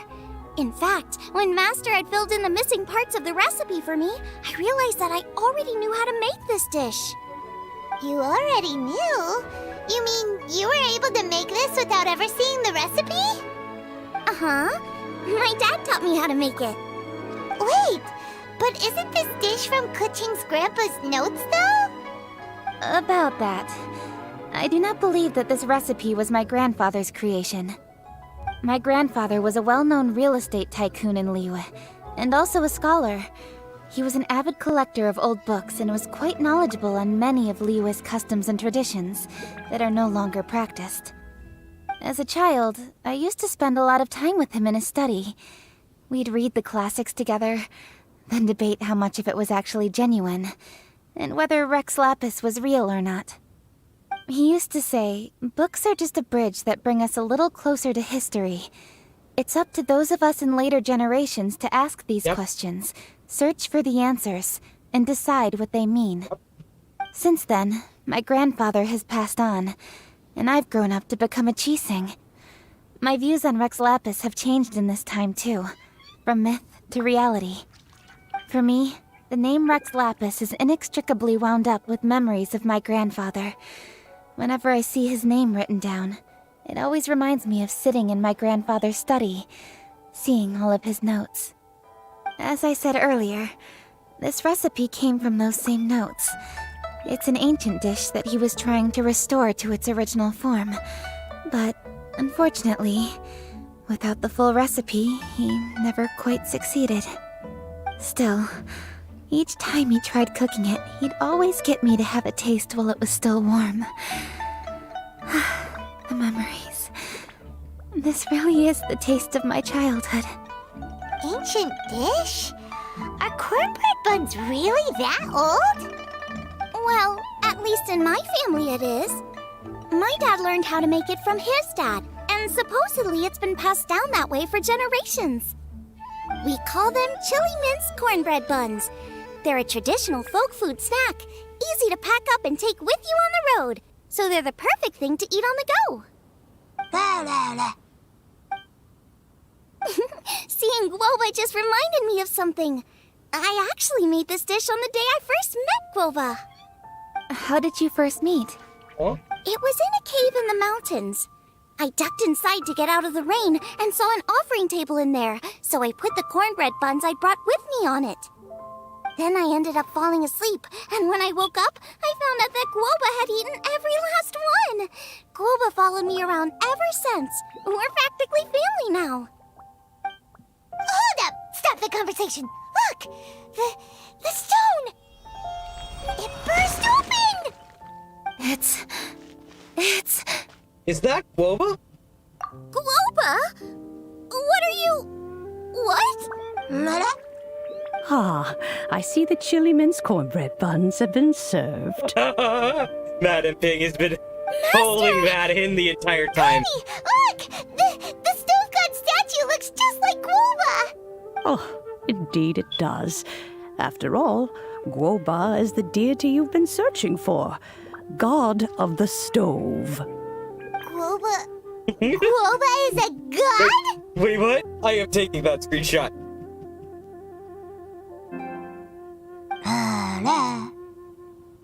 You asked me if a sufficiently festive atmosphere would be enough to reawaken the stove god. And my answer is this. Yes. And no. The stove god has always been a deity with great affection for the people, and who acts in response to their desires. Madam Pig, you have the secret. To him, the heart's passions and the heart's desires are not the same thing. Okay. Passion can be a technique, a skill, something derived from experience. But desires, they are deeper, more innate. They are the heart's strength in its purest form. Masterful chefs is wonderfully exciting, but it is more an exercise of passion than of desire. And passion alone will not suffice to reawaken the stove god from his deep slumber. But just now, when Kuching ate this dish she had longed for, a deeply held desire was fulfilled. As well as receiving an answer to her question, she also gained something much more precious. A moment of poignant nostalgia so vivid, it felt like she was right there alongside her grandfather. The enormous power unleashed by the fulfillment of this desire resonated with the stove god's statue and caused it to manifest once more the form it took in the past. Of course, the stove god himself is not contained within the statue.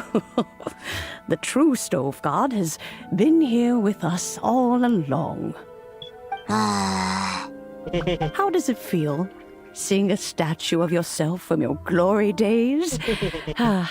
Look at him. Still so majestic. Glory days? Wait, what happened? Did Guoba used to be different from now? Oh, yes. Back in his day, your Guoba was once the patron god of the soil. But all the wisdom and power he had then, he has since surrendered to the soil itself. A god surrendering their power to the soil. I have heard this turn of phrase before, but what does it mean? The kinds of trials and tribulations that a land can face are far more than you could imagine. Droughts, floods, torrential rain, hurricanes, earthquakes, tsunamis, fires, and plagues. The threat of disaster will never fully disappear from Liyue. Even woes that have never been faced before in history will come to pass in the future. Such things affect you mortals far more than we Adepti, with our immortal forms. He once walked with you over the barren plains until you arrived at last at the harbor. He joined you in building your dwellings and lighting the stoves. It was his hand that lit the very first street lamp of Liyue and brought the aroma of cooked food into every household in the land.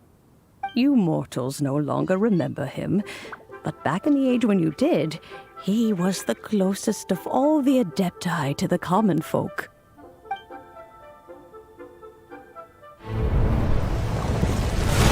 Marchosius, god of the stove, born from a spark when stone struck stone. He was a god with a great love for humanity and their well-being. I missed it. Millennia ago, the people sought to expand their city. They built a dwelling on the plains and called it the Gwali Assembly. The Stove God cared greatly for the people, turning himself into minions who went into every home, fostering food and solidarity alike. Alas, their home was taken by a flood. The waters ravaged the Gwali Assembly and forced the people back south to Liyue Harbor. Though the distance was not far, the journey was plagued by a terrible storm. For a dozen days, the Adepti stayed by their side. During this time, the Stove God cooked an ancient delicacy, flatbread with a meat sauce to stave off the cold and damp, fit for those on the move. Centuries later, disaster and plague arose once more. The Stove God would appear no longer, for he placed all of his power into the land itself to quell the calamities. His power expended, and his wits greatly reduced. Thus his body decreased in size. By the time he parted ways with us, he wasn't even the height of a human. He told Rex Lapis and I of the dishes that bring joy and of the secrets of the flame, then went into the mountains and entered into a long That's so cute! It's so cute! Aww. The Stove God departed, and Guoba was born. When he awoke, he ate the Chiliman's cornbread buns placed on the offering table by a young lady in yellow. Though he did not remember the past, he was profoundly moved and decided to follow this young lady thereafter. The Stove God had quietly disappeared, but the vendors rose early to hawk their wares. People went out to buy goods, lit their stoves, and cooked food, just as they had done every day for as long as they could remember. In Liyue, things have always been this way.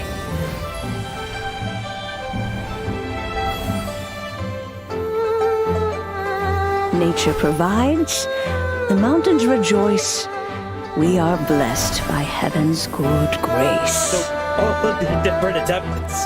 Years have gone by. The world has transformed, but our way of life survives.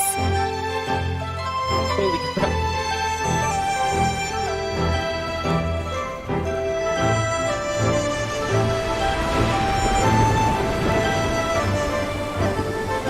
Fame and fortune is only a season. It is the moment that we should embrace.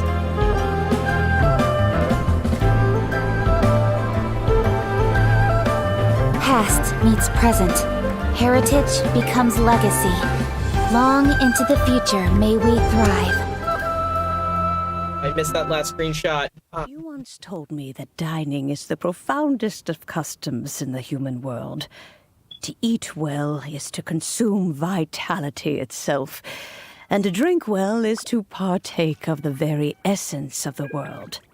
It is a matter of paramount importance, you said, for people cannot face the arduous journey ahead on an empty stomach. At once a humble affair and a profound one. A humble meal of maize and spring water is also profound in that. By ensuring one's survival, it paves the way for millennia of human history and culture to come.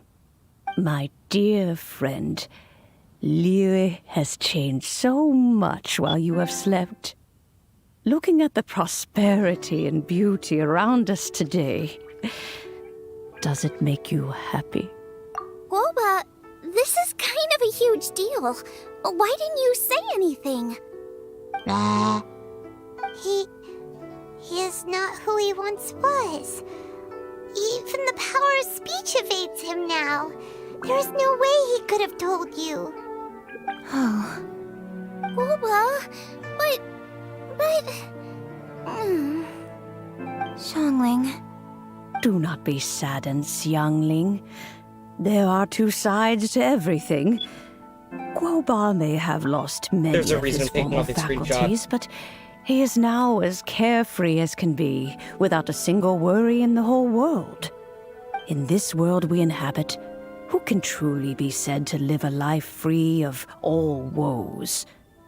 Those with a mind and with the knowledge will certainly be troubled by all manner of things.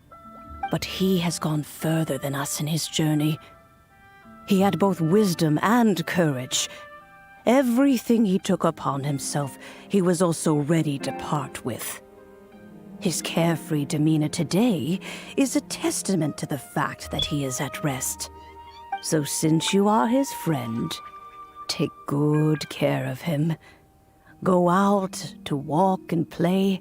Allow him to eat, drink, and be merry. I will! You can count on me! Xiangling, you have an adeptal affinity.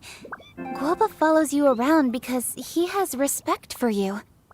The moment he awoke, he was met with the familiar flavor in the chili mince cornbread buns he ate. After all that time, he still recognized the dish he had invented, and he approved of you as the one who had cooked it. That's right. The taste of one's home cuisine always brings back memories of home. Though he remembered nothing, eating the food you had cooked gave him a feeling of familiarity. That is why he stuck by you.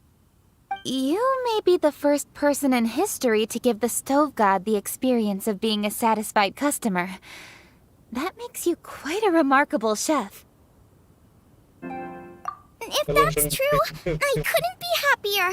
Because putting a smile on customers' faces is what we chefs are called to do. Well then, it's getting late and I still have things to do. Time for me to say goodbye. Traveler, Paimon, Xiangling, thank you all very much. I look forward to spending more time together in the future. Sounds good. We'll be waiting. I guess my dad's probably heard the good news already, but I should still go catch up with him. Master, it's been a while since you came by. Why don't you join me? He thinks about you all the time, you know. He's always telling me to invite you over. Oh, goodness me. Then, far be it from me to refuse. Off we go then. Let's saunter over gently and see how all the city folk are getting along.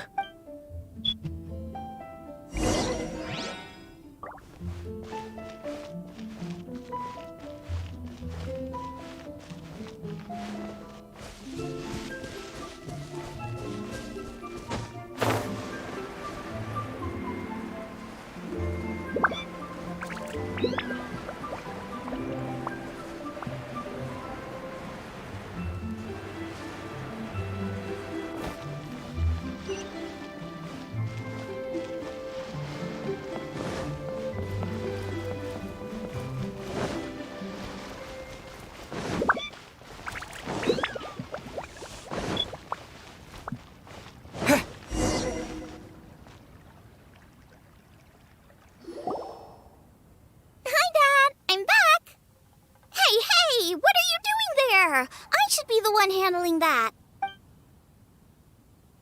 Oh no! Guoba's taken off! Who it is?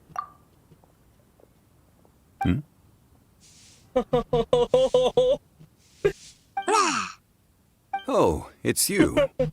Hello there, old friend. Oh, bless my soul. Are you out for a stroll as well? Given the season, it felt fitting to take a leisurely walk while the meal is being prepared. Quite right. And it also gave us the chance to run into you. Guoba may not recognize you, but as ever, he seems quite delighted to see you. So, Guoba doesn't remember anything, but can still feel when something's familiar? Friendship will always withstand the ravages of time. Traveler, what do you think of the name of this festival? Moon Chase. The moon is a carrier of countless emotions. So many things only seem to surface as we gaze up beneath its poignant glow. Wherever the moonlight shines, the heart is wont to follow. Fond memories of those no longer with us. Debts of gratitude to old friends. The meaning of ages past and gone. All wrapped up in the city that has existed for so many moons to date. All these things and more. They are why people chase the moon. In old age, the sight of many things puts one in a wistful mood. But children are always a beautiful sight to see. Such exuberant life force. It seems to well up from deep within the land itself. A land that has been in existence for so many millennia, and yet one that still dazzles today. Traveler, this Moon Chase Festival has been all the more entertaining with you here to witness it. Now, let's have Xiangling brew us a nice pot of tea. We shall drink and chat at our leisure.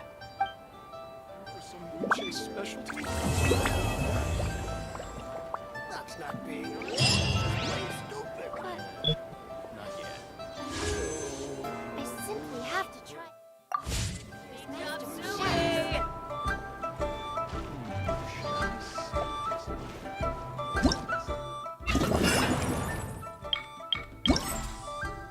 You can see I'm 94% done. So I'm literally just one off. Let me double check to make sure I've not fully maxed out the fish. Minus that one, right? What refinement rank am I at? Come on. Don't be coy, fish.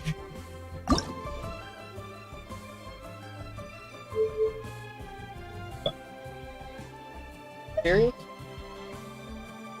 My current refinement rank is at 4. So yeah, I'm literally just the one refinement rank away. Yay. Ooh. Fossilized bone shell.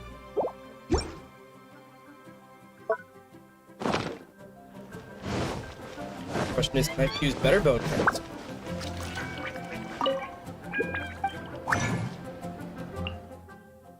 For bone shards.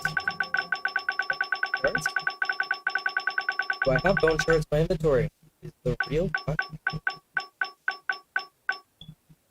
sturdy bones? Not shards? Crap. Well, sturdy.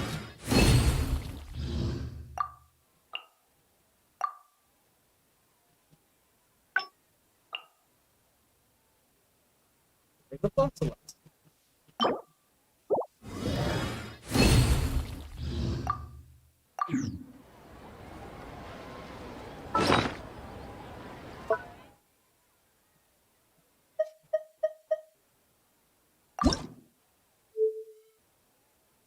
Three short.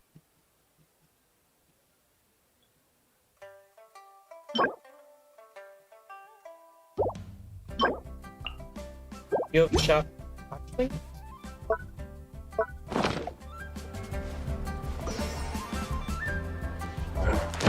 You have shop.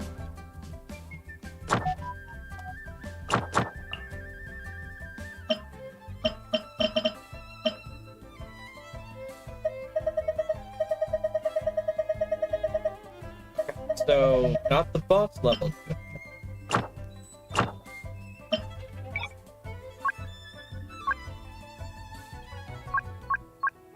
You have a shot.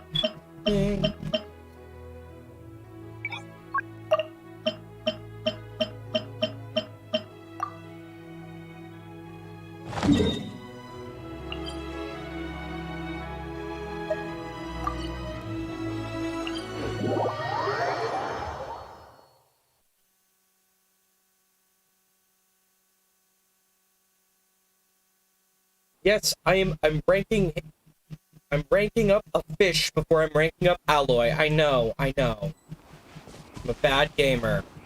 Bad. I get it. After we finish ranking up the damn fish,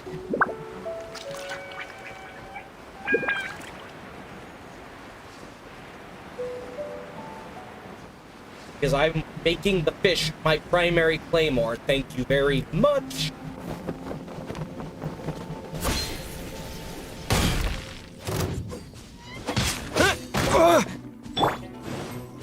Dodge this!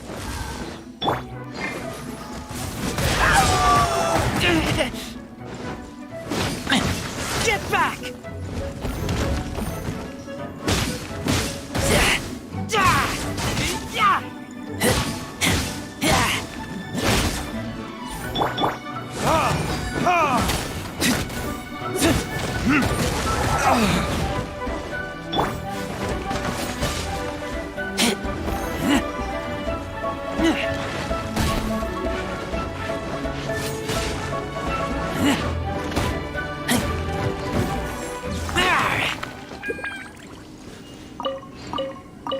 Okay.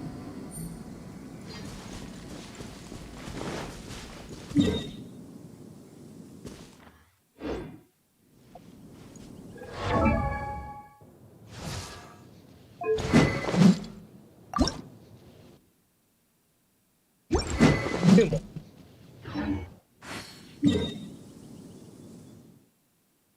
Going to max rank this. I am going to completely max out this stupid fish. It's the last thing I do.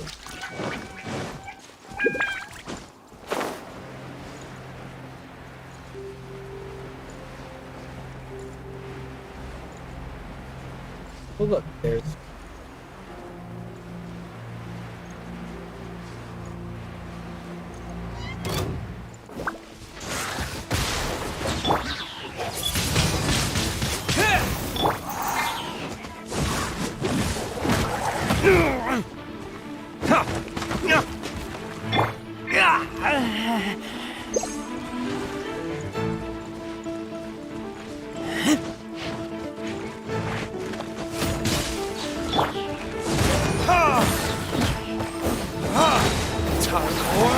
Retribution!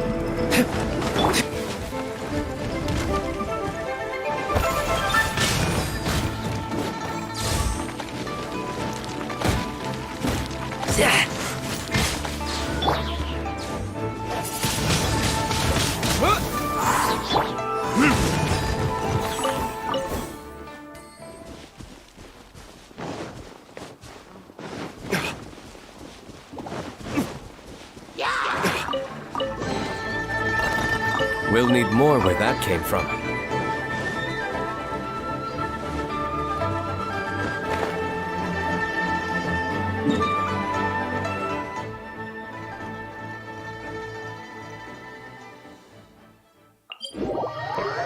Go ahead, teleport somewhere we can heal. But yeah, no, I'm finishing this fish. And then we're doing VocaMew's quest. Why? Because...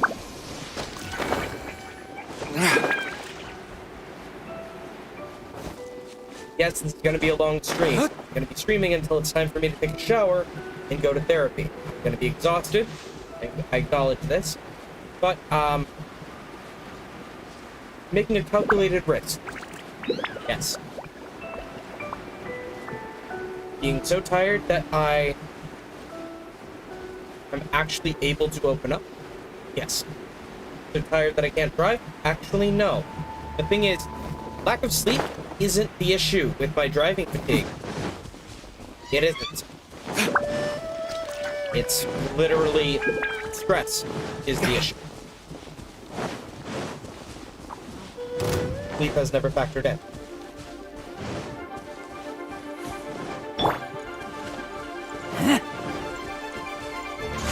Keep that! Ha! Ha! Ha! No!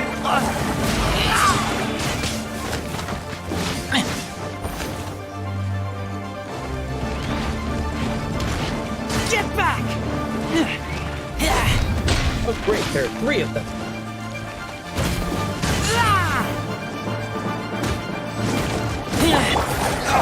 Where did I go wrong?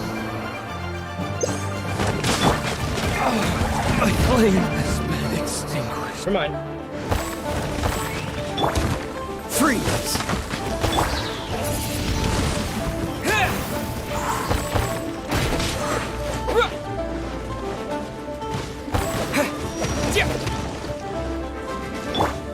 Oh, so sorry.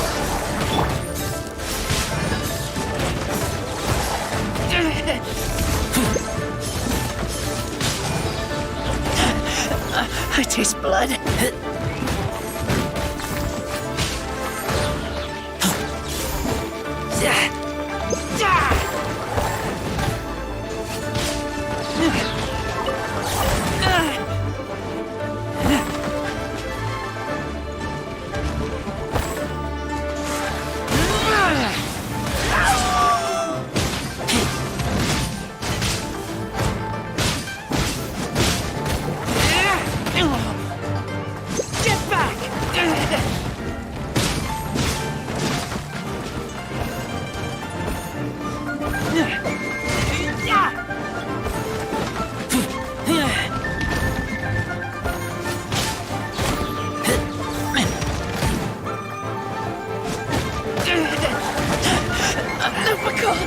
My Lupica.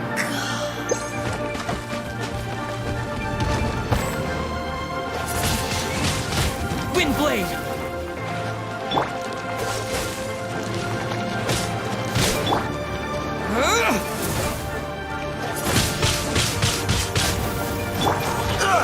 Don't push your luck. That was unexpected.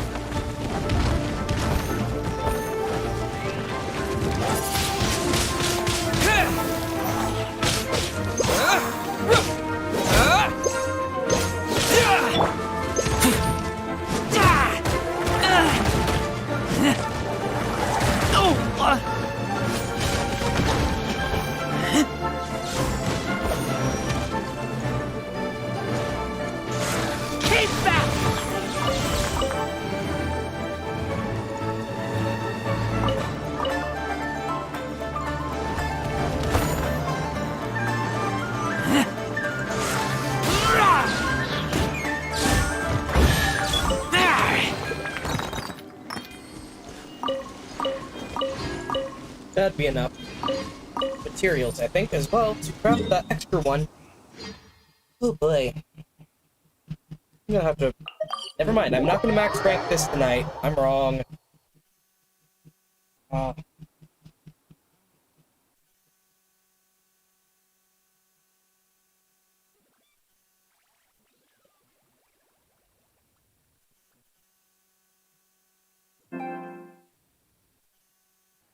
Okay. That's a thing.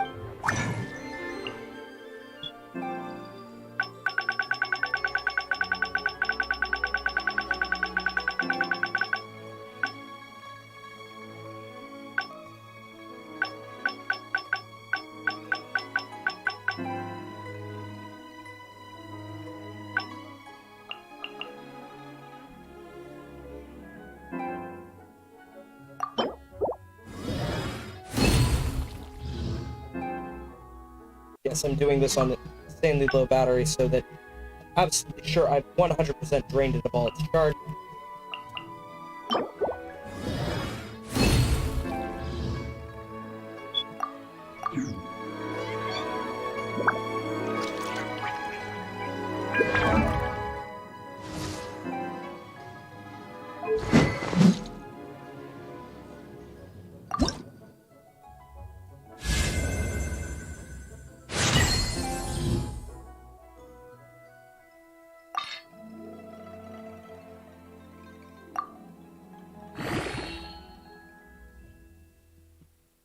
I'm going to milk this 1.5 times experience buff.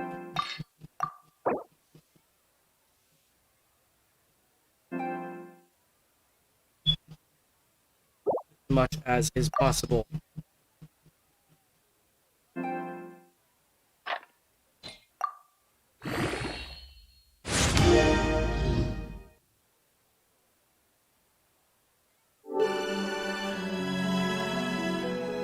We're at that point, I think, almost.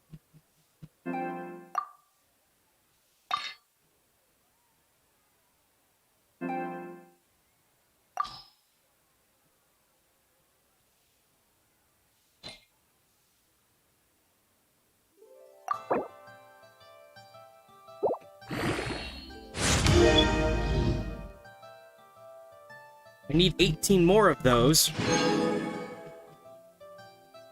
Okay. Slime stuffs. Okay, I can actually craft almost all those. I might actually get this done. But I need to switch controllers now because that is officially the last. Okay, good. I milked that controller for all the power. Bloop. We're back. That's cracked. I need just one big thing.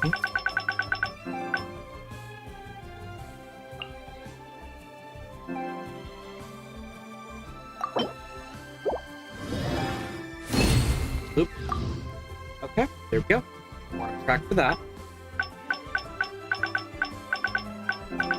Sure, I've done all the bone and monster stuffs. Crap.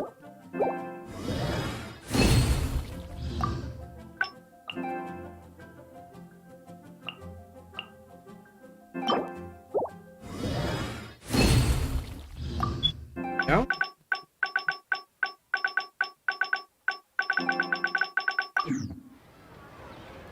Go ahead and heal the entire party. That's with 7 somewhere. Fully. And then get the party layout back to what it's supposed to be.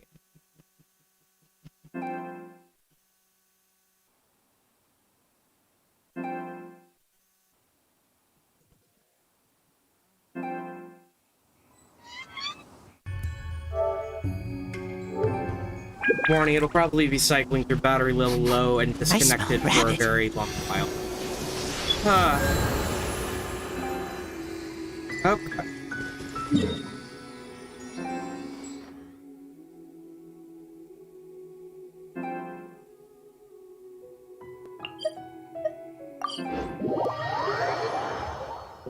Waypoint, and then immediately before we get attacked,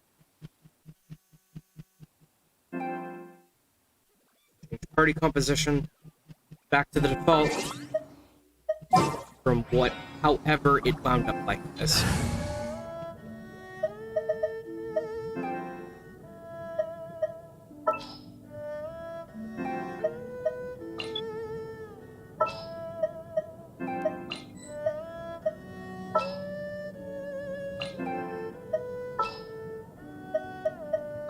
I'll watch your back.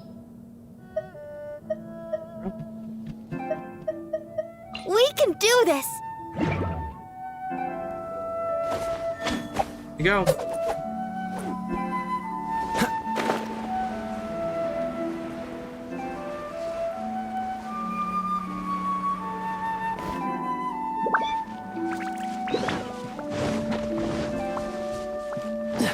Long way. What's the hurry? See. Cool it. Let the show begin.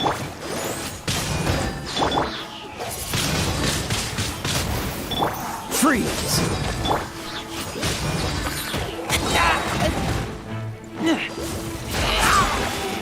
Get back.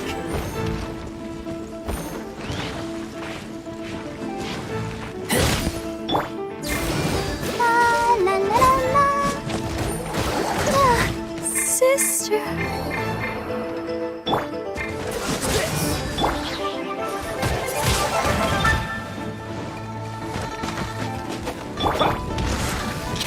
Lagging.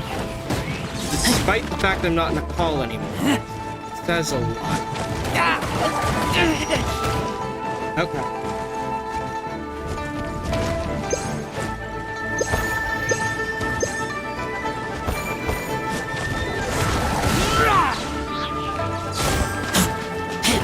Freeze.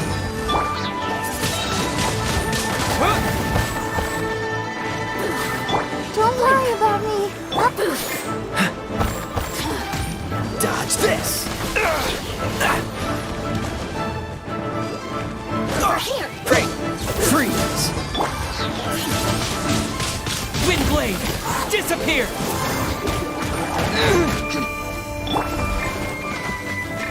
This moment will be frozen.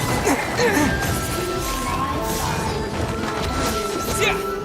This is not the end. Fucking damn it.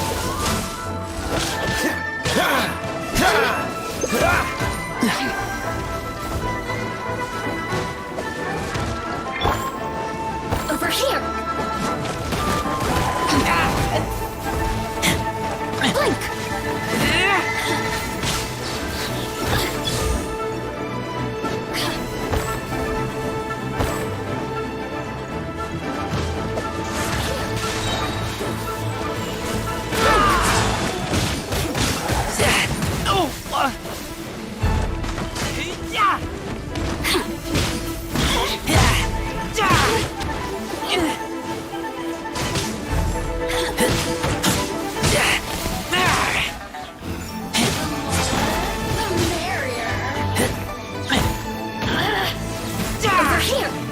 To get rid of her. You really know how to get me going. Let the show be. Freeze! Oh, so sorry.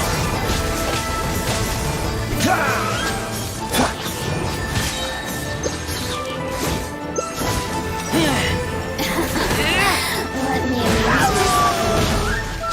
Blink! Look at me. Just once more. Try again with the one that got away. Hello, you. Let's dance. You hadn't led me into a fight with another monster, I would have. Dodge this! What's the hurry?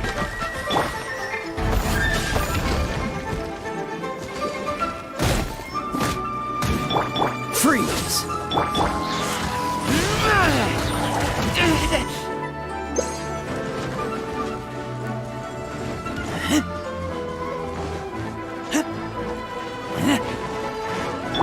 I'll protect us.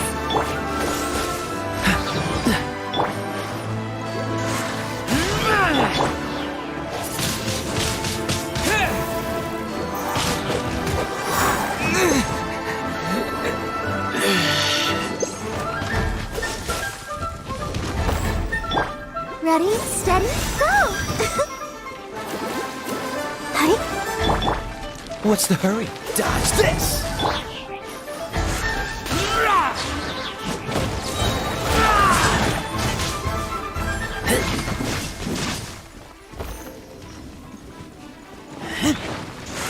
Get back!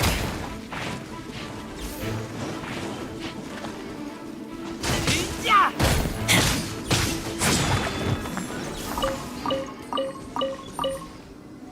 Okay. The weapon. Ready to send. Not. Nope. I need 13 more.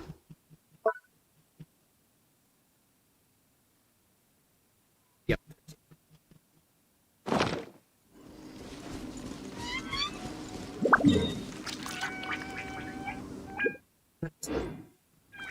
Let's check.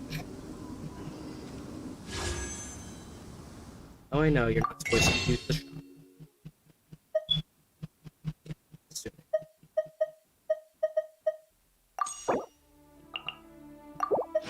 Yes, I know I gave up a wish for this.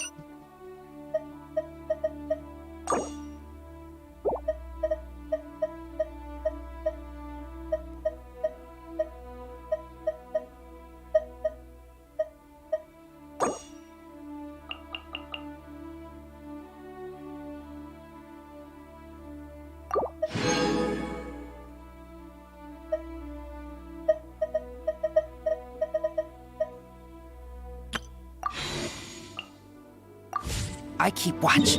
You leave, you... Right up. Use a few to drop the total. Grind is going to take a while. It's not that I'm impatient or anything. The stream is going to go long. I'm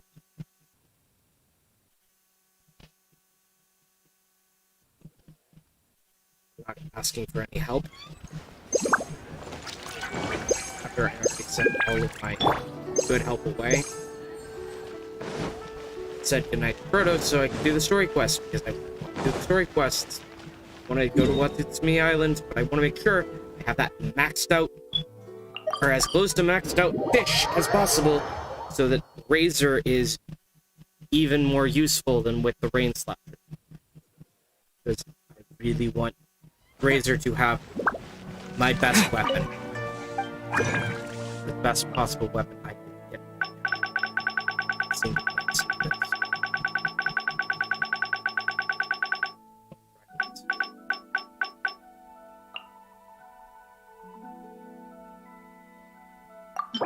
Please let there be an extra.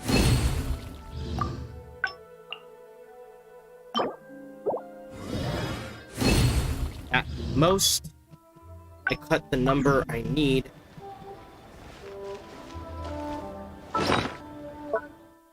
Down.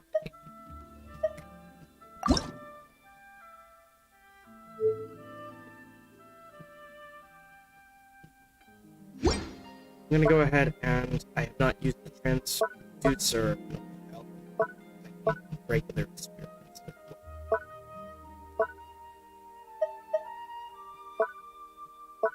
Oh, wait. Oh. I'm gonna check to see if that statue might have any.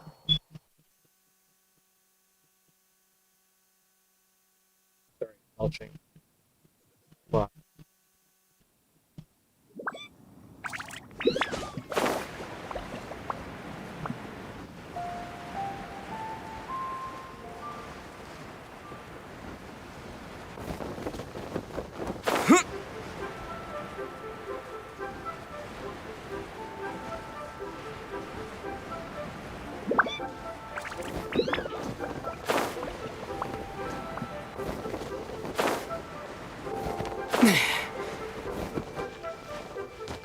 There's literally nowhere to exchange.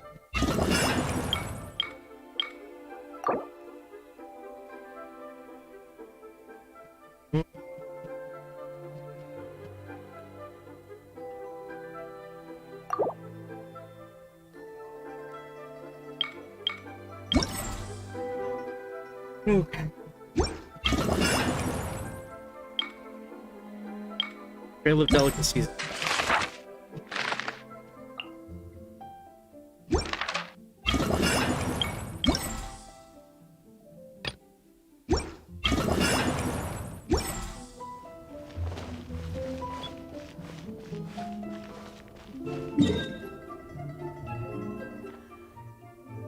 Then, breathe out.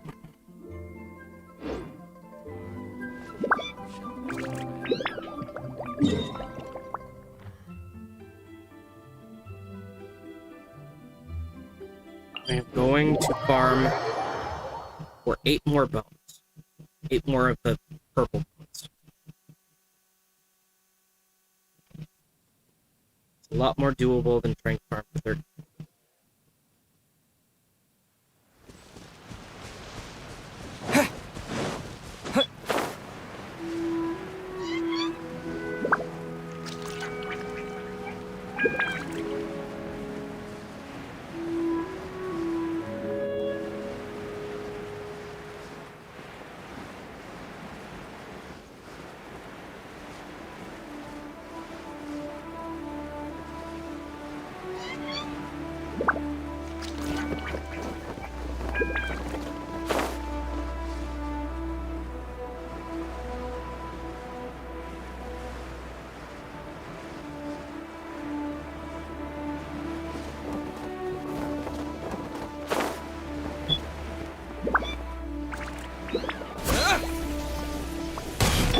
Let the show begin. Don't get frostbite.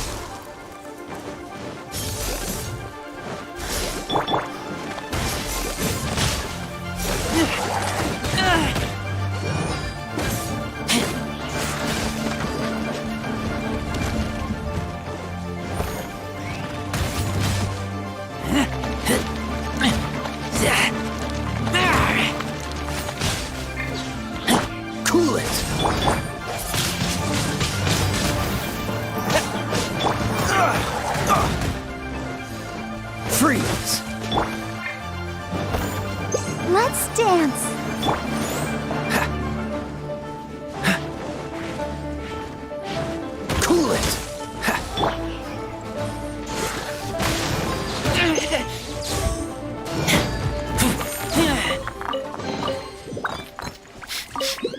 Smell of treasure. Strange. Or nearest one is in the marsh. Thankfully, next to a statue of the seventh. That's why I got hit bad.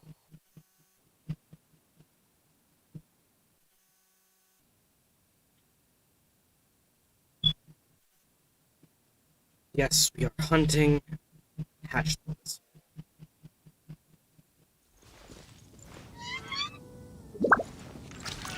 Okay.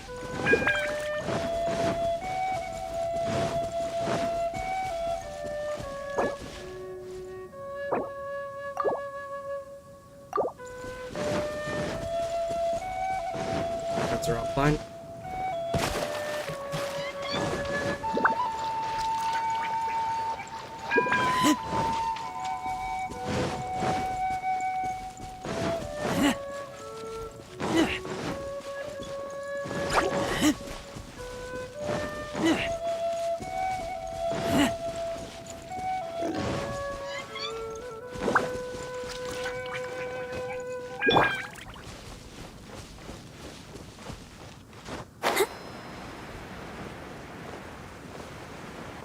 Oh, let the show begin. Dodge this!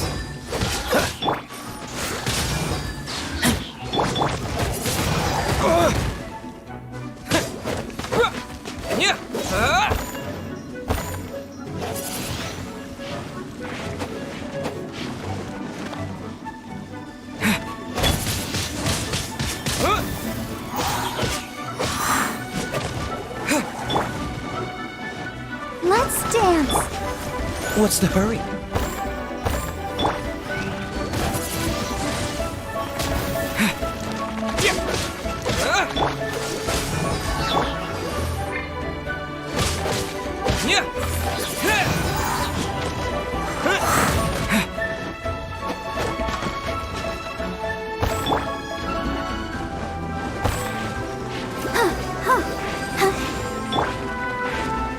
La la la la. I'll protect us.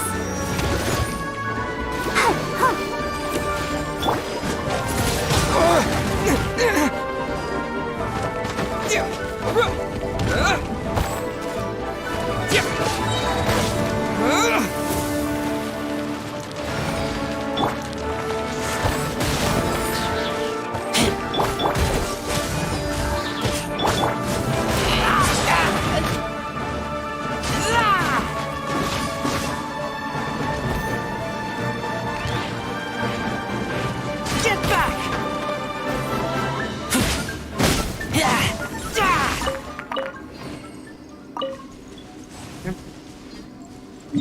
Next one. By Stone Gate.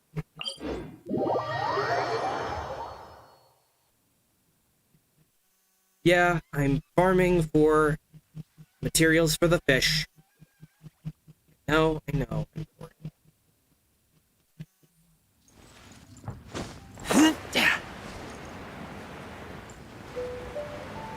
Now.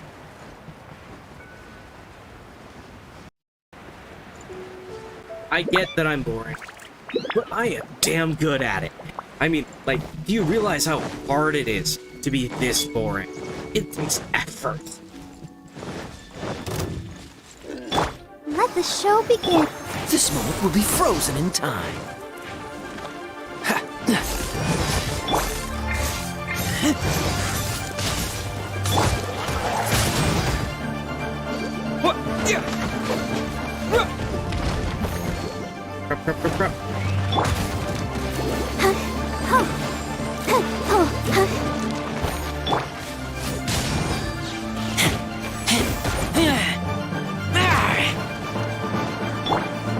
I'll protect us.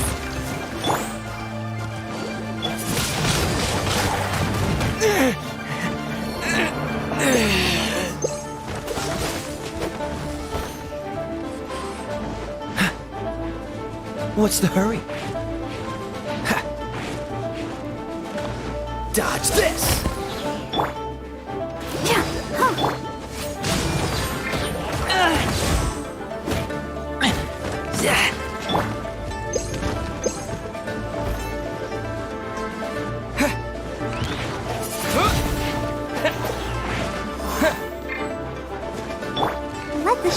begin.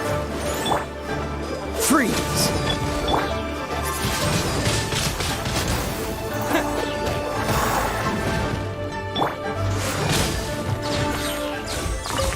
Two of the purple ones, not counting fusion. There are no more on the map. Here's hoping I got enough materials. Or else I have to start hunting the bigger ones.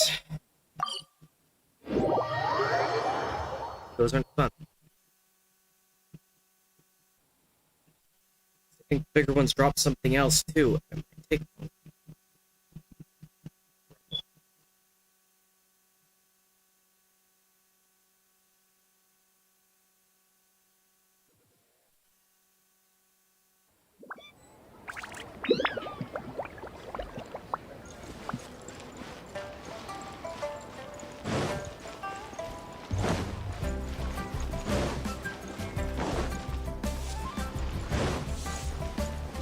I'm an idiot.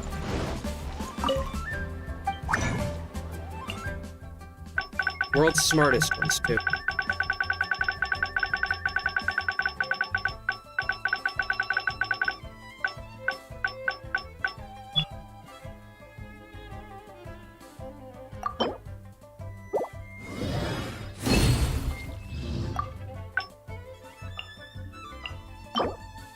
Probably not enough. Yet. Steam. I am exactly how many bones shy? 3 shy. Oh, you do not know how frustrating this is. I'm gonna have to wait till tomorrow. I mean, full on tomorrow. Unless, find something else in the book that drops those bones. Bigger ones. Really don't know if I can handle a bigger one right now.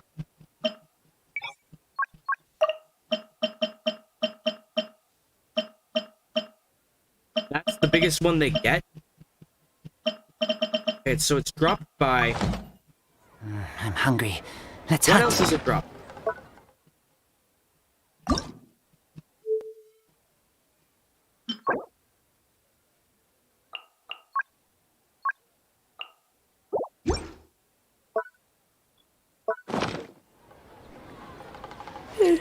Dropped by regular Geo.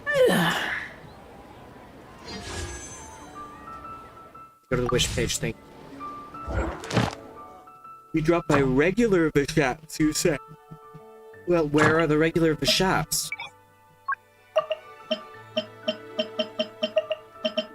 Sure as heck aren't easy.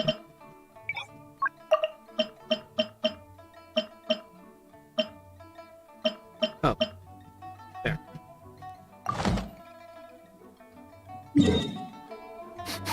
I smell rabbit. They also drop artifacts too, so there's a chance that we don't actually get the bones. Wonderful. Simply wonderful. See, I didn't realize the hatchlings were the easy form of this thing until I realized okay, one of these things is the boss. Oh.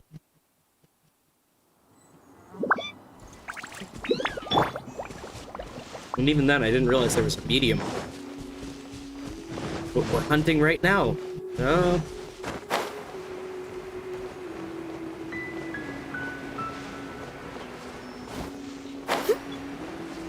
It sure is gonna be a real picnic. Go, Barbara, go! Oh, these did deduct me health for sliding. Yay!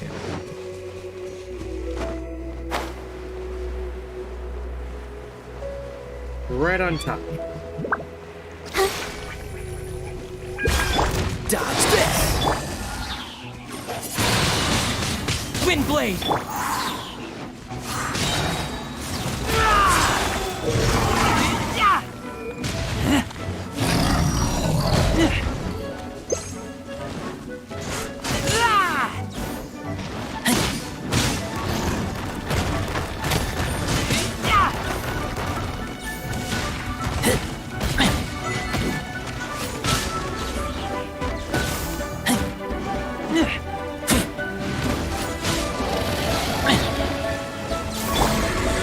I'll protect us. Freeze!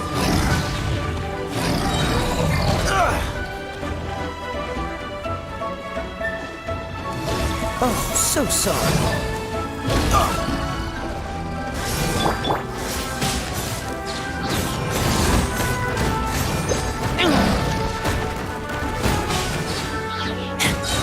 See why they drop our hats.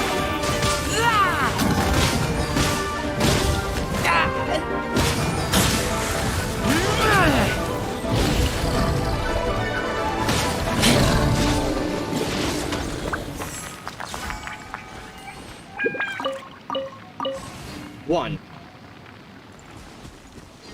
Two, possibly at most. Just one more. I think we have enough. At that point, I think we're going to be at the point where it's crystals that are fueling the level up process.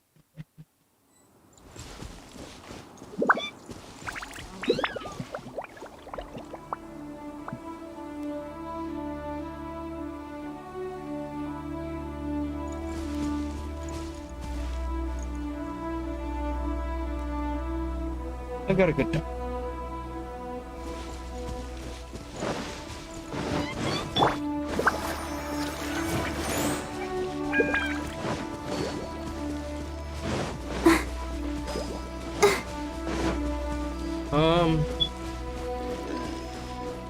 I just gotta make sure I don't accidentally trigger a fight with Hilly Churl.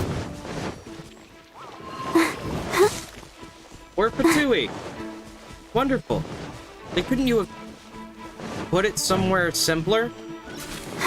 Like inside a domain?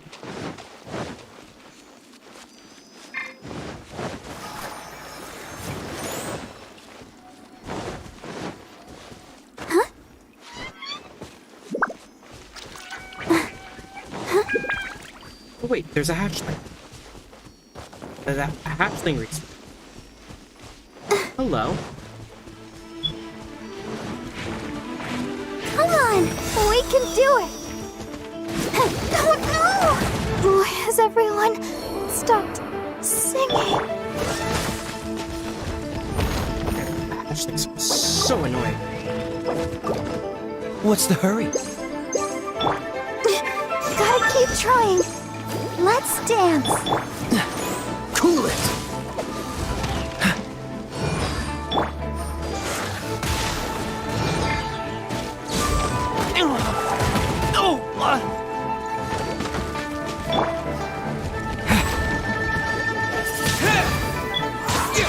With the wind!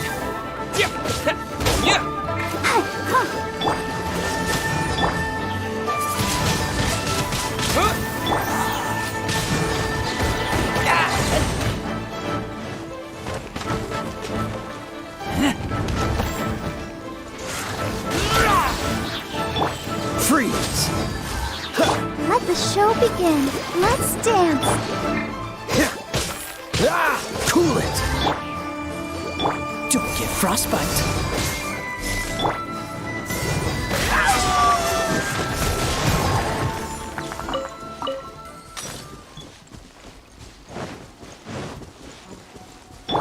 See if that was enough, because I really don't want to face another one. Loop.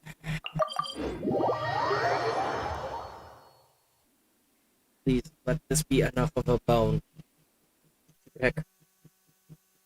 Please let this be enough bones to fuse together in order to save me the hassle.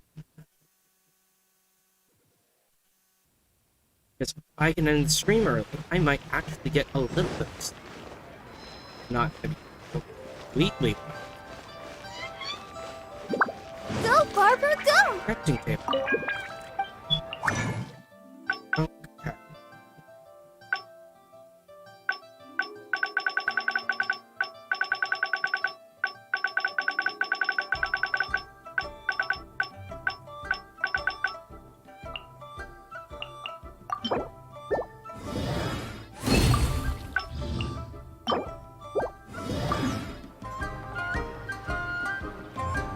Wait, let them be adjusted.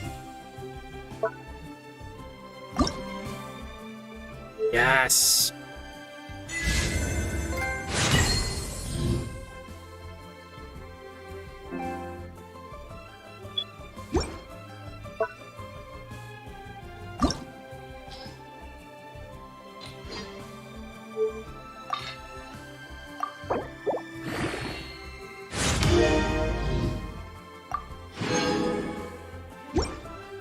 first level 90 weapon. I wonder when I'll be as tall as my big sister. Hold up, achievements. Send a weapon to phase 6.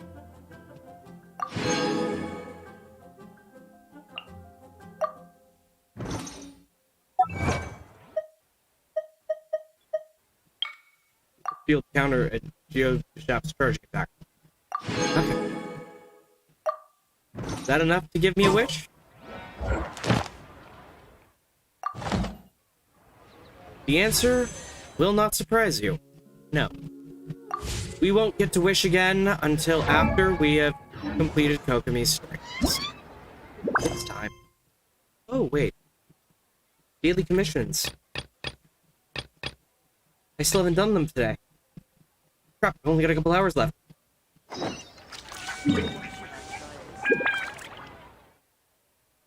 I actually will be able to make a wish before we go hang out with VocaMew.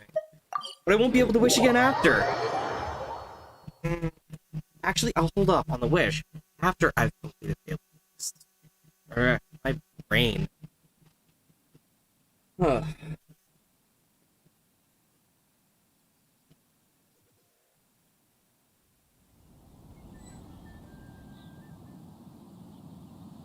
No new messages.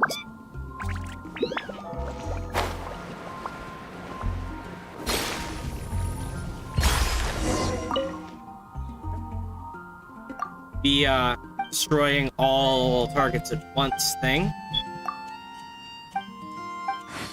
Huh. How can I smash all these training dummies at once?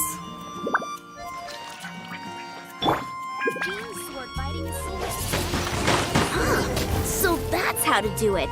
I'm impressed. So Ellen is now voiced part. That's interesting. Either that or they just finally implemented the voice missions. Crisis of Shields.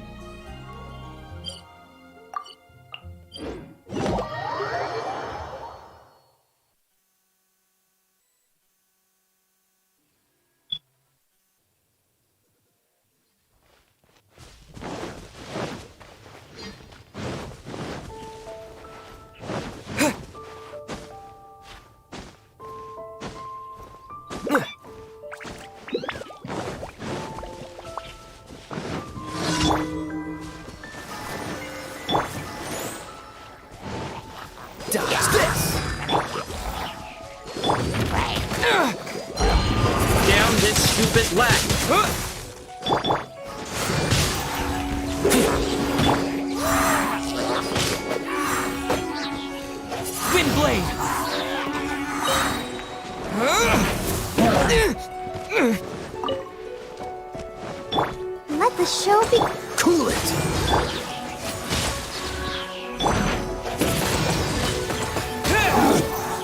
This moment will be frozen in time. Freeze!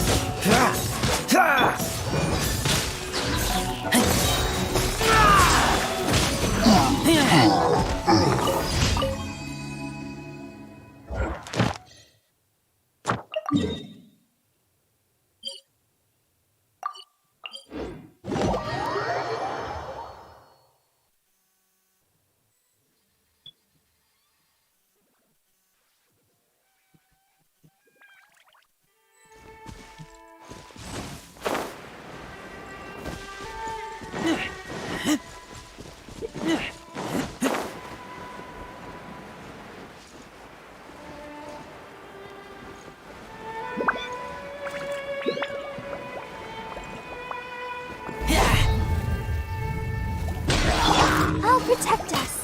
Dodge this!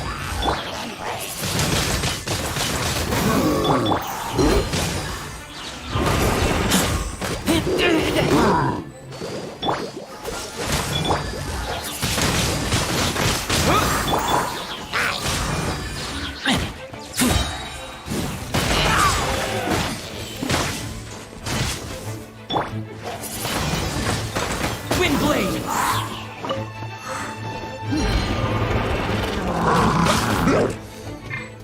Freeze!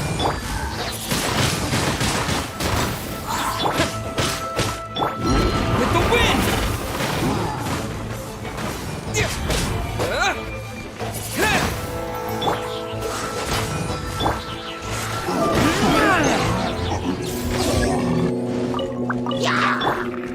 show begin. Oh, so sorry.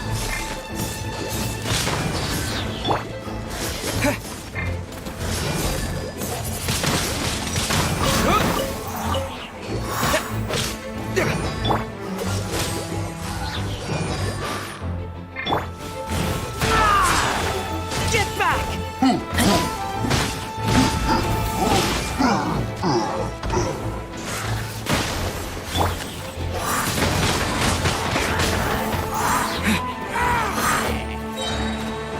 What? Disappear!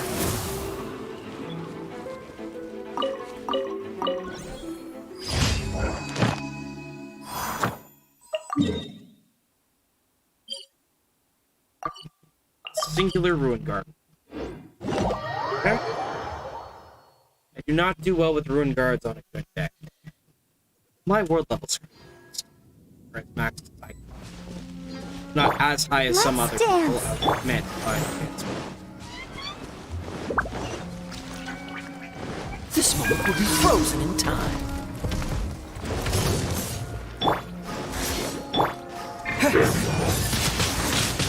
Windblade! Dodge this! Okay, that weakens its defense for a bit.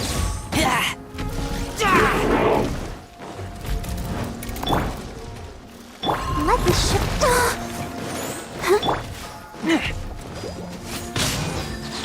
Cool it!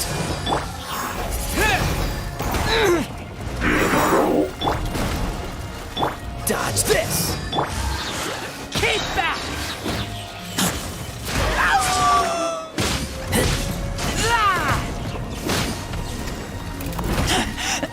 I taste blood. Ready, steady, go!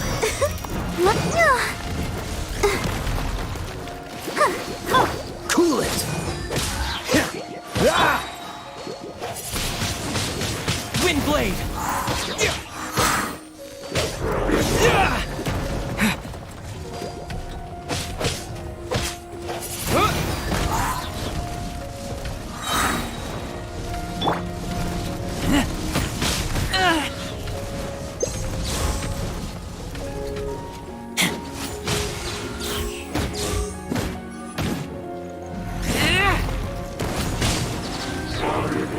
I'll protect us. Don't get frostbite.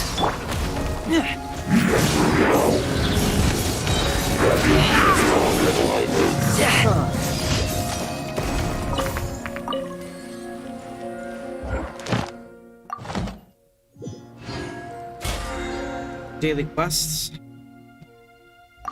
Huh. With that, Numa.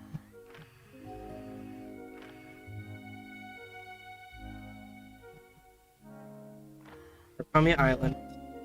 City.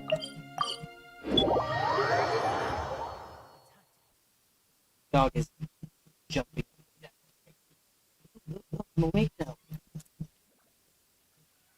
He's so cute.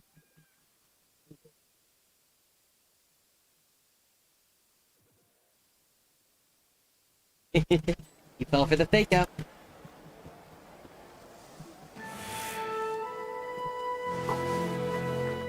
I know. I haven't slept yet. I get it.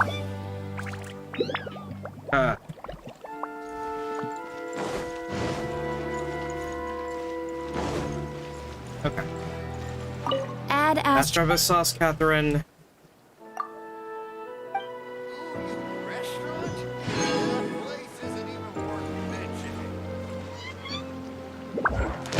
See, I actually can win. I'm not going to. We have one last thing to do before I end the stream. Oh.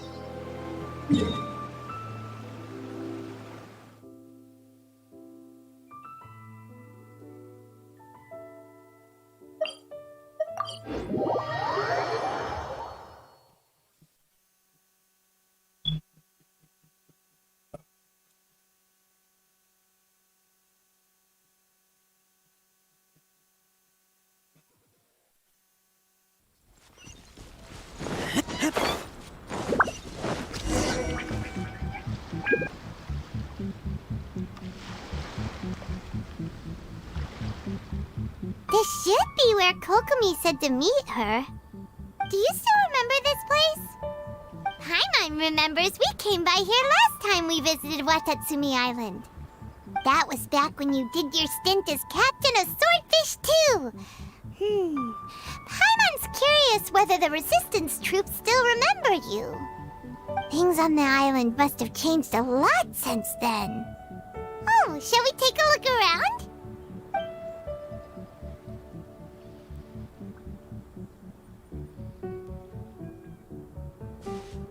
If the enemy outnumbers you, seek their weakness and exploit it. If you outnumber the enemy, seek unequivocal domination and crush them. Marauders on the waterfront are supplied by sea. Burning their ships is the path to success. General Goro, sir, do you have a verdict? More or less. From the directives left behind by Her Excellency, we can surmise that a Fatui ship is moored nearby.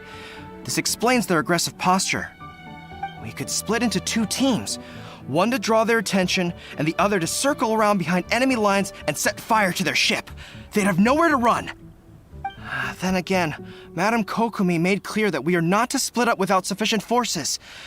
We'd risk being picked off one by one until our whole line of defense disintegrated. Sir, shall I send for reinforcements? I doubt there's time. Based on their movements, they'd likely be gone before our troops arrived.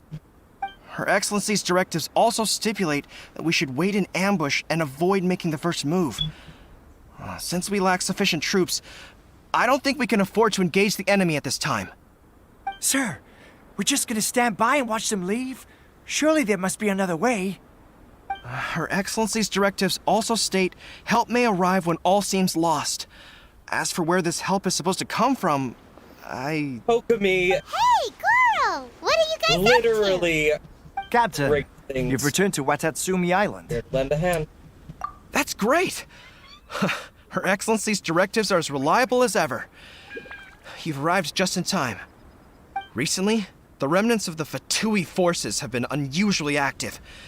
We've been monitoring their movements, waiting in ambush here. Unfortunately, we don't have the manpower to split into 2 teams. Can we ask you to keep them occupied? Hard to say no when it's the Fatui. Whatever they're planning, we won't let them get away with it. Good. There's not a moment to lose. We'll go behind enemy lines and sabotage their ship. Let's meet back here afterward. Watch yourselves. We'll be back shortly. Seems like the Resistance still remembers us. Come on, let's help them get this situation under control.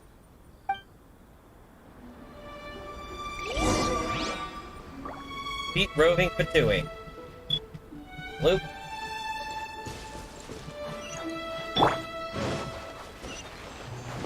Go, Barbara, go! Let's dance. Frozen. Crisp.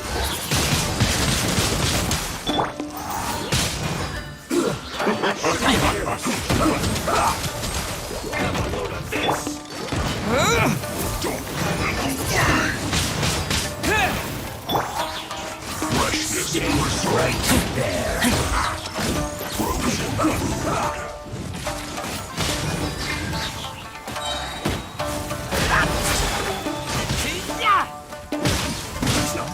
Chill to the bone. Let's end this quickly.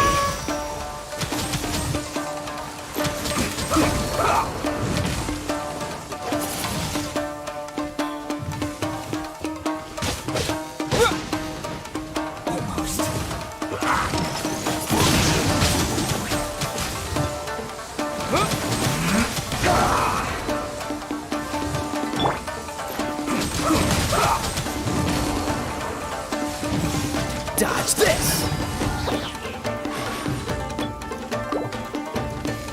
Let's end this quickly. Don't push your luck. Chill to the bone. Freeze! This is bad.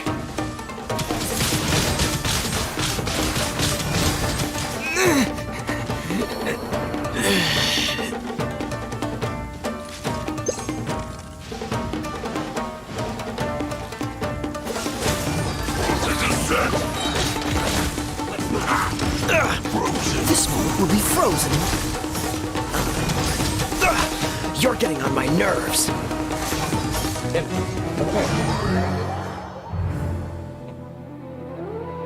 Wait. Be prepared. Right strategy, wrong.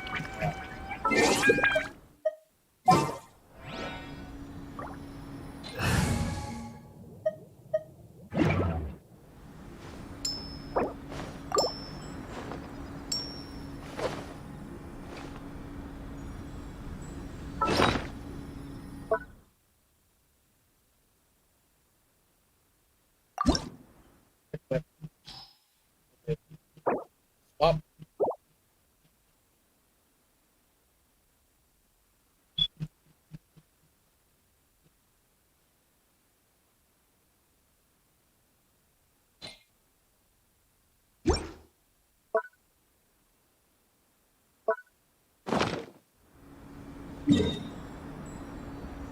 I didn't know you were such a slacker.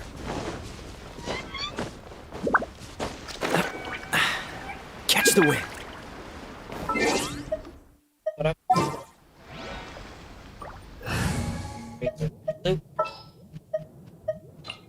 Let's finish this swiftly. Again.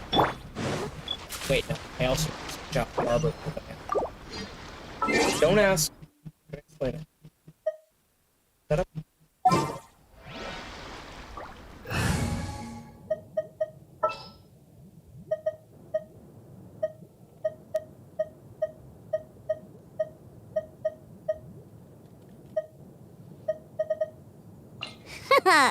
Leave it to me.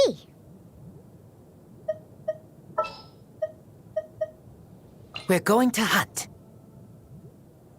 Nope.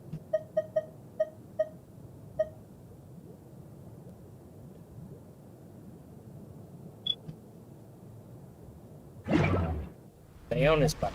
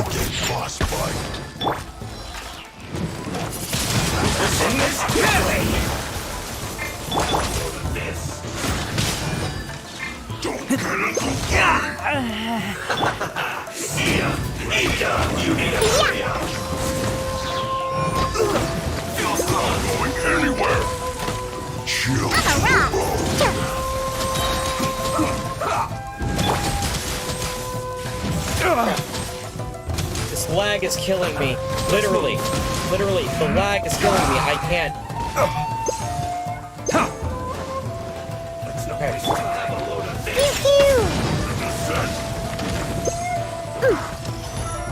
I lost the chance to use the healing ability because of the lag.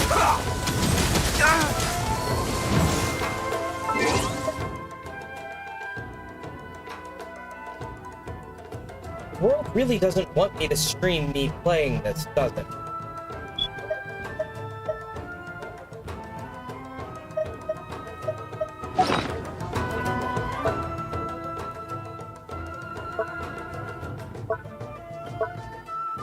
Yeah, literally. 1, 2. 2 seconds delay. Full 2 seconds.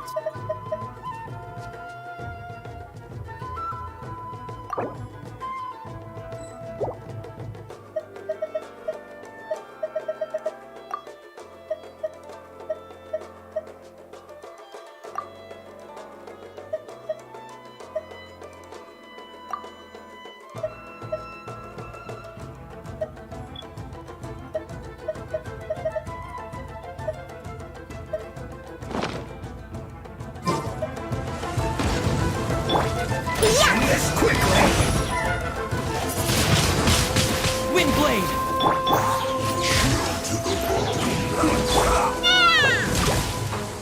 Sweet fairy!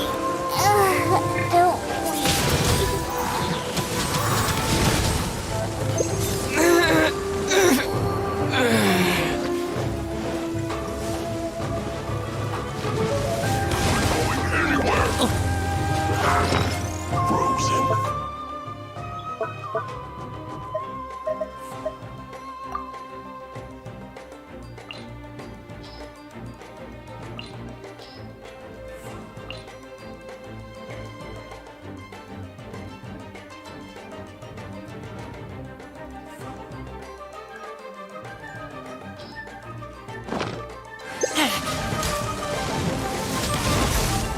That's why it wasn't working.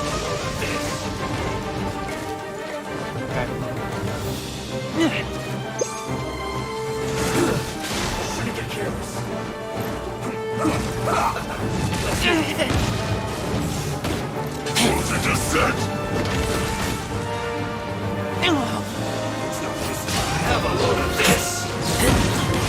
Anywhere! Chill to the bone! Let's move!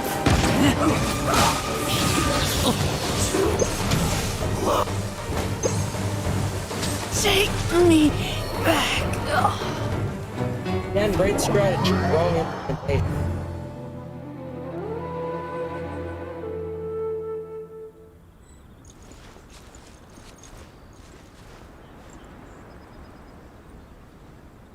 Huh.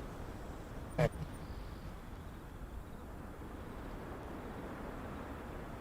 Plan.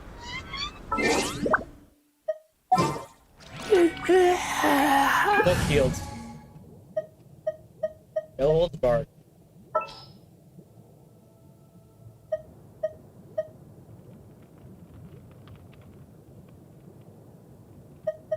Don't disappoint me.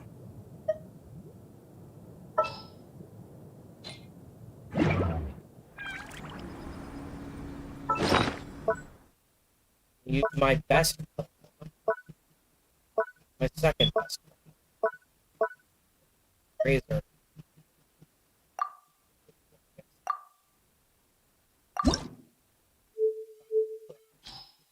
Swap out the fish.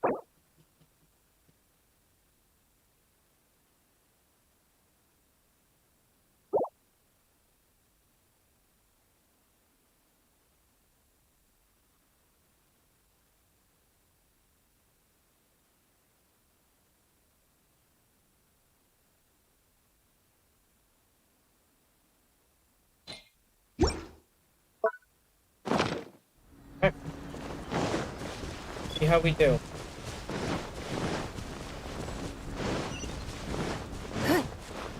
Along the food holds up too.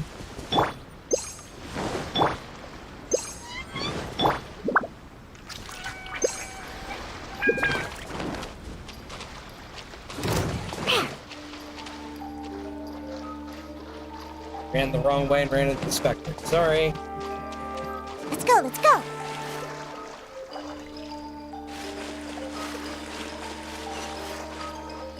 Ha! I'm here! Almost. Shaken and stirred! Gee, Your life is mine. Give up.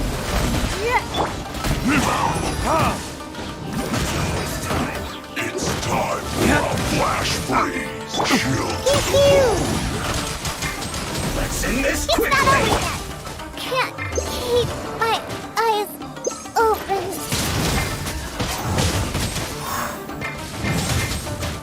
This is not the end.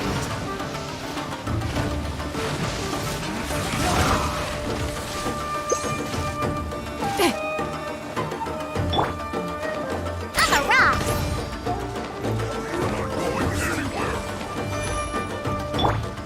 Don't waste my time.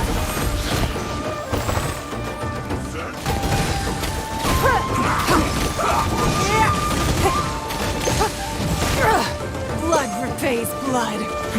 Give up. It's nothing. Let's end this quickly! Oh, Snow White.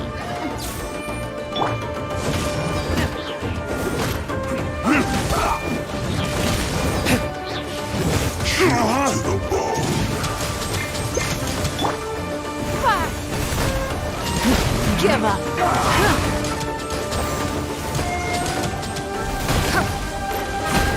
It's nothing. Burn! This is bad.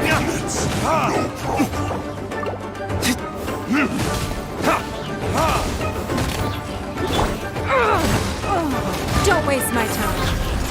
Flash Frost!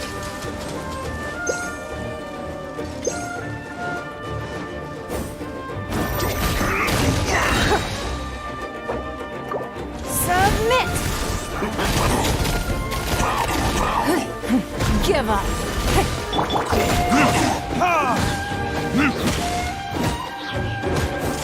Flash Frost! 2, 1.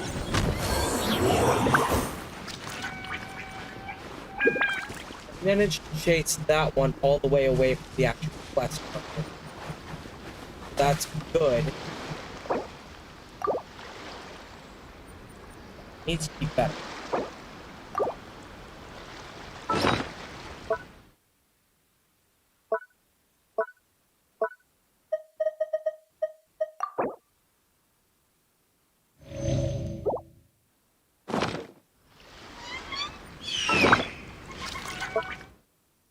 Okay.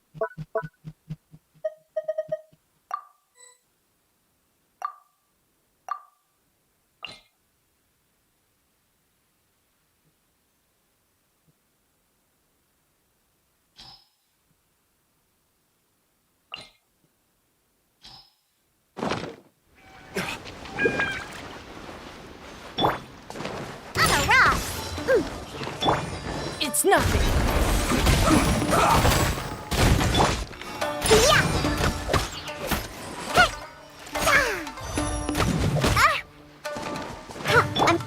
Time for retribution! Give up. Don't waste my time. Your life is mine.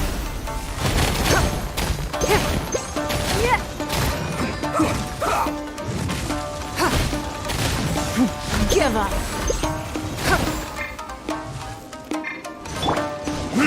Let's end this quickly!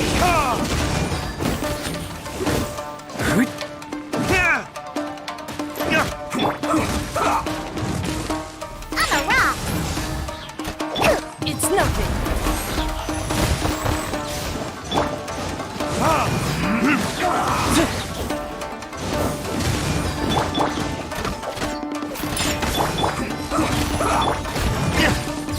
Verdict is...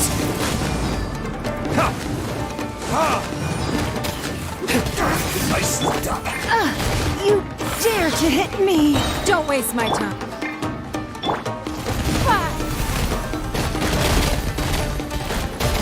It's nothing.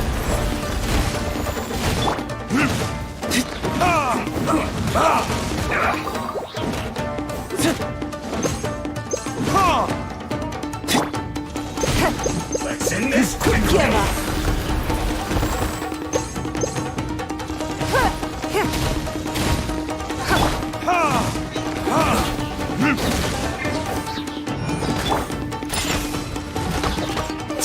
It's nothing.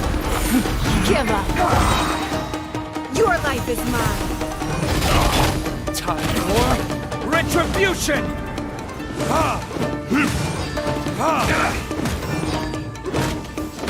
I will end. Yeah, comrades! They've set the ship on fire! An arson attack! Curse them! They leave us no choice but to attack! Comrades, let's make them regret it!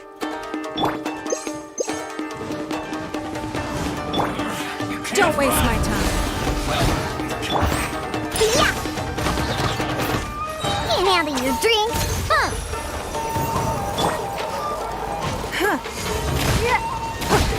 It's not. Give up. Get it together! Windblade! I see through you! Killjoy! We've only just begun!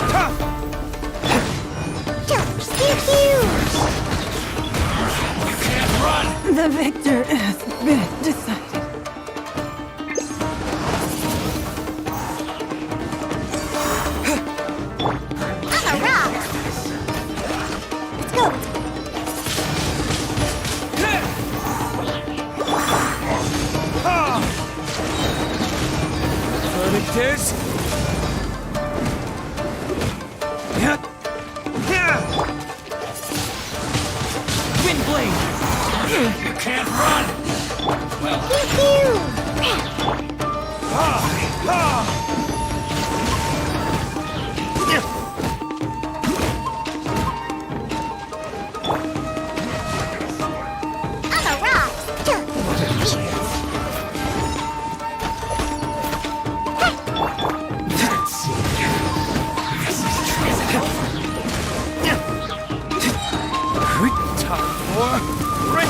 shit! I see through you! Who's this? First, don't be a killjoy! We've only just begun! With the wind! I must collect myself. You can't run! Don't be a killjoy! We've only just begun! Not breaking a sweat!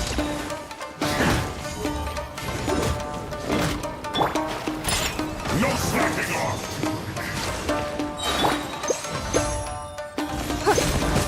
It's nothing.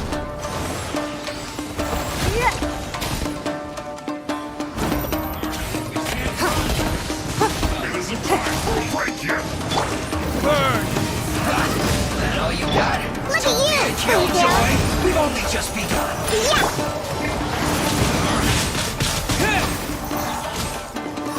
You can't run! This should be fun! Yeah!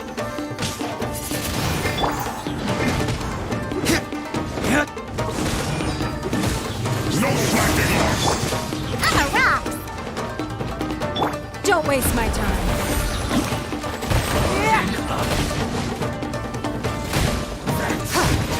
Not breaking a sweat! It's not over yet. It isn't time for a break yet! Windblade!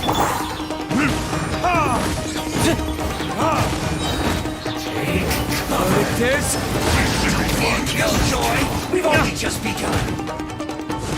This isn't over! Disappear! I see through you! You can't run! Sweet fairy.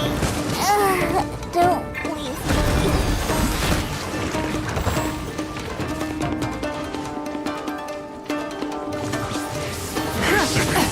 Rude! Don't be a killjoy! It's no just begun! Must get it together! Your life is mine. Give up. No slacking off!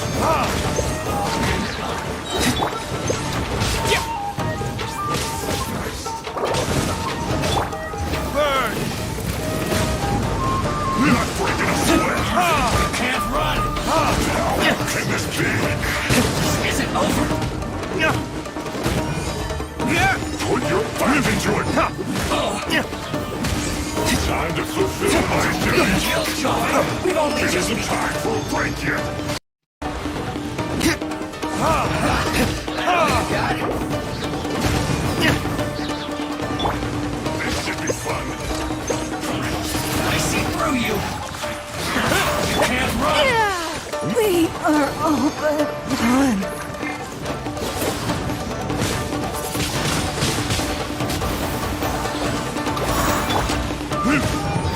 Verdigers? It isn't time for a break yet! Okay. Second wave. So, okay. So we've got two healers.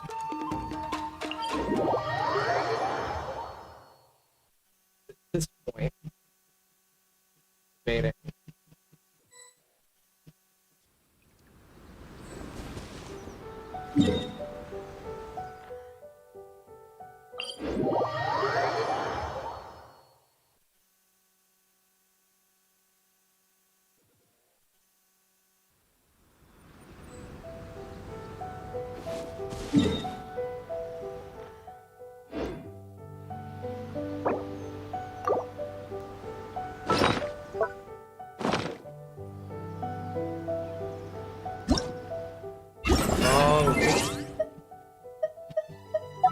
Play with the event that we got.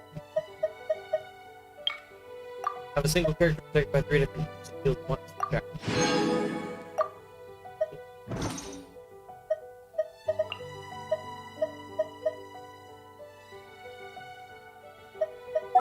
Already set up.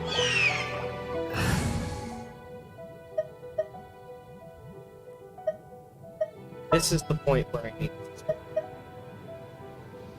I'll watch your back.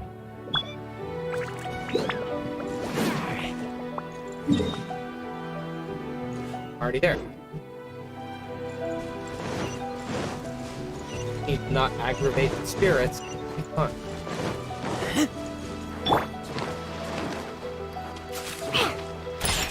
Time to work.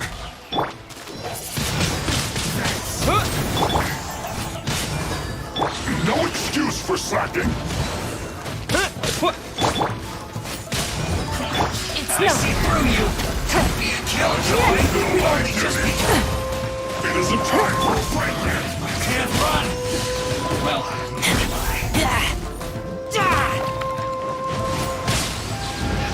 don't be a killjoy. We've only just begun. Take out the healer first. Lupical! My Lupical! Take the healer first. Crap. Be a kill. Why is this lag? Just why is this lag?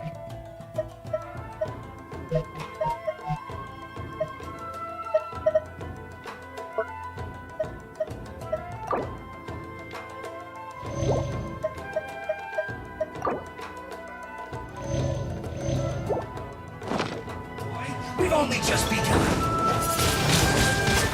No slacking off. Yeah!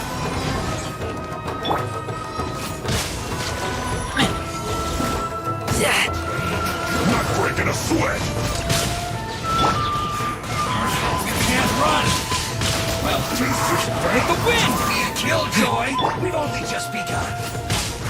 This isn't over. My work.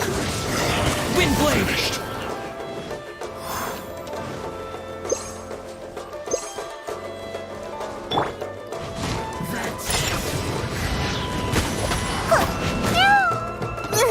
Oh, I smell wine.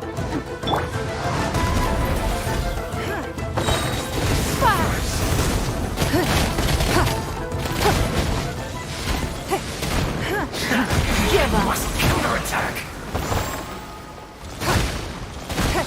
Get it together.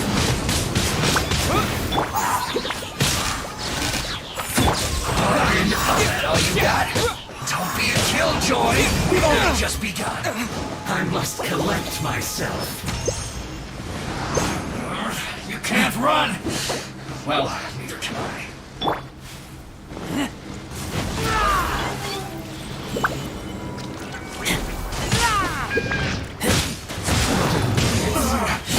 Looks like I went too far. Submit! It's nothing.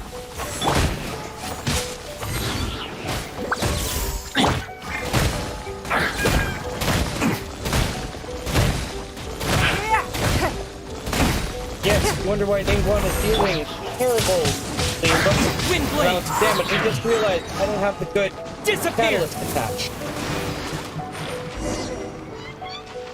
Okay.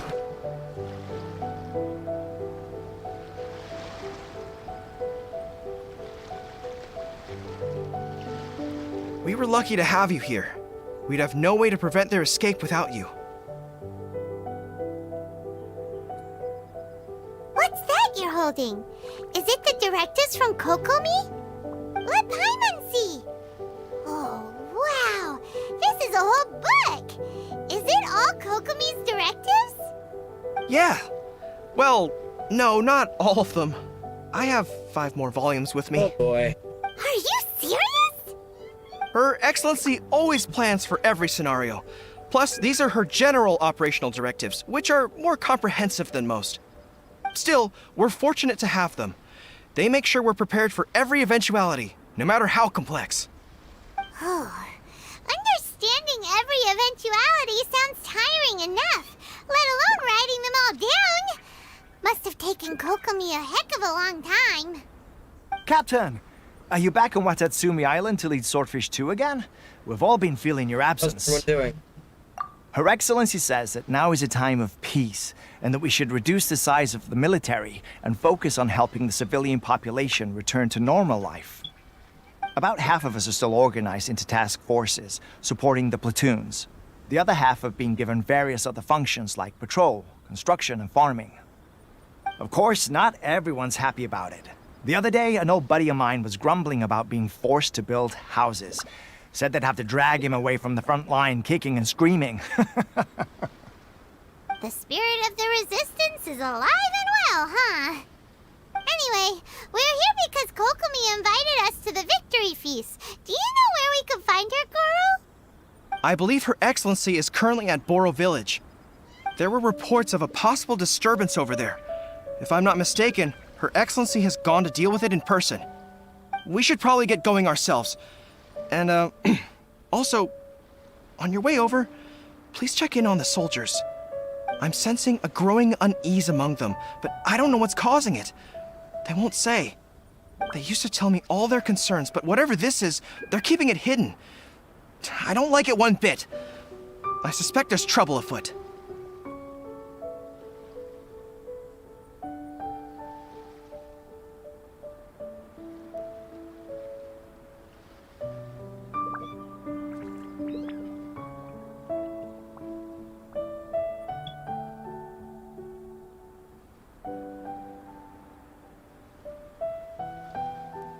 I'll see what I can do.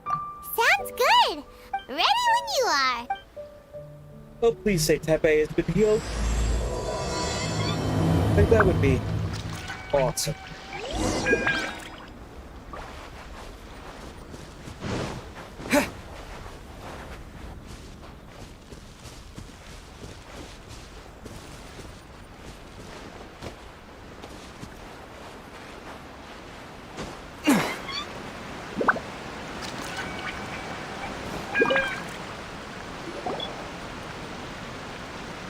Wait, aren't you Captain of Swordfish too? Oh, it is you! Oh, you have our gratitude. I wasn't with Swordfish 2, but I did see you in Tatarasuna. Oh, you really gave it to those shogunate samurai in the fight of honor. Oh, it was quite the show. Is there anything you need from me? I'm at your service. People are a bit on edge these days. On edge, you say? Oh, yeah. Yeah, I've noticed it too. In fairness, the battle isn't long over, and, well, perhaps it isn't quite over for them. You know what I mean? Every single person looked death in the face that day. It's not an experience you forget in a hurry. Huh? Victory's declared, and all of a sudden, the fighting's over. But people can't just snap back into normal life again. I think things will improve, but it's gonna take some time. I don't know what else it could be, but what I do know is that as long as Her Excellency is with us, Watatsumi Island is safe. And all the more so now that you're back. Seriously, if there's ever anything you need, just say the word. What a nice guy. Let's go ask some other people.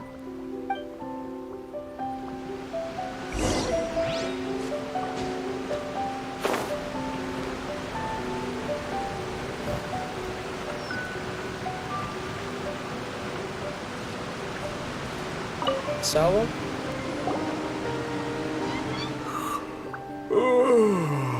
Peace at last. Living the dream.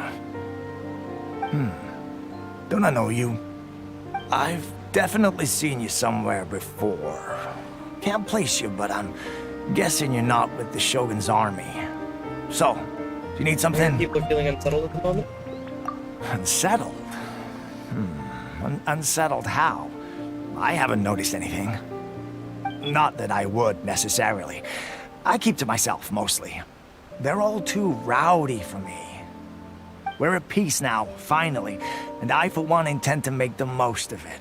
My life right now is about two things and two things only. The sun and the sea breeze. Sorry that I can't be more help to you. I'll tell you someone you could ask, though. San Gonamiya. She knows everything. Huh. Seems he's about to fall asleep. Let's leave him to rest and go find someone else to ask.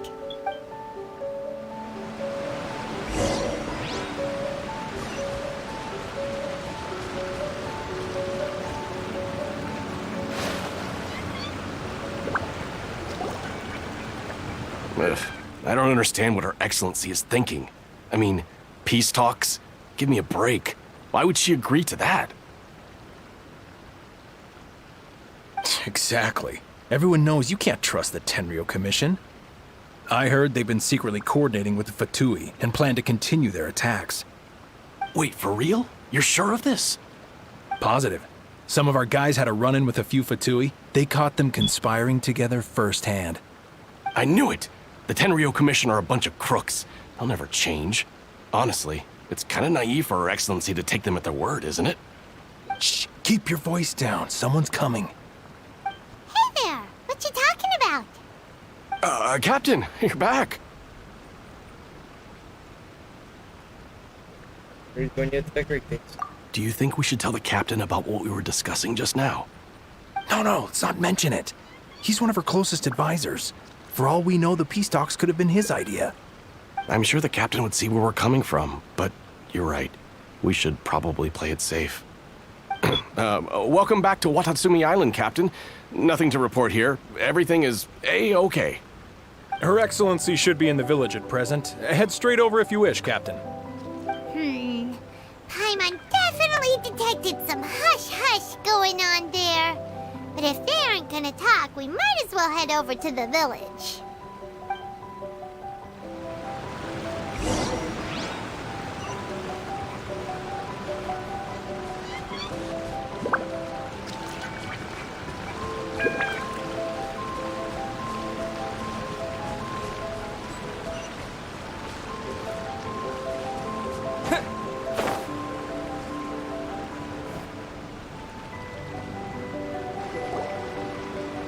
Admit it!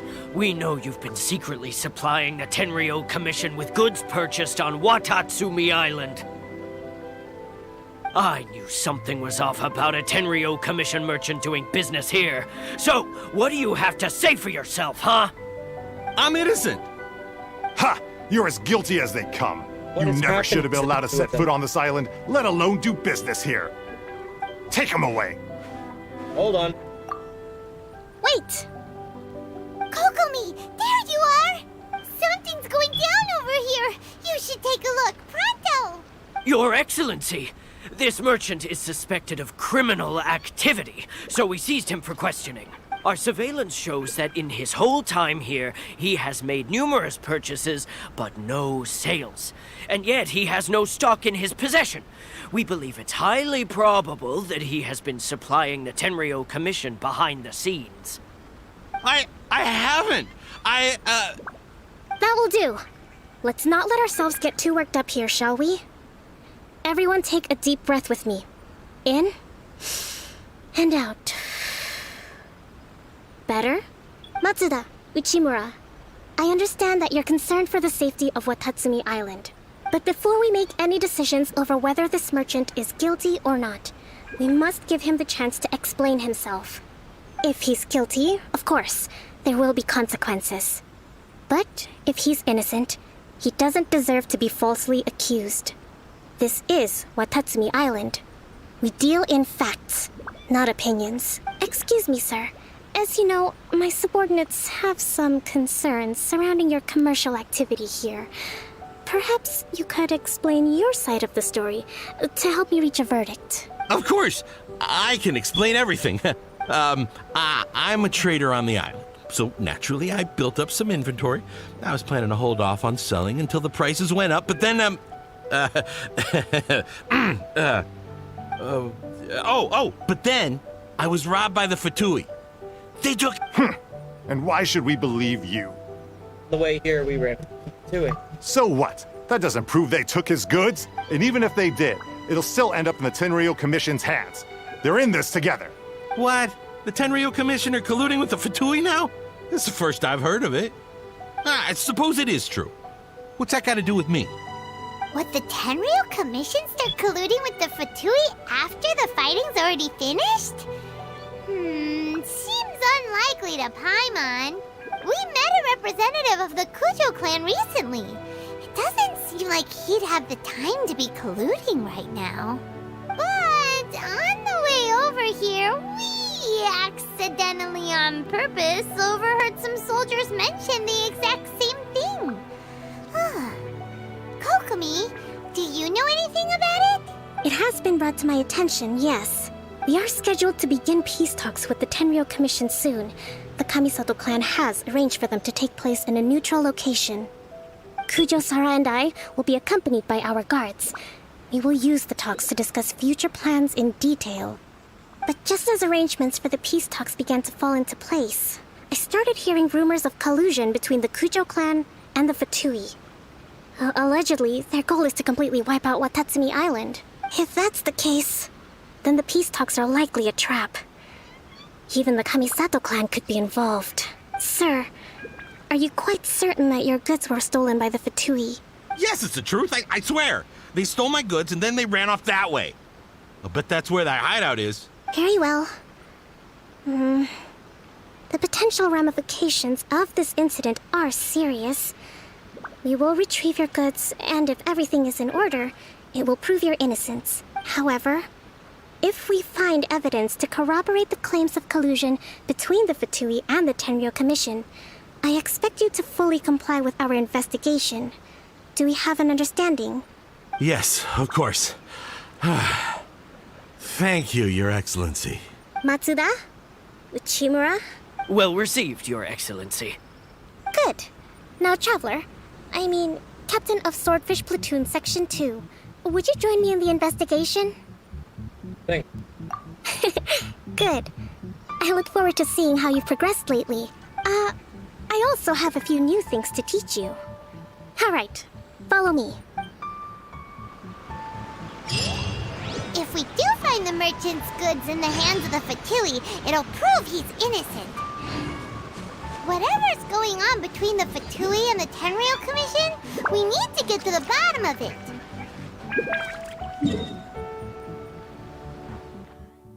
Dollars to donuts. I believe Eric figured it out. I think that little mini negotiation that we have. Calm people down. Sorry, that's just the kind of person VocaMew is. Thinks more than 20 steps ahead of everything.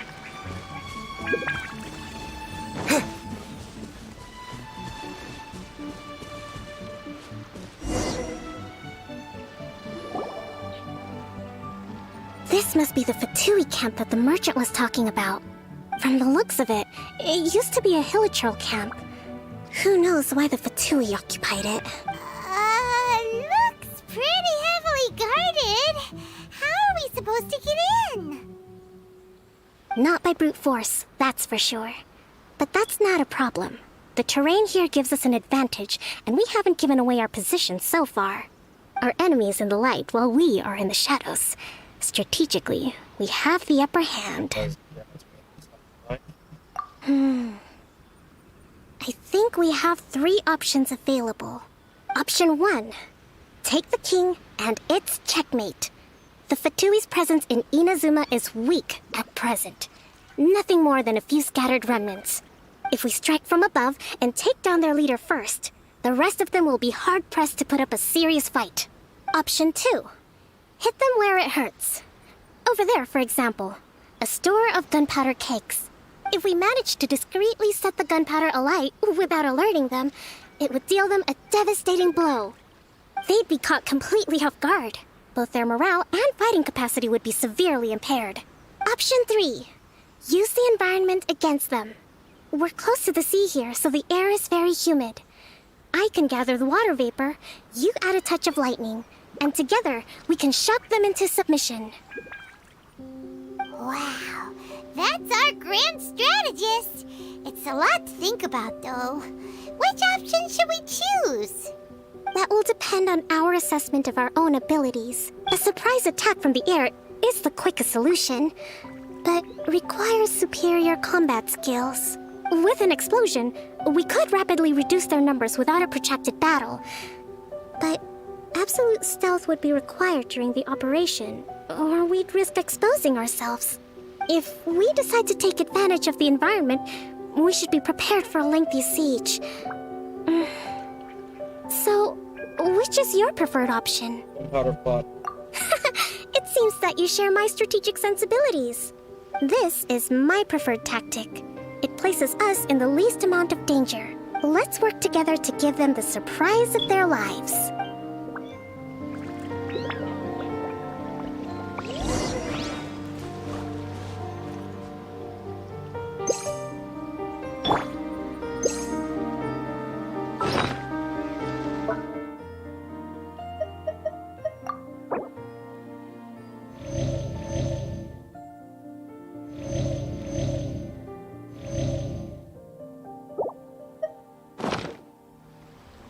Fixing the NRE again.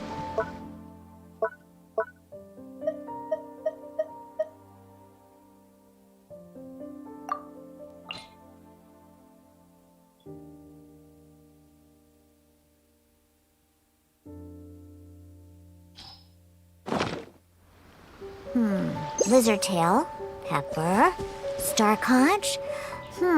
What else do I need to create the most dreadfully disgusting cocktail?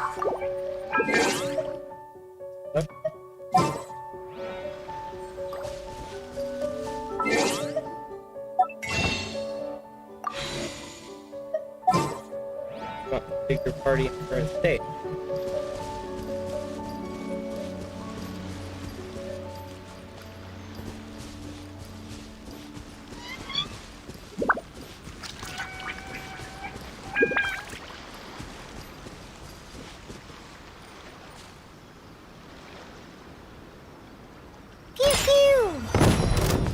The explosion was roughly the size I expected. Hopefully we've given them a fright.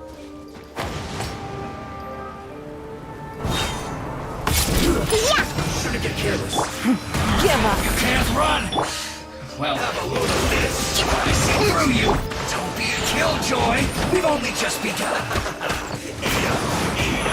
You can't run! Well, don't waste my time. well done. Think you can bully me? Don't be a killjoy. We've only just Hold the begun. line! Is that all you got?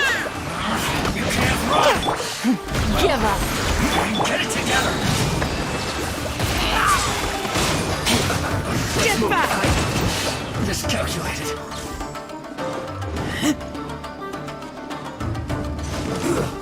Shouldn't get careless. Have a load of this.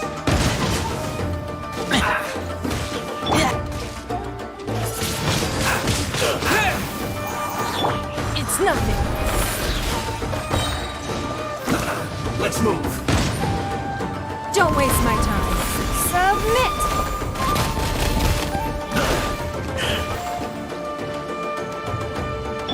Have a load of this.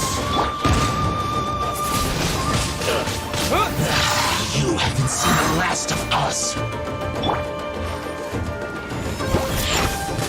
Don't be a killjoy. We've only just begun.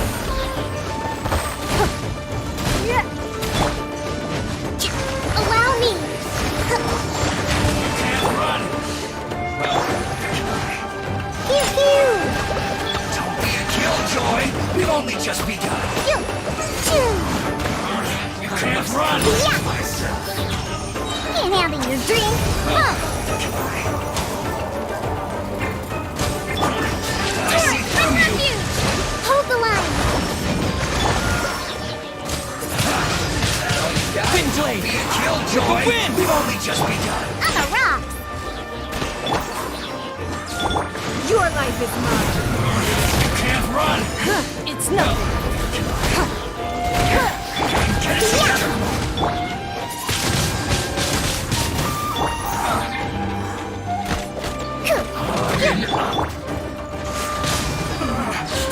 Looks like I went too far. Must counterattack.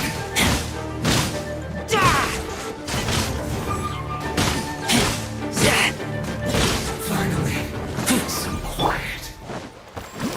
Pay your dues. Thrust and rebuild!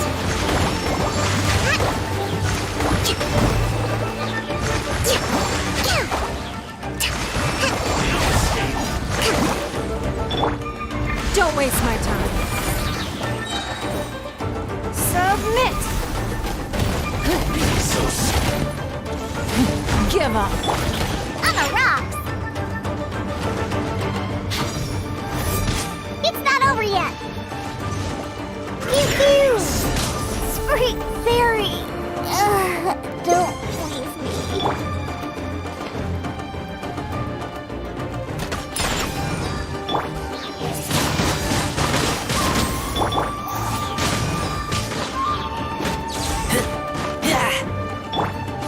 Covenant of the Deep!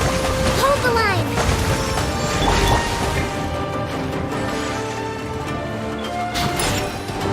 Can't keep my eyes open.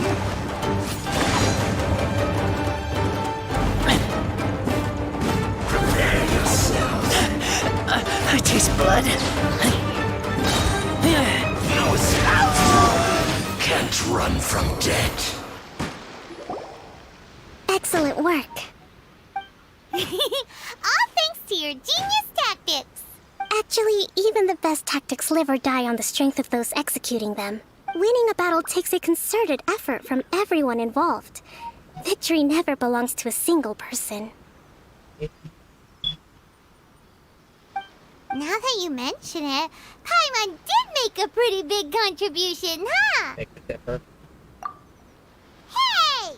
I must admit, I wasn't expecting to find the Fatui laying low in a Hilichurl camp. Presumably, they've been operating out of here in secret for quite some time.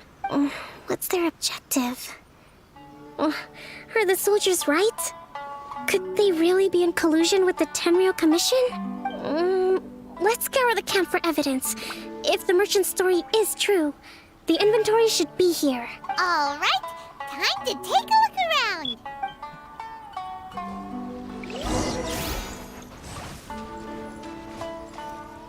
So these are the Fatui food supplies?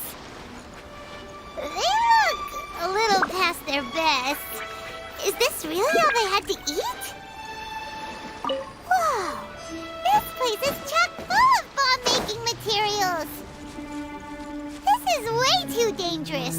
We should tell Kokomi right away and figure out the best way to deal with it. Hey, look here! Could these belong to the merchant? There's a lot of stuff. Some of it has the Tenryou Commission emblem. Yep, this has gotta be it.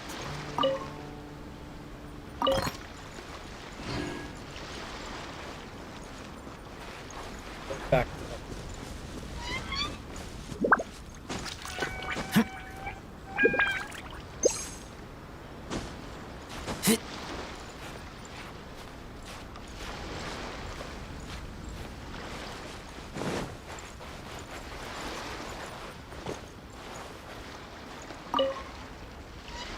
Kokomi! Kokomi! We found the merchant's stuff! Look! I see. Bro? Oh, nothing. I just zoned out for a moment. Let's see here. Yes, these are the stolen goods, all right. Food, medicine, farming tools. All essential for post-war recovery. And he was probably stockpiling them until he could make a handsome profit. By contrast, it's doubtful that the Tenryou Commission has any need of these items, so the idea that he was supplying them doesn't make a lot of sense. In all likelihood, he's just an opportunistic merchant. Nothing quite as scandalous as Matsuda and Uchimura had imagined. He's hardly a saint, though, right? How could he stockpile things that people are desperate for? We're not just gonna give them back to him and let him go, are we? It doesn't feel right. Don't worry, I had already foreseen this. In my recently issued post-war temporary decree, I included restrictions on the prices of essential everyday goods. These items will ultimately reach the people at a reasonable price. If he had taken the time to read the decree, it's unlikely he ever would have ended up in this predicament. Kokomi, you think of everything! I wish that were true. Take this alleged collusion between the Tenryou Commission and the Fatui, for example. I'm still completely stumped. The low energy doesn't exactly help. Huh? What do you mean by that? Nothing. Come on, let's take the goods back. It's not long now until the victory feast. It'll be a race against the clock to get all of this resolved before it starts. Got it! First we mend the peace, then we attend the feast!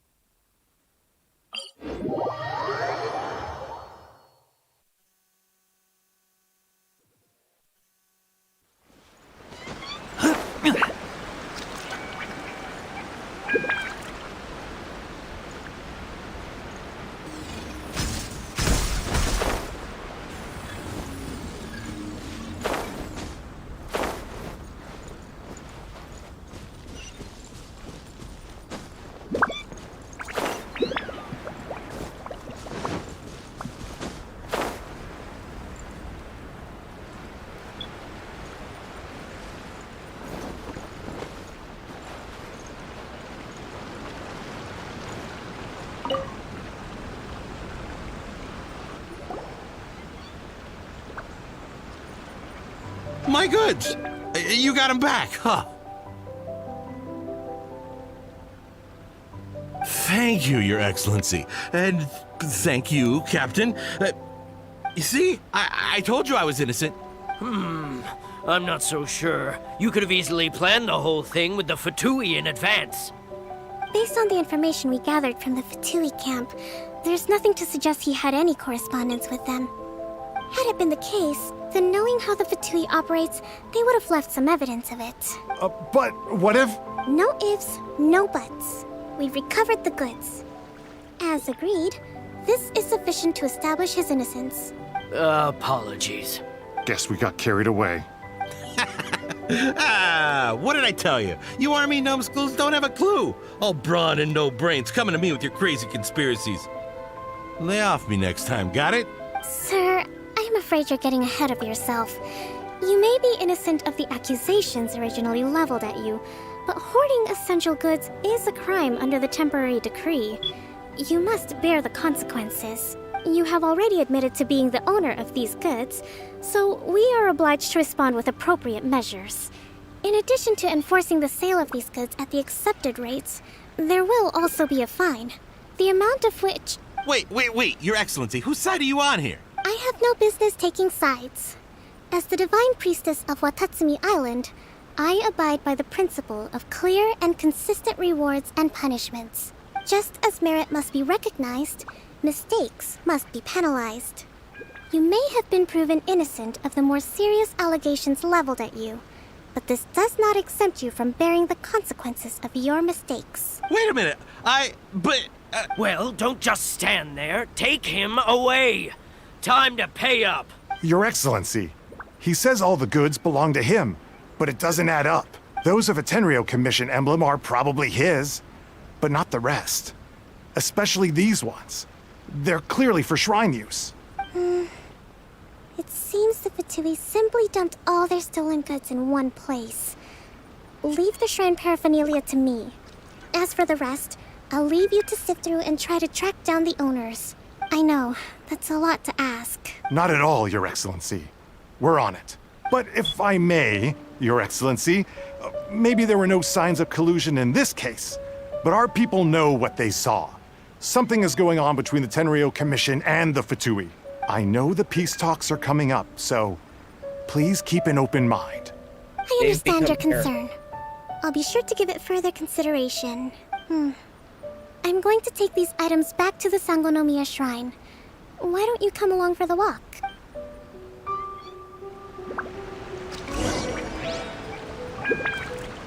Watatsumi Island observes... I'm sorry, I didn't mean to interrupt her. Sorry.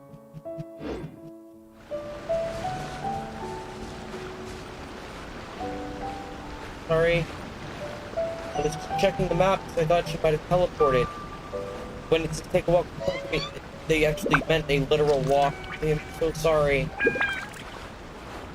I'm hoping that it wasn't a full monologue that I interrupted.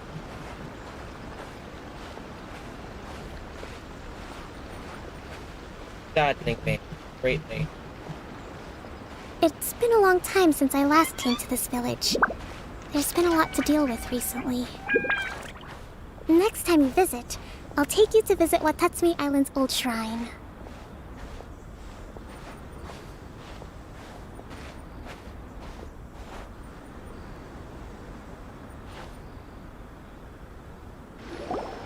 You know, the earliest shrine on Watatsumi Island was not located in Sangonomiya. It was close to the Statue of the Seven. Back then, the people of this island recognized the shogun's existence, despite not venerating her as the shogunate do. But after she struck down our protector deity, the shrine was abandoned. Relations between Watatsumi Island and the shogunate have soured ever since. Mistrust has become deep-rooted over time. I've been hoping to raise all this at the peace talks and discuss it properly. Grievances have to be let go That eventually. I finish all of my outstanding Your Excellency, mainline quests. what brings you out this way on your busy schedule? I'm doing it. Oh my, you're looking a little worse for wear. You need to take better care of yourself, okay? All of our fates depend on you.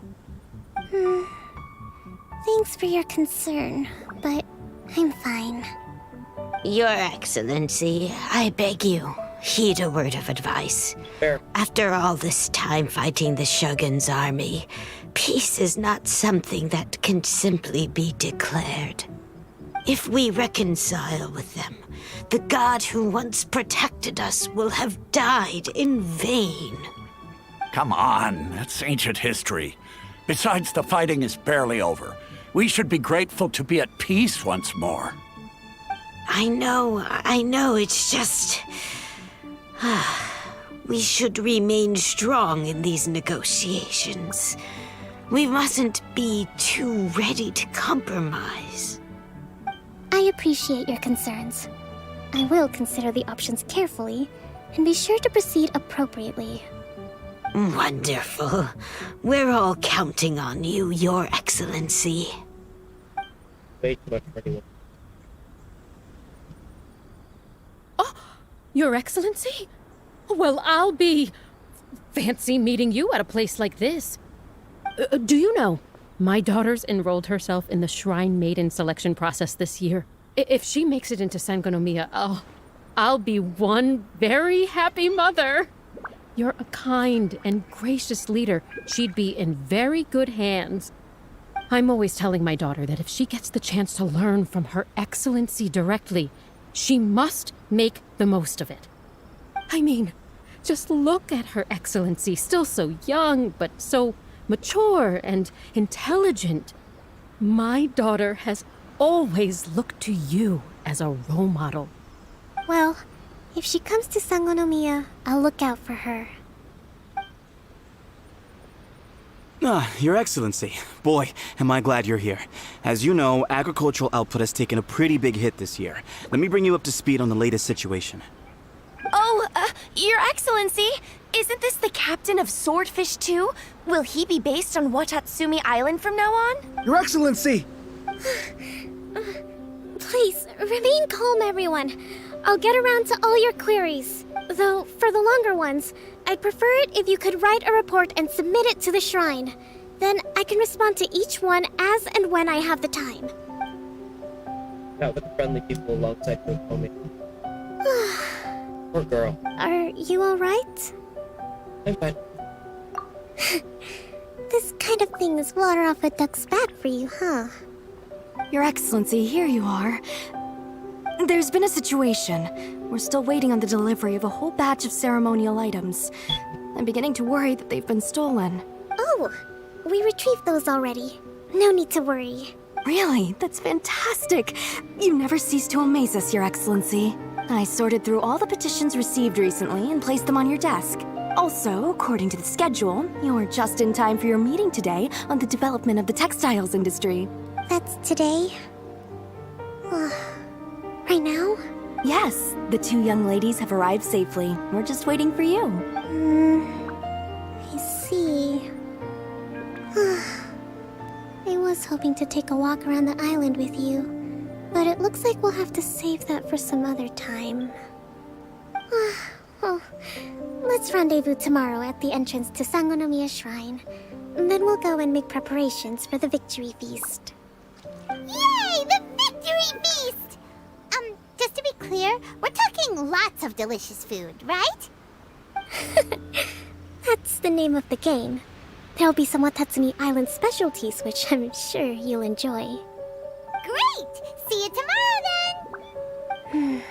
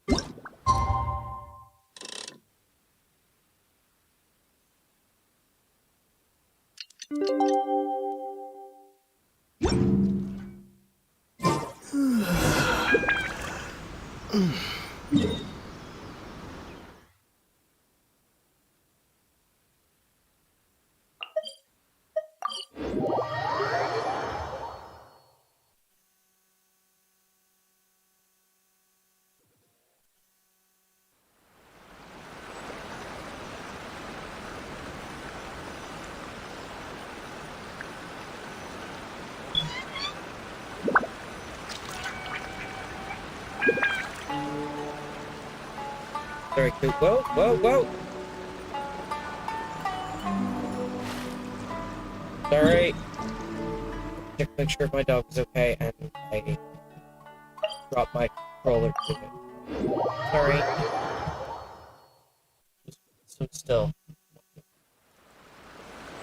Okay.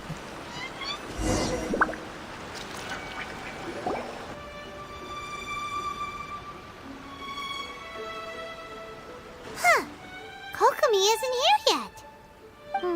That's weird. She doesn't seem like the type to show up late to things. Let's wait a little longer.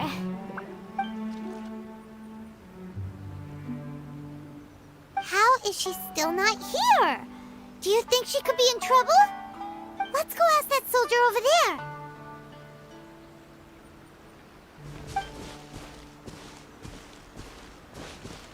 Are you looking for Her Excellency? I'm afraid she isn't here at the moment. I don't know where she's gone. So strange. Guess we should just call it a rain check then? Not necessarily.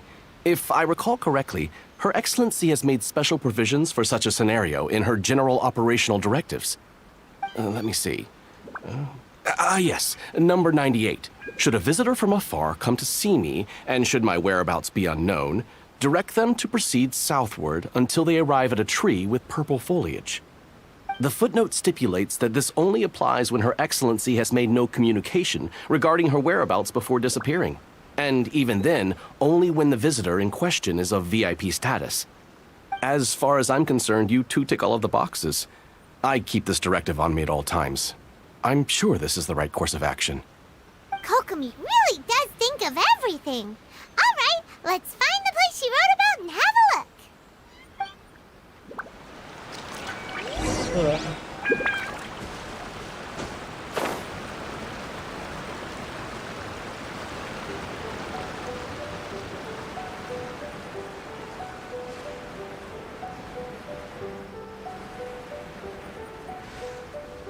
Oh yeah.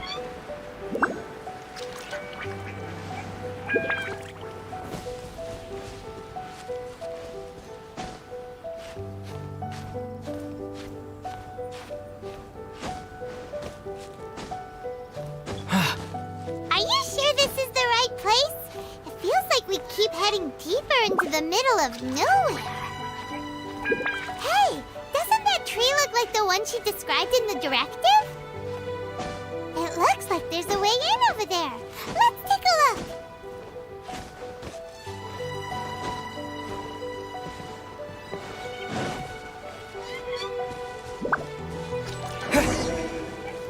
She's hiding. Of course she's hiding. VocaMew! So this is where you ran off to. We were gonna meet up and get things ready for the victory feast today. What happened? It's you. I apologize. I'm not feeling my usual self today. You got sick? We'll go find a doctor right away! No. It's nothing like that. It's just... my energy is completely spent. You run on energy? You mean you're like a ruin guard? No, it's just a figure of speech. I'm ashamed to admit it, but I can't always be the infinitely capable person I present myself as. Since things are getting... You noticed? I guess I haven't quite mastered the ability to hide how I'm feeling. I'll keep working at it. To be honest, I'm not really cut out to be a leader. At first, my dream was to read up on military strategy and perhaps become an advisor. Constantly communicating with people, trying to retain their morale, having to read between the lines, making sure everyone gets the recognition they deserve. It's such hard work. You're somehow supposed to make people feel wonderful, just from being in your presence, while also commanding their respect. It doesn't come naturally to me. And truth be told, it's something I never wanted for myself. But because of my bloodline, I was always going to end up being the divine priestess, sooner or later. Like it or not, it's just the way it is. So, whenever I feel overwhelmed, I come here to just lose myself in a book and relax for a while. Don't worry, it doesn't affect my work. I handed over preparations for the victory feast to someone else. I have to make a speech tonight, and I mustn't give the troops any reason to suspect that something could be wrong. This peace was hard won, and I want them to feel at ease. Is there anything we can do to help? I should be feeling energized again soon if I hold off on work for a little longer. If only there was some way I could listen to a good read on military strategy. I'm sure that'd speed up the process. I was reading a book last time I was here, but I only got about halfway through. Where did I put it? We'll find it for you, and then we'll read it out to you to help you recover. You do that for me? Thank you. I'm really lucky you came back to Watatsumi Island.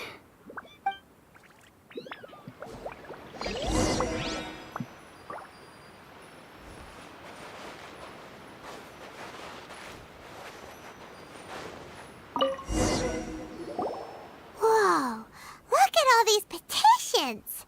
So does VocaMew make time to deal with these even when she's resting? Sangonomiya Events Cash Flow Statement. Consolidated Annual Report on Fishing Production. Watatsumi Island Monthly Maintenance Expenses Breakdown? Yep. This is a lot of work for one person, and it's on top of all the directives she has to write and the people she has to meet day to day. It's no wonder she gets burnt out from time to time. Let's track down that book and help her feel like herself again.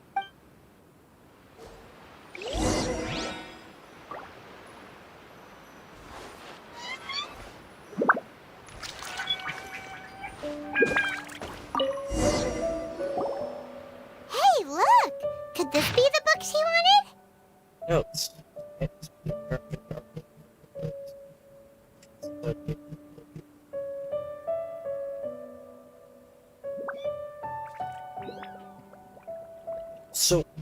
energy is literally, she can measure how burnt out she is. She is. Swordfish Captain came back today. Energy +4. That's just, Did was all time. Give it here. That's her diary. Guess that was the wrong one. Let's keep looking.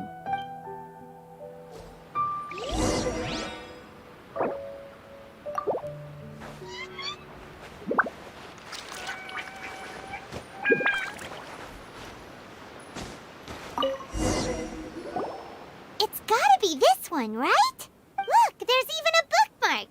None of the other books have one, so she must have finished reading those already. Ooh, it's pretty dense. Paimon doesn't understand a thing. Well, let's take it over and read it to her.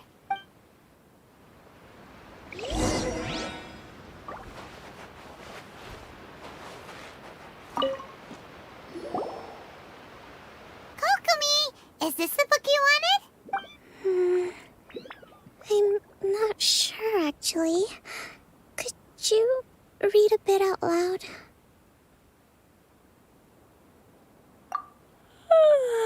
Yes, that's the one. Thank you. Who read Kokomi from favorite military? Kokomi? Oh no, she's fallen asleep. What are we gonna do? Tonight's the victory feast. Not to mention that the peace talks are just around the corner. She's got so much to do. You sure that's a good idea? She does look pretty exhausted. Guess there's still some time to go too. Alright, let's keep her company while she rests. Avoid disaster. Protect peace at all costs. The war's over. Things are slowly getting better. She's writing her speech in her sleep. Did you see?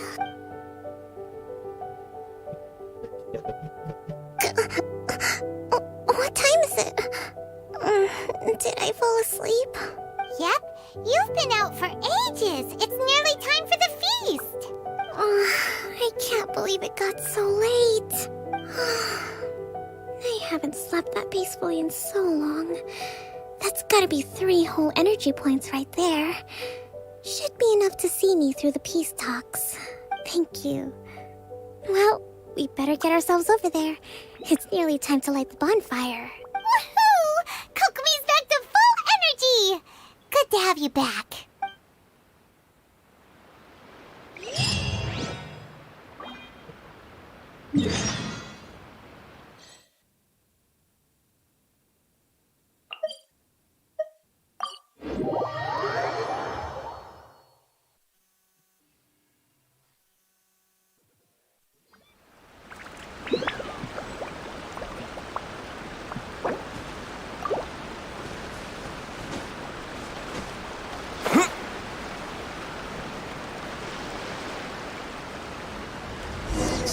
Paramedic.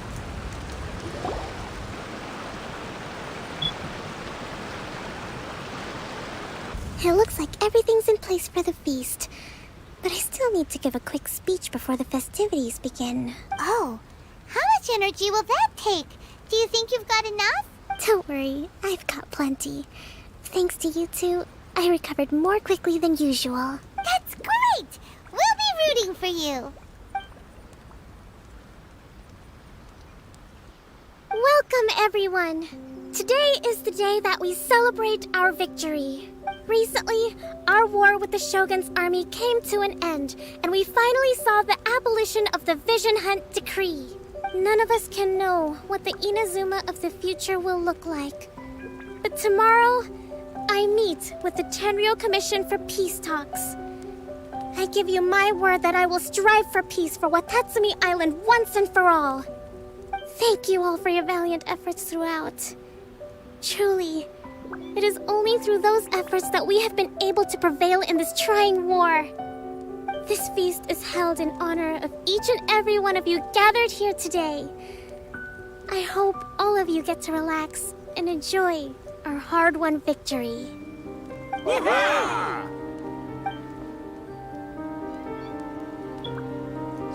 Tonight seems to have gone off without a hitch. I'm so glad it's all going smoothly. People tend to be more open when they're in a good mood. Could I ask you to go around and see what information you can gather? I still have no further leads regarding the issue of potential collusion between the Tenryou Commission and the Fatui. And I'm concerned that something might happen at tomorrow's peace talks. Okay, sure. We'll go ask around.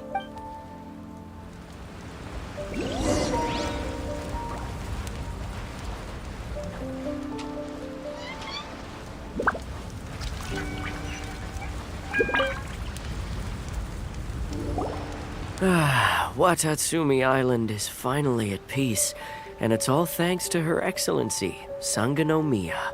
Recently, let me think. Well, the biggest thing for us is that we can finally get back out on the ocean to fish. During the hostilities, the open sea, when the catch wasn't we'd go to bed. I hear you. Oh! Come on. Okay.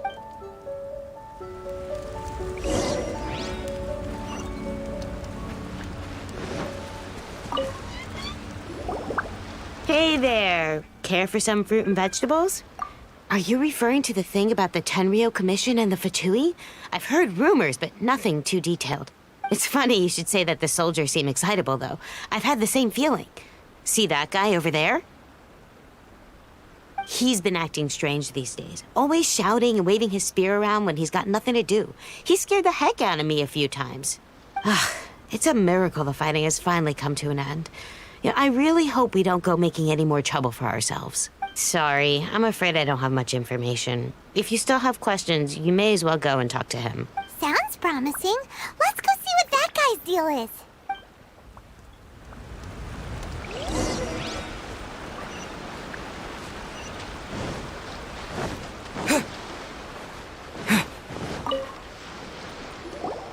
Ugh. This guy smells of booze. Huh? Wait, don't tell me. Captain of Swordfish 2, right? You actually came back. I thought you'd abandoned the platoon and made a run for it. Nuh-uh. We would never run from a fight. Is that so? All anyone talks about these days is peace and stability. Do you remember what the most important thing is to the Resistance? You got that right. So I'm gonna put you to the test. Time to see if you truly are a bona fide Resistance warrior. I'll answer your questions, but only if you can beat me in a duel. Ugh, this guy. What do you think? Are we gonna do this? We'll see it.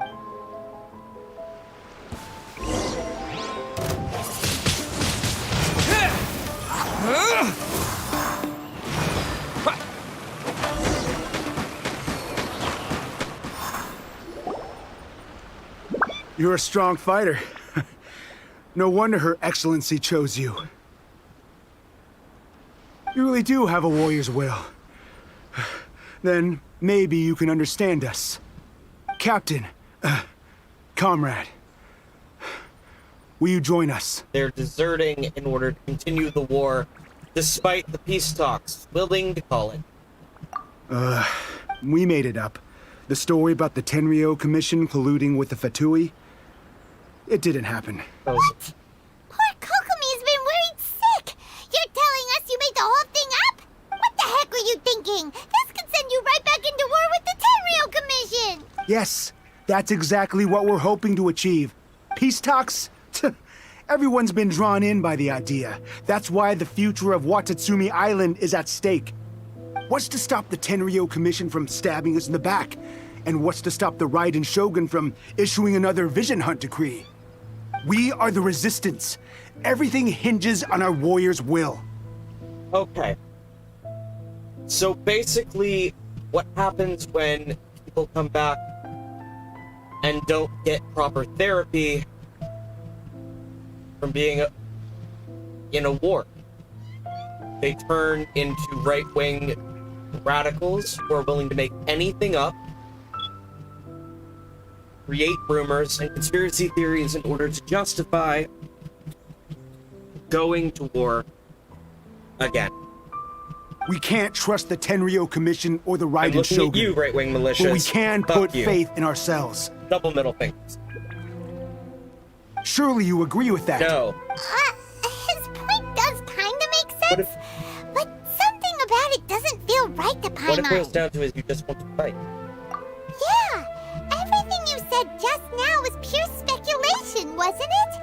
Are you seriously willing to make up a wild rumor and ruin the peace everyone's worked so hard for, all because of some imaginary situation that may not even happen?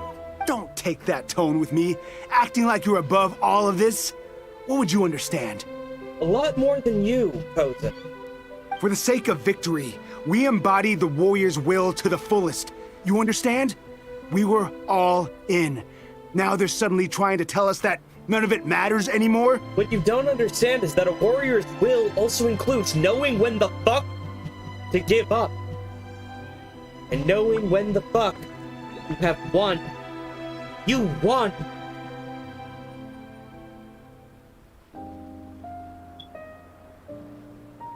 I get the trauma. I do.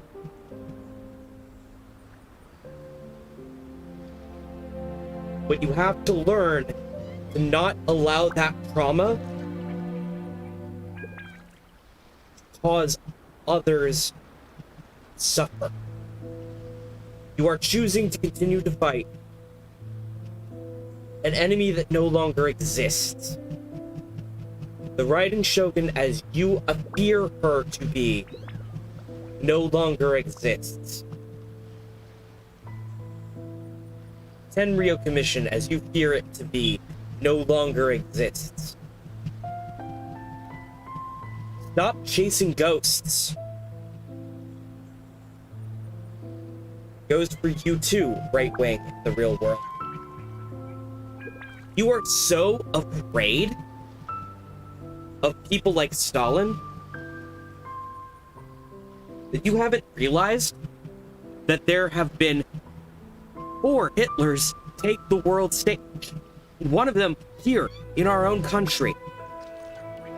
Thankfully, we managed to get rid of him in the last election, but he might come back.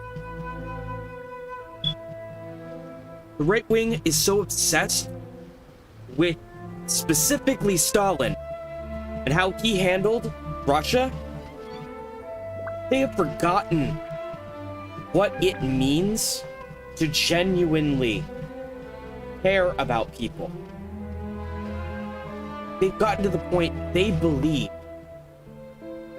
that just helping someone in need ever is socialism. It's not.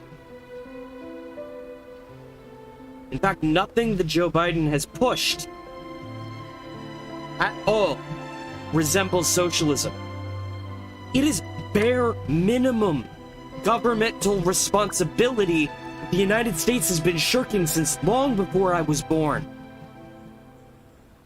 Everyone was so scared of Russia that any form of government kindness to people was seen as evil. And as a result, the government became even more cruel than it already was. America sacrificed its soul in exchange for fear of a communist who wasn't even really a communist if you look at what communism is. Actually look it right in the eye. Stalin wasn't a communist. He was a capitalist who thought manipulating a communist system to create an oligarchy would be the best way for him to personally maintain power in a dictatorship. And he was right, it succeeded. But he wasn't a communist. Neither was the government he changed. Russia stopped being a communist government the minute he took over. It became purely capitalist. They only kept the socialism in the name of the Republic in order to rub it in the face of China. I'm not even joking. That is the history.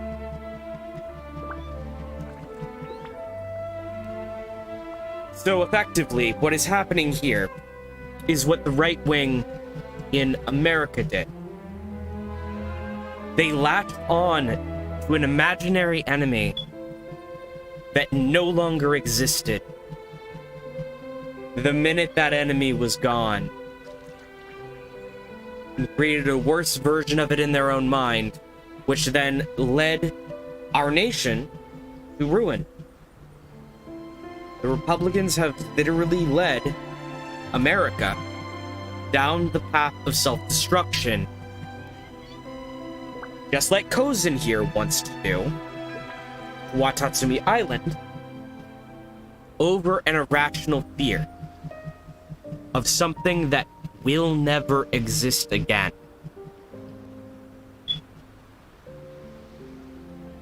It is Kozin's outlook that leads to people like Hitler taking control. Because that's exactly what happened in Germany. Technically, that's also how Stalin took power. The right wing always does this. Time and time and time again when it is at its worst. It's time we all own up. Kozin is a militia member. You'd have me just put down my weapon and start living like an ordinary person. Sucks. But how can I? How can I when every time I close my eyes, I see the faces of the friends we lost in battle? There. Using PTSD as an excuse to be evil. I was literally almost murdered by Nazis back in 2015. Every time I close my eyes to this day, I hear the gunshot going off and the bullet missing my ear by inches. Thankfully, they were drunk.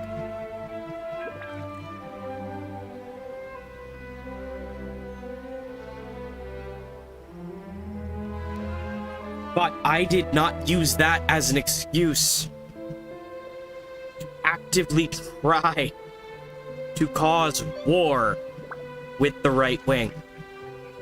Hate them I may, for seeing what they always inevitably cause throughout history. But that's based on history. That's not based on what happened to me that day. What happened to me that day was the wake-up call. But I chose peaceful. Chose not to incite to violence. What he's doing is using his trauma as an excuse to beget a cycle of violence that will never end. This is what the right wing does. That is the difference between someone who's conservative or liberal.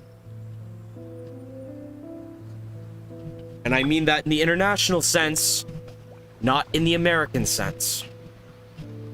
In the truest sense, a conservative is someone who takes their trauma, their pain, and their fear and turns it into an excuse to perpetuate the status quo, or worse, something that destroys the status quo without rebuilding it better.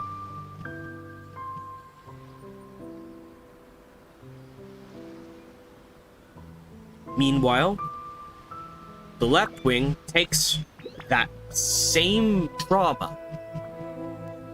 I'm not talking about the left in America. The left in America is conservative too, and right wing. So, they're guilty of what I just described too. The left wing worldwide, and people who are genuinely liberal, in the truest of senses, take their trauma and their pain, turn it into art, culture. They create rather than destroy. They distribute their rage across helping other people never have to deal with what happened in the past to themselves. Lifting people out of poverty by giving them money, food, clothing, shelter. And that's including people who aren't family, too. Someone who's truly liberal, a rarity in America these days. Almost no one is. Genuinely prevents things like this from happening, or strives to, based off of the same trauma that this guy is willing to use to start a war, or restart a war. That is the difference.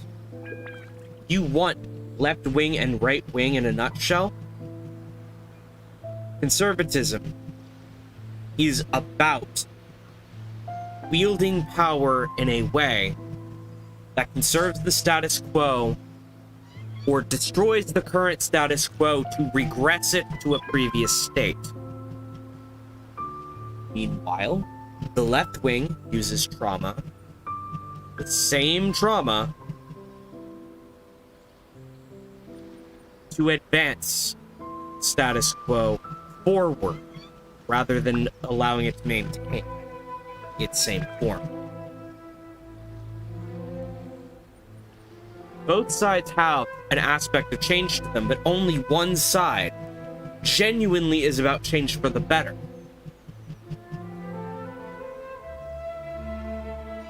Problem? No one in America who is genuinely liberal is allowed anywhere near positions of authority in this country because of how right-wing it is.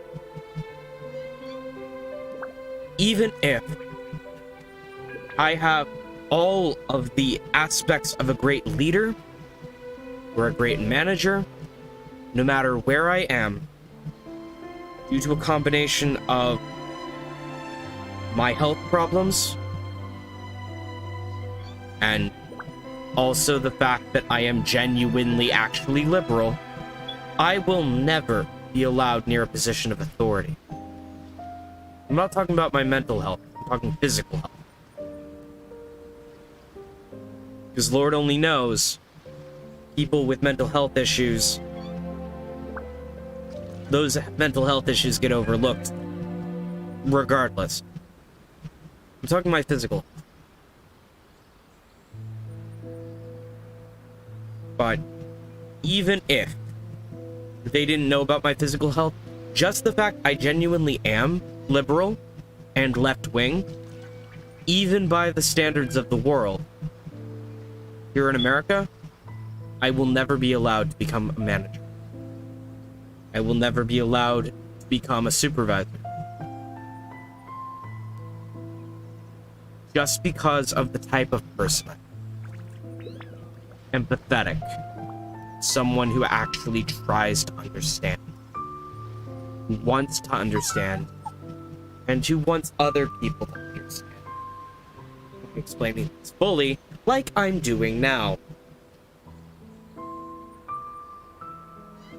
Every time I see them there in my mind's eye, it reminds me that I can never forgive the Tenryo Commission and never forgive the Vision Hunt Decree. Again, the right wing versus the left wing. I can forgive. I genuinely have forgiven every person who has ever wronged me. Doesn't mean I forget. But that does mean I forgive them. That includes the people who tried to kill me. Again, finding someone who's genuinely left-wing in America, fucking rare. Part of the reason I need to leave this goddamn country before it kills me. I guess you're not one of us. Well, whatever. Go ahead and tell San Gonomiya if you want, but you're too late to stop us now. Too late? What? Darn. Doesn't seem like he's gonna answer that one. What are we gonna do? This is really serious. We need to give Kokomi the full story right away.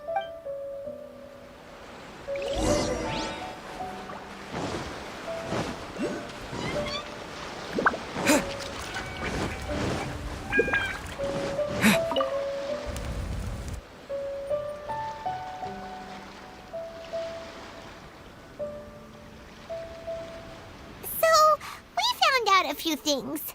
The whole thing about the Tenryo Commission colluding with the Fatui is baloney. They made it all up. They wanted the peace talks to break down so that they could carry on fighting the war. And they said it's too late to try and stop them, no matter what we do.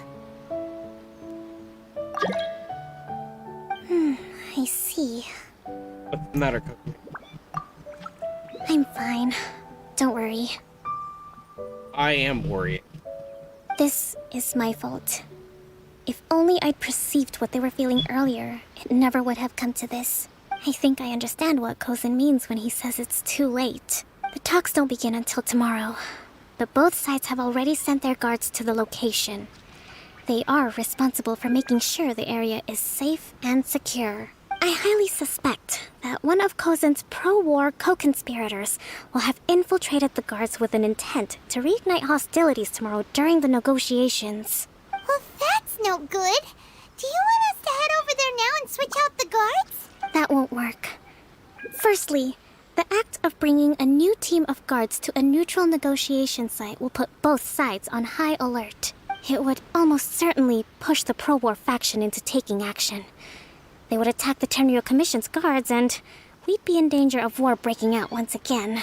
Not to mention that we have no idea how many of Watatsumi Island's soldiers are involved in this plot. If we change the guard in haste, we face the issue of not knowing who to trust. Sounds like a really tricky situation. So is there really nothing we can do about it? Don't let it worry you. What's done is done. Now it falls to me to devise a counter plan. These soldiers crossed the line, but the blame is not theirs alone. Whatever happens, I will find a way to ensure they do not come to harm. Let's meet here again tomorrow. Let me rush back to the shrine.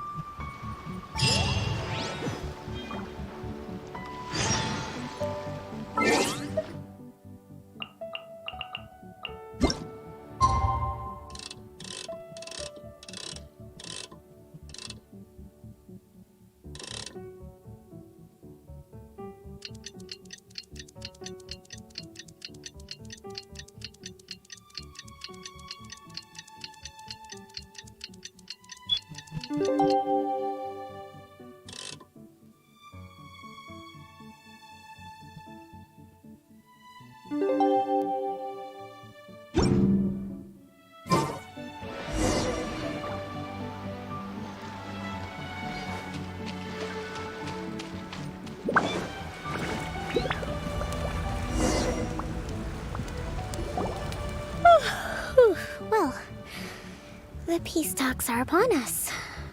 How do you feel? Prepared? Here, take this.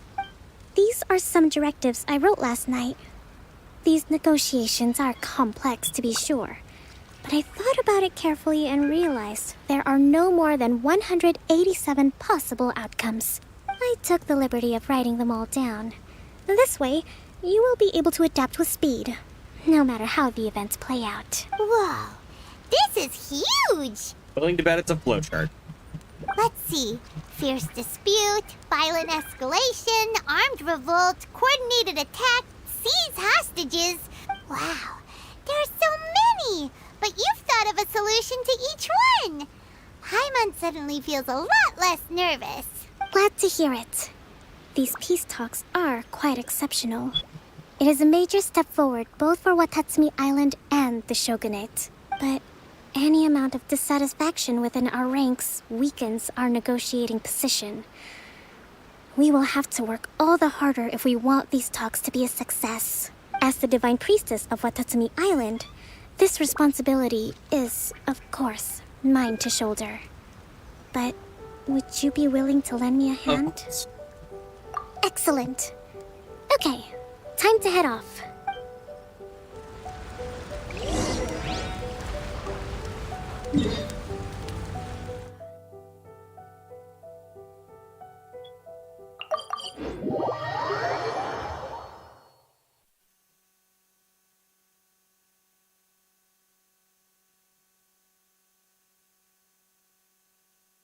Ugh.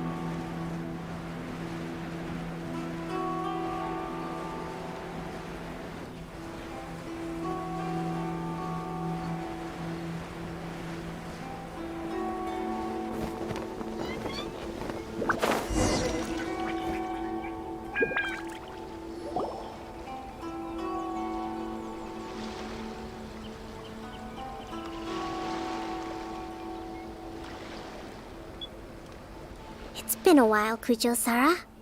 I believe the last time we met was on the battlefield. Yes, where you dealt my forces quite the devastating blow. But before we go any further, what are you doing here? Here to witness these talks. That's right. He's here to bear witness to the proceedings. He experienced the war between us firsthand, and has made an enormous contribution towards securing the peace we have today. I couldn't think of a more suitable candidate. Seems reasonable. Then let's get straight into it. Me and Sara begin their The first item is the Maritime Administration issue. During wartime, we restricted fishing rights for Watatsumi vessels in Narukami waters. We intend to remove these restrictions. But going forward, any of your vessels that fish in our waters will have to pay taxes in accordance with Narukami legislation in order to bring their catch back to Watatsumi. That's fine. But if they're paying taxes, they should also be entitled to protection from the Tenryou Commission while in your waters. Any losses they sustain due to issues of public security will need to be compensated by the Tenryou Commission. Accepted. Let's add that to the peace treaty. I can assure you that your vessels will be quite safe in our hands. Negotiations seem to be going pretty smoothly. The next item has to do with the movement of people and military authority. In the past, our people have been subjected to lengthy interrogations on arrival in Watatsumi, and the same has been true for your people on arrival to Narukami. Economic cooperation between our islands has suffered greatly as a consequence. Few merchants are now willing to engage in inter-island commerce. Since the war is now over, I propose that we have the Yashiro Commission appoint a business council to oversee trade between our two islands. The problem there is that trade is a reciprocal affair. We'll need to involve merchants from both sides in this process if it is to succeed. We cannot give the Yashiro Commission full authority. Correct me if I'm wrong, but isn't Watatsumi Island facing severe shortages of many essential goods at the moment? Having the Yashiro Commission organize everything centrally would work in your favor. True, we're experiencing some shortages, but we will recover in due course. Between the diverse range of goods we can produce ourselves and our strong trade links with other areas, we are capable of sourcing everything we need. Not to mention that your proposal would require separate talks with the Kamisato clan. If they've yet to sanction it, I believe you are going beyond the remit of the Tenryou Commission's authority. Let's leave that aside for now, then. On to the military question. Watatsumi Island's forces will need to come back under the jurisdiction of the Tenryou Commission. That just isn't feasible. Not in the short term, at least. With all due respect, feasibility doesn't come into it. The Tenryou Commission alone has ultimate responsibility for Inazuma's national security. We cannot allow Watatsumi Island to be the sole exception to this rule indefinitely. You Kujo scum! Colluding with the Fatui is... Yep, now... Comrades, never trust the Kujo! Let's get them! Protect Madame Kujo!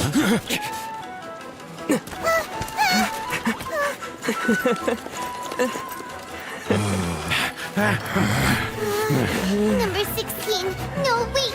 67? Or is it 73? Which one is it?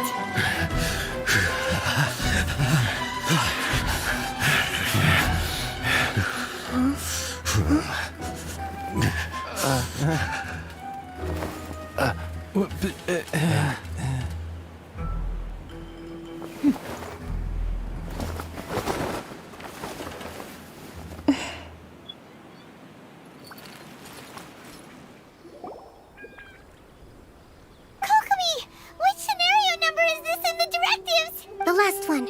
But hold off for the moment. Stand down, Tadakatsu. The situation has changed. Please stand by for further orders. Rest assured, I am fully aware of your concerns, but I will deal with the situation from here. Madam Kujo, this is rather serious. I believe you owe Watatsumi Island an explanation. Excuse me for a moment. Nobody makes another move until I have finished investigating. You two, here, now!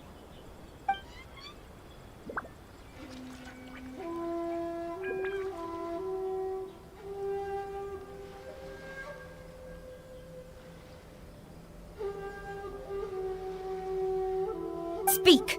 Collusion with the Fatui? Is this true? I wouldn't exactly call it collusion as such. We were approached by a few Fatui. They mentioned a potential cooperation to keep the war against Watatsumi Island going. At the time, I felt like we could give it a try. After all, there'd be nothing to lose. But we were extremely careful. We didn't agree to anything. We just said they could maybe start by heading to Watatsumi Island and stirring things up a little. Then we'd see how it went. With respect, ma'am, there was no collusion. It was just a one-off conversation. How anyone from Watatsumi Island even found out about it, I have no idea. That's enough. When we return, there will be consequences. Might I remind you that this is the Fatui? Have you completely forgotten what they did to us? You should be having no interaction with them whatsoever, let alone entertaining offers of cooperation. So, what did they want out of it? The Fatui's main forces have already left Inazuma. The few who approached us seemed like they wanted to settle a score for their boss. Oh, her subordinates. So they're out for revenge. They want to keep Inazuma in a state of turmoil. One day, I will hunt them down. Every last one. We bear responsibility for this issue. My sincere apologies. I have my own negligence to blame for this state of affairs. Please, grant us another chance to continue the peace talks. But of course, Madam Kujo. I have every confidence in your ability to resolve this situation. For the time being, however, there is evidently some discord within the Tenryou Commission's ranks. I would therefore not feel comfortable releasing Watatsumi Island's forces into your command at this time. It seems that I must acquiesce. I will lay this issue aside for now. But we shall revisit it as soon as the Tenryou Commission has resolved our internal issues. As for the trade issues we raised, I will discuss options with the Yashiro Commission and make sure both sides have ample participation in the final arrangement. Seems like Kujo-Sara's on the defensive now. These negotiations should be smooth sailing from here on out. VocaMew and Sar calmly complete follow-up negotiations. I never knew the grand strategist of Watatsumi Island was a skilled negotiator, as well as a formidable commander. I hope that when we meet again, we can continue these sit-down discussions. Settling our differences on the battlefield is rather taxing. I think we can leave things there for today. Once I get back, I will conduct a thorough investigation into the Tenryo Commission's internal issues. I should inform you that we took out a Fatui camp recently.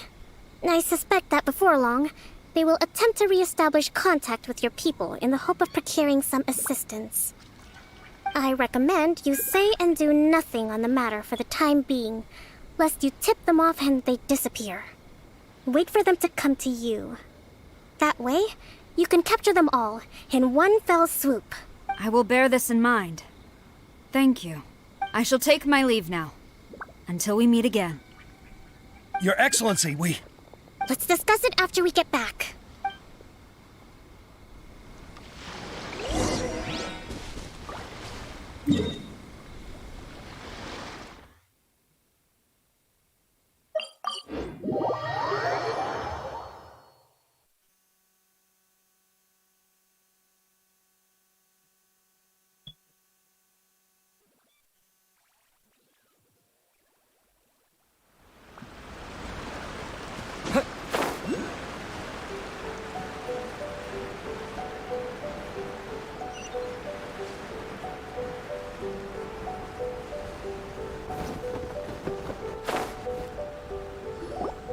Your Excellency, you knew?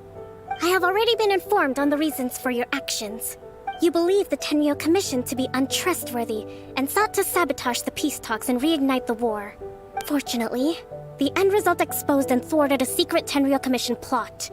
Yet, this was purely incidental, and the end certainly did not justify your means. But Your Excellency, so many comrades have sacrificed themselves in the line of duty.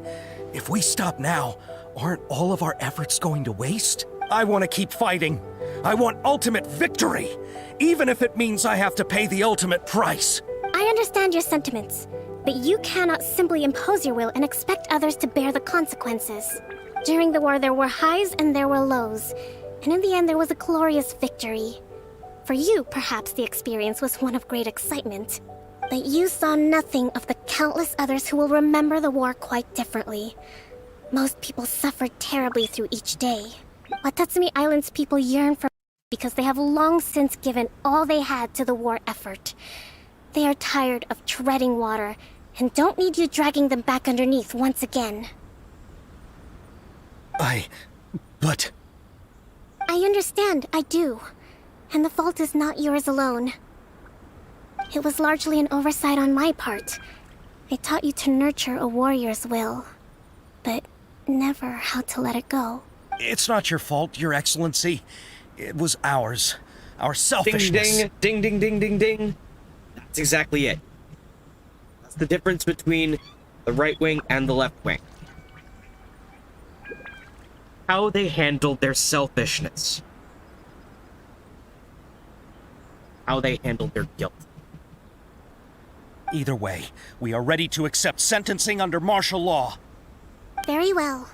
Then I hereby declare...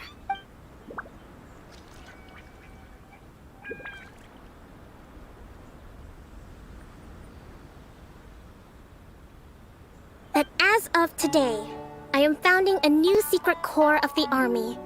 This division will be responsible for keeping Watatsumi Island safe and secure, neutralizing any and all threats to the peace of our island. You and your comrades will all be welcome to join, but be warned, the training will be grueling. Perseverance and grit will be in high demand. Your Excellency, what are you saying? I have concluded from today's peace talks that the Kujo clan cannot achieve absolute peace and stability in the near future. Many seek peace, but there are still those who pursue war. It is right that Watatsumi Island moves towards peace, but we must still retain a defensive capacity. Those whose warrior's will is alive and well, I invite you to embark on the most challenging training regimen of your lives. I don't want to hear from any of you again until all of you can take on 2 shogunate samurai at a time. Thank you, Your Excellency.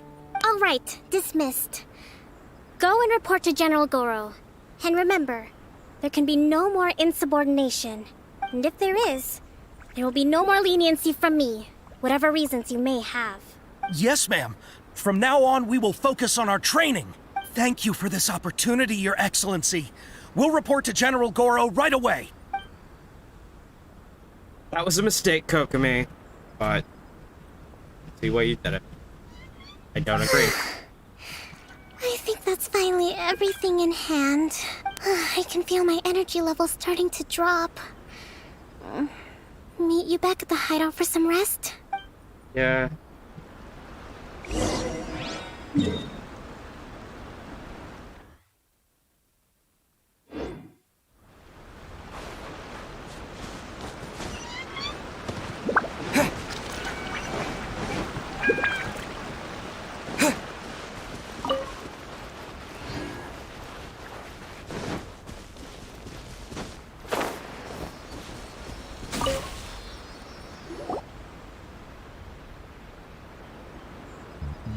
Thank you for everything. With your help, peace has been restored on Watatsumi Island once more. Are your energy levels? Recovering. Slowly, but surely. I should be raring to go before too long. Today was a reminder that I don't cope well in situations with lots of people. I've improved, but I still get nervous when more than a handful of people are involved.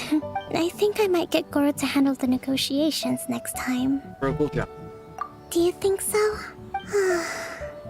To be honest, I'm still a long way off what's expected of a divine priestess. In the past, I was concerned only with winning the war, restoring peace, and making sure everyone could live a happy life. But I realize now that wasn't going far enough. People have all kinds of aspirations. Hello. And just as many measures of happiness. See someone popped into chat. Say hi. I have Hi. a long way to go. But that's okay. If I can't make the journey in one giant leap, I'll just have to settle for taking it one small step at a time. In short, I've still got some maturing to do. Could you stay here on Watatsumi Island? To keep me company for a while longer?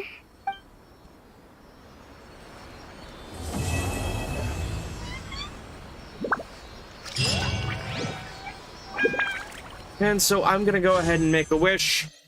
Probably not gonna pull VocaMew, but there's a reason I held off on this. Wish. Sangonomiya.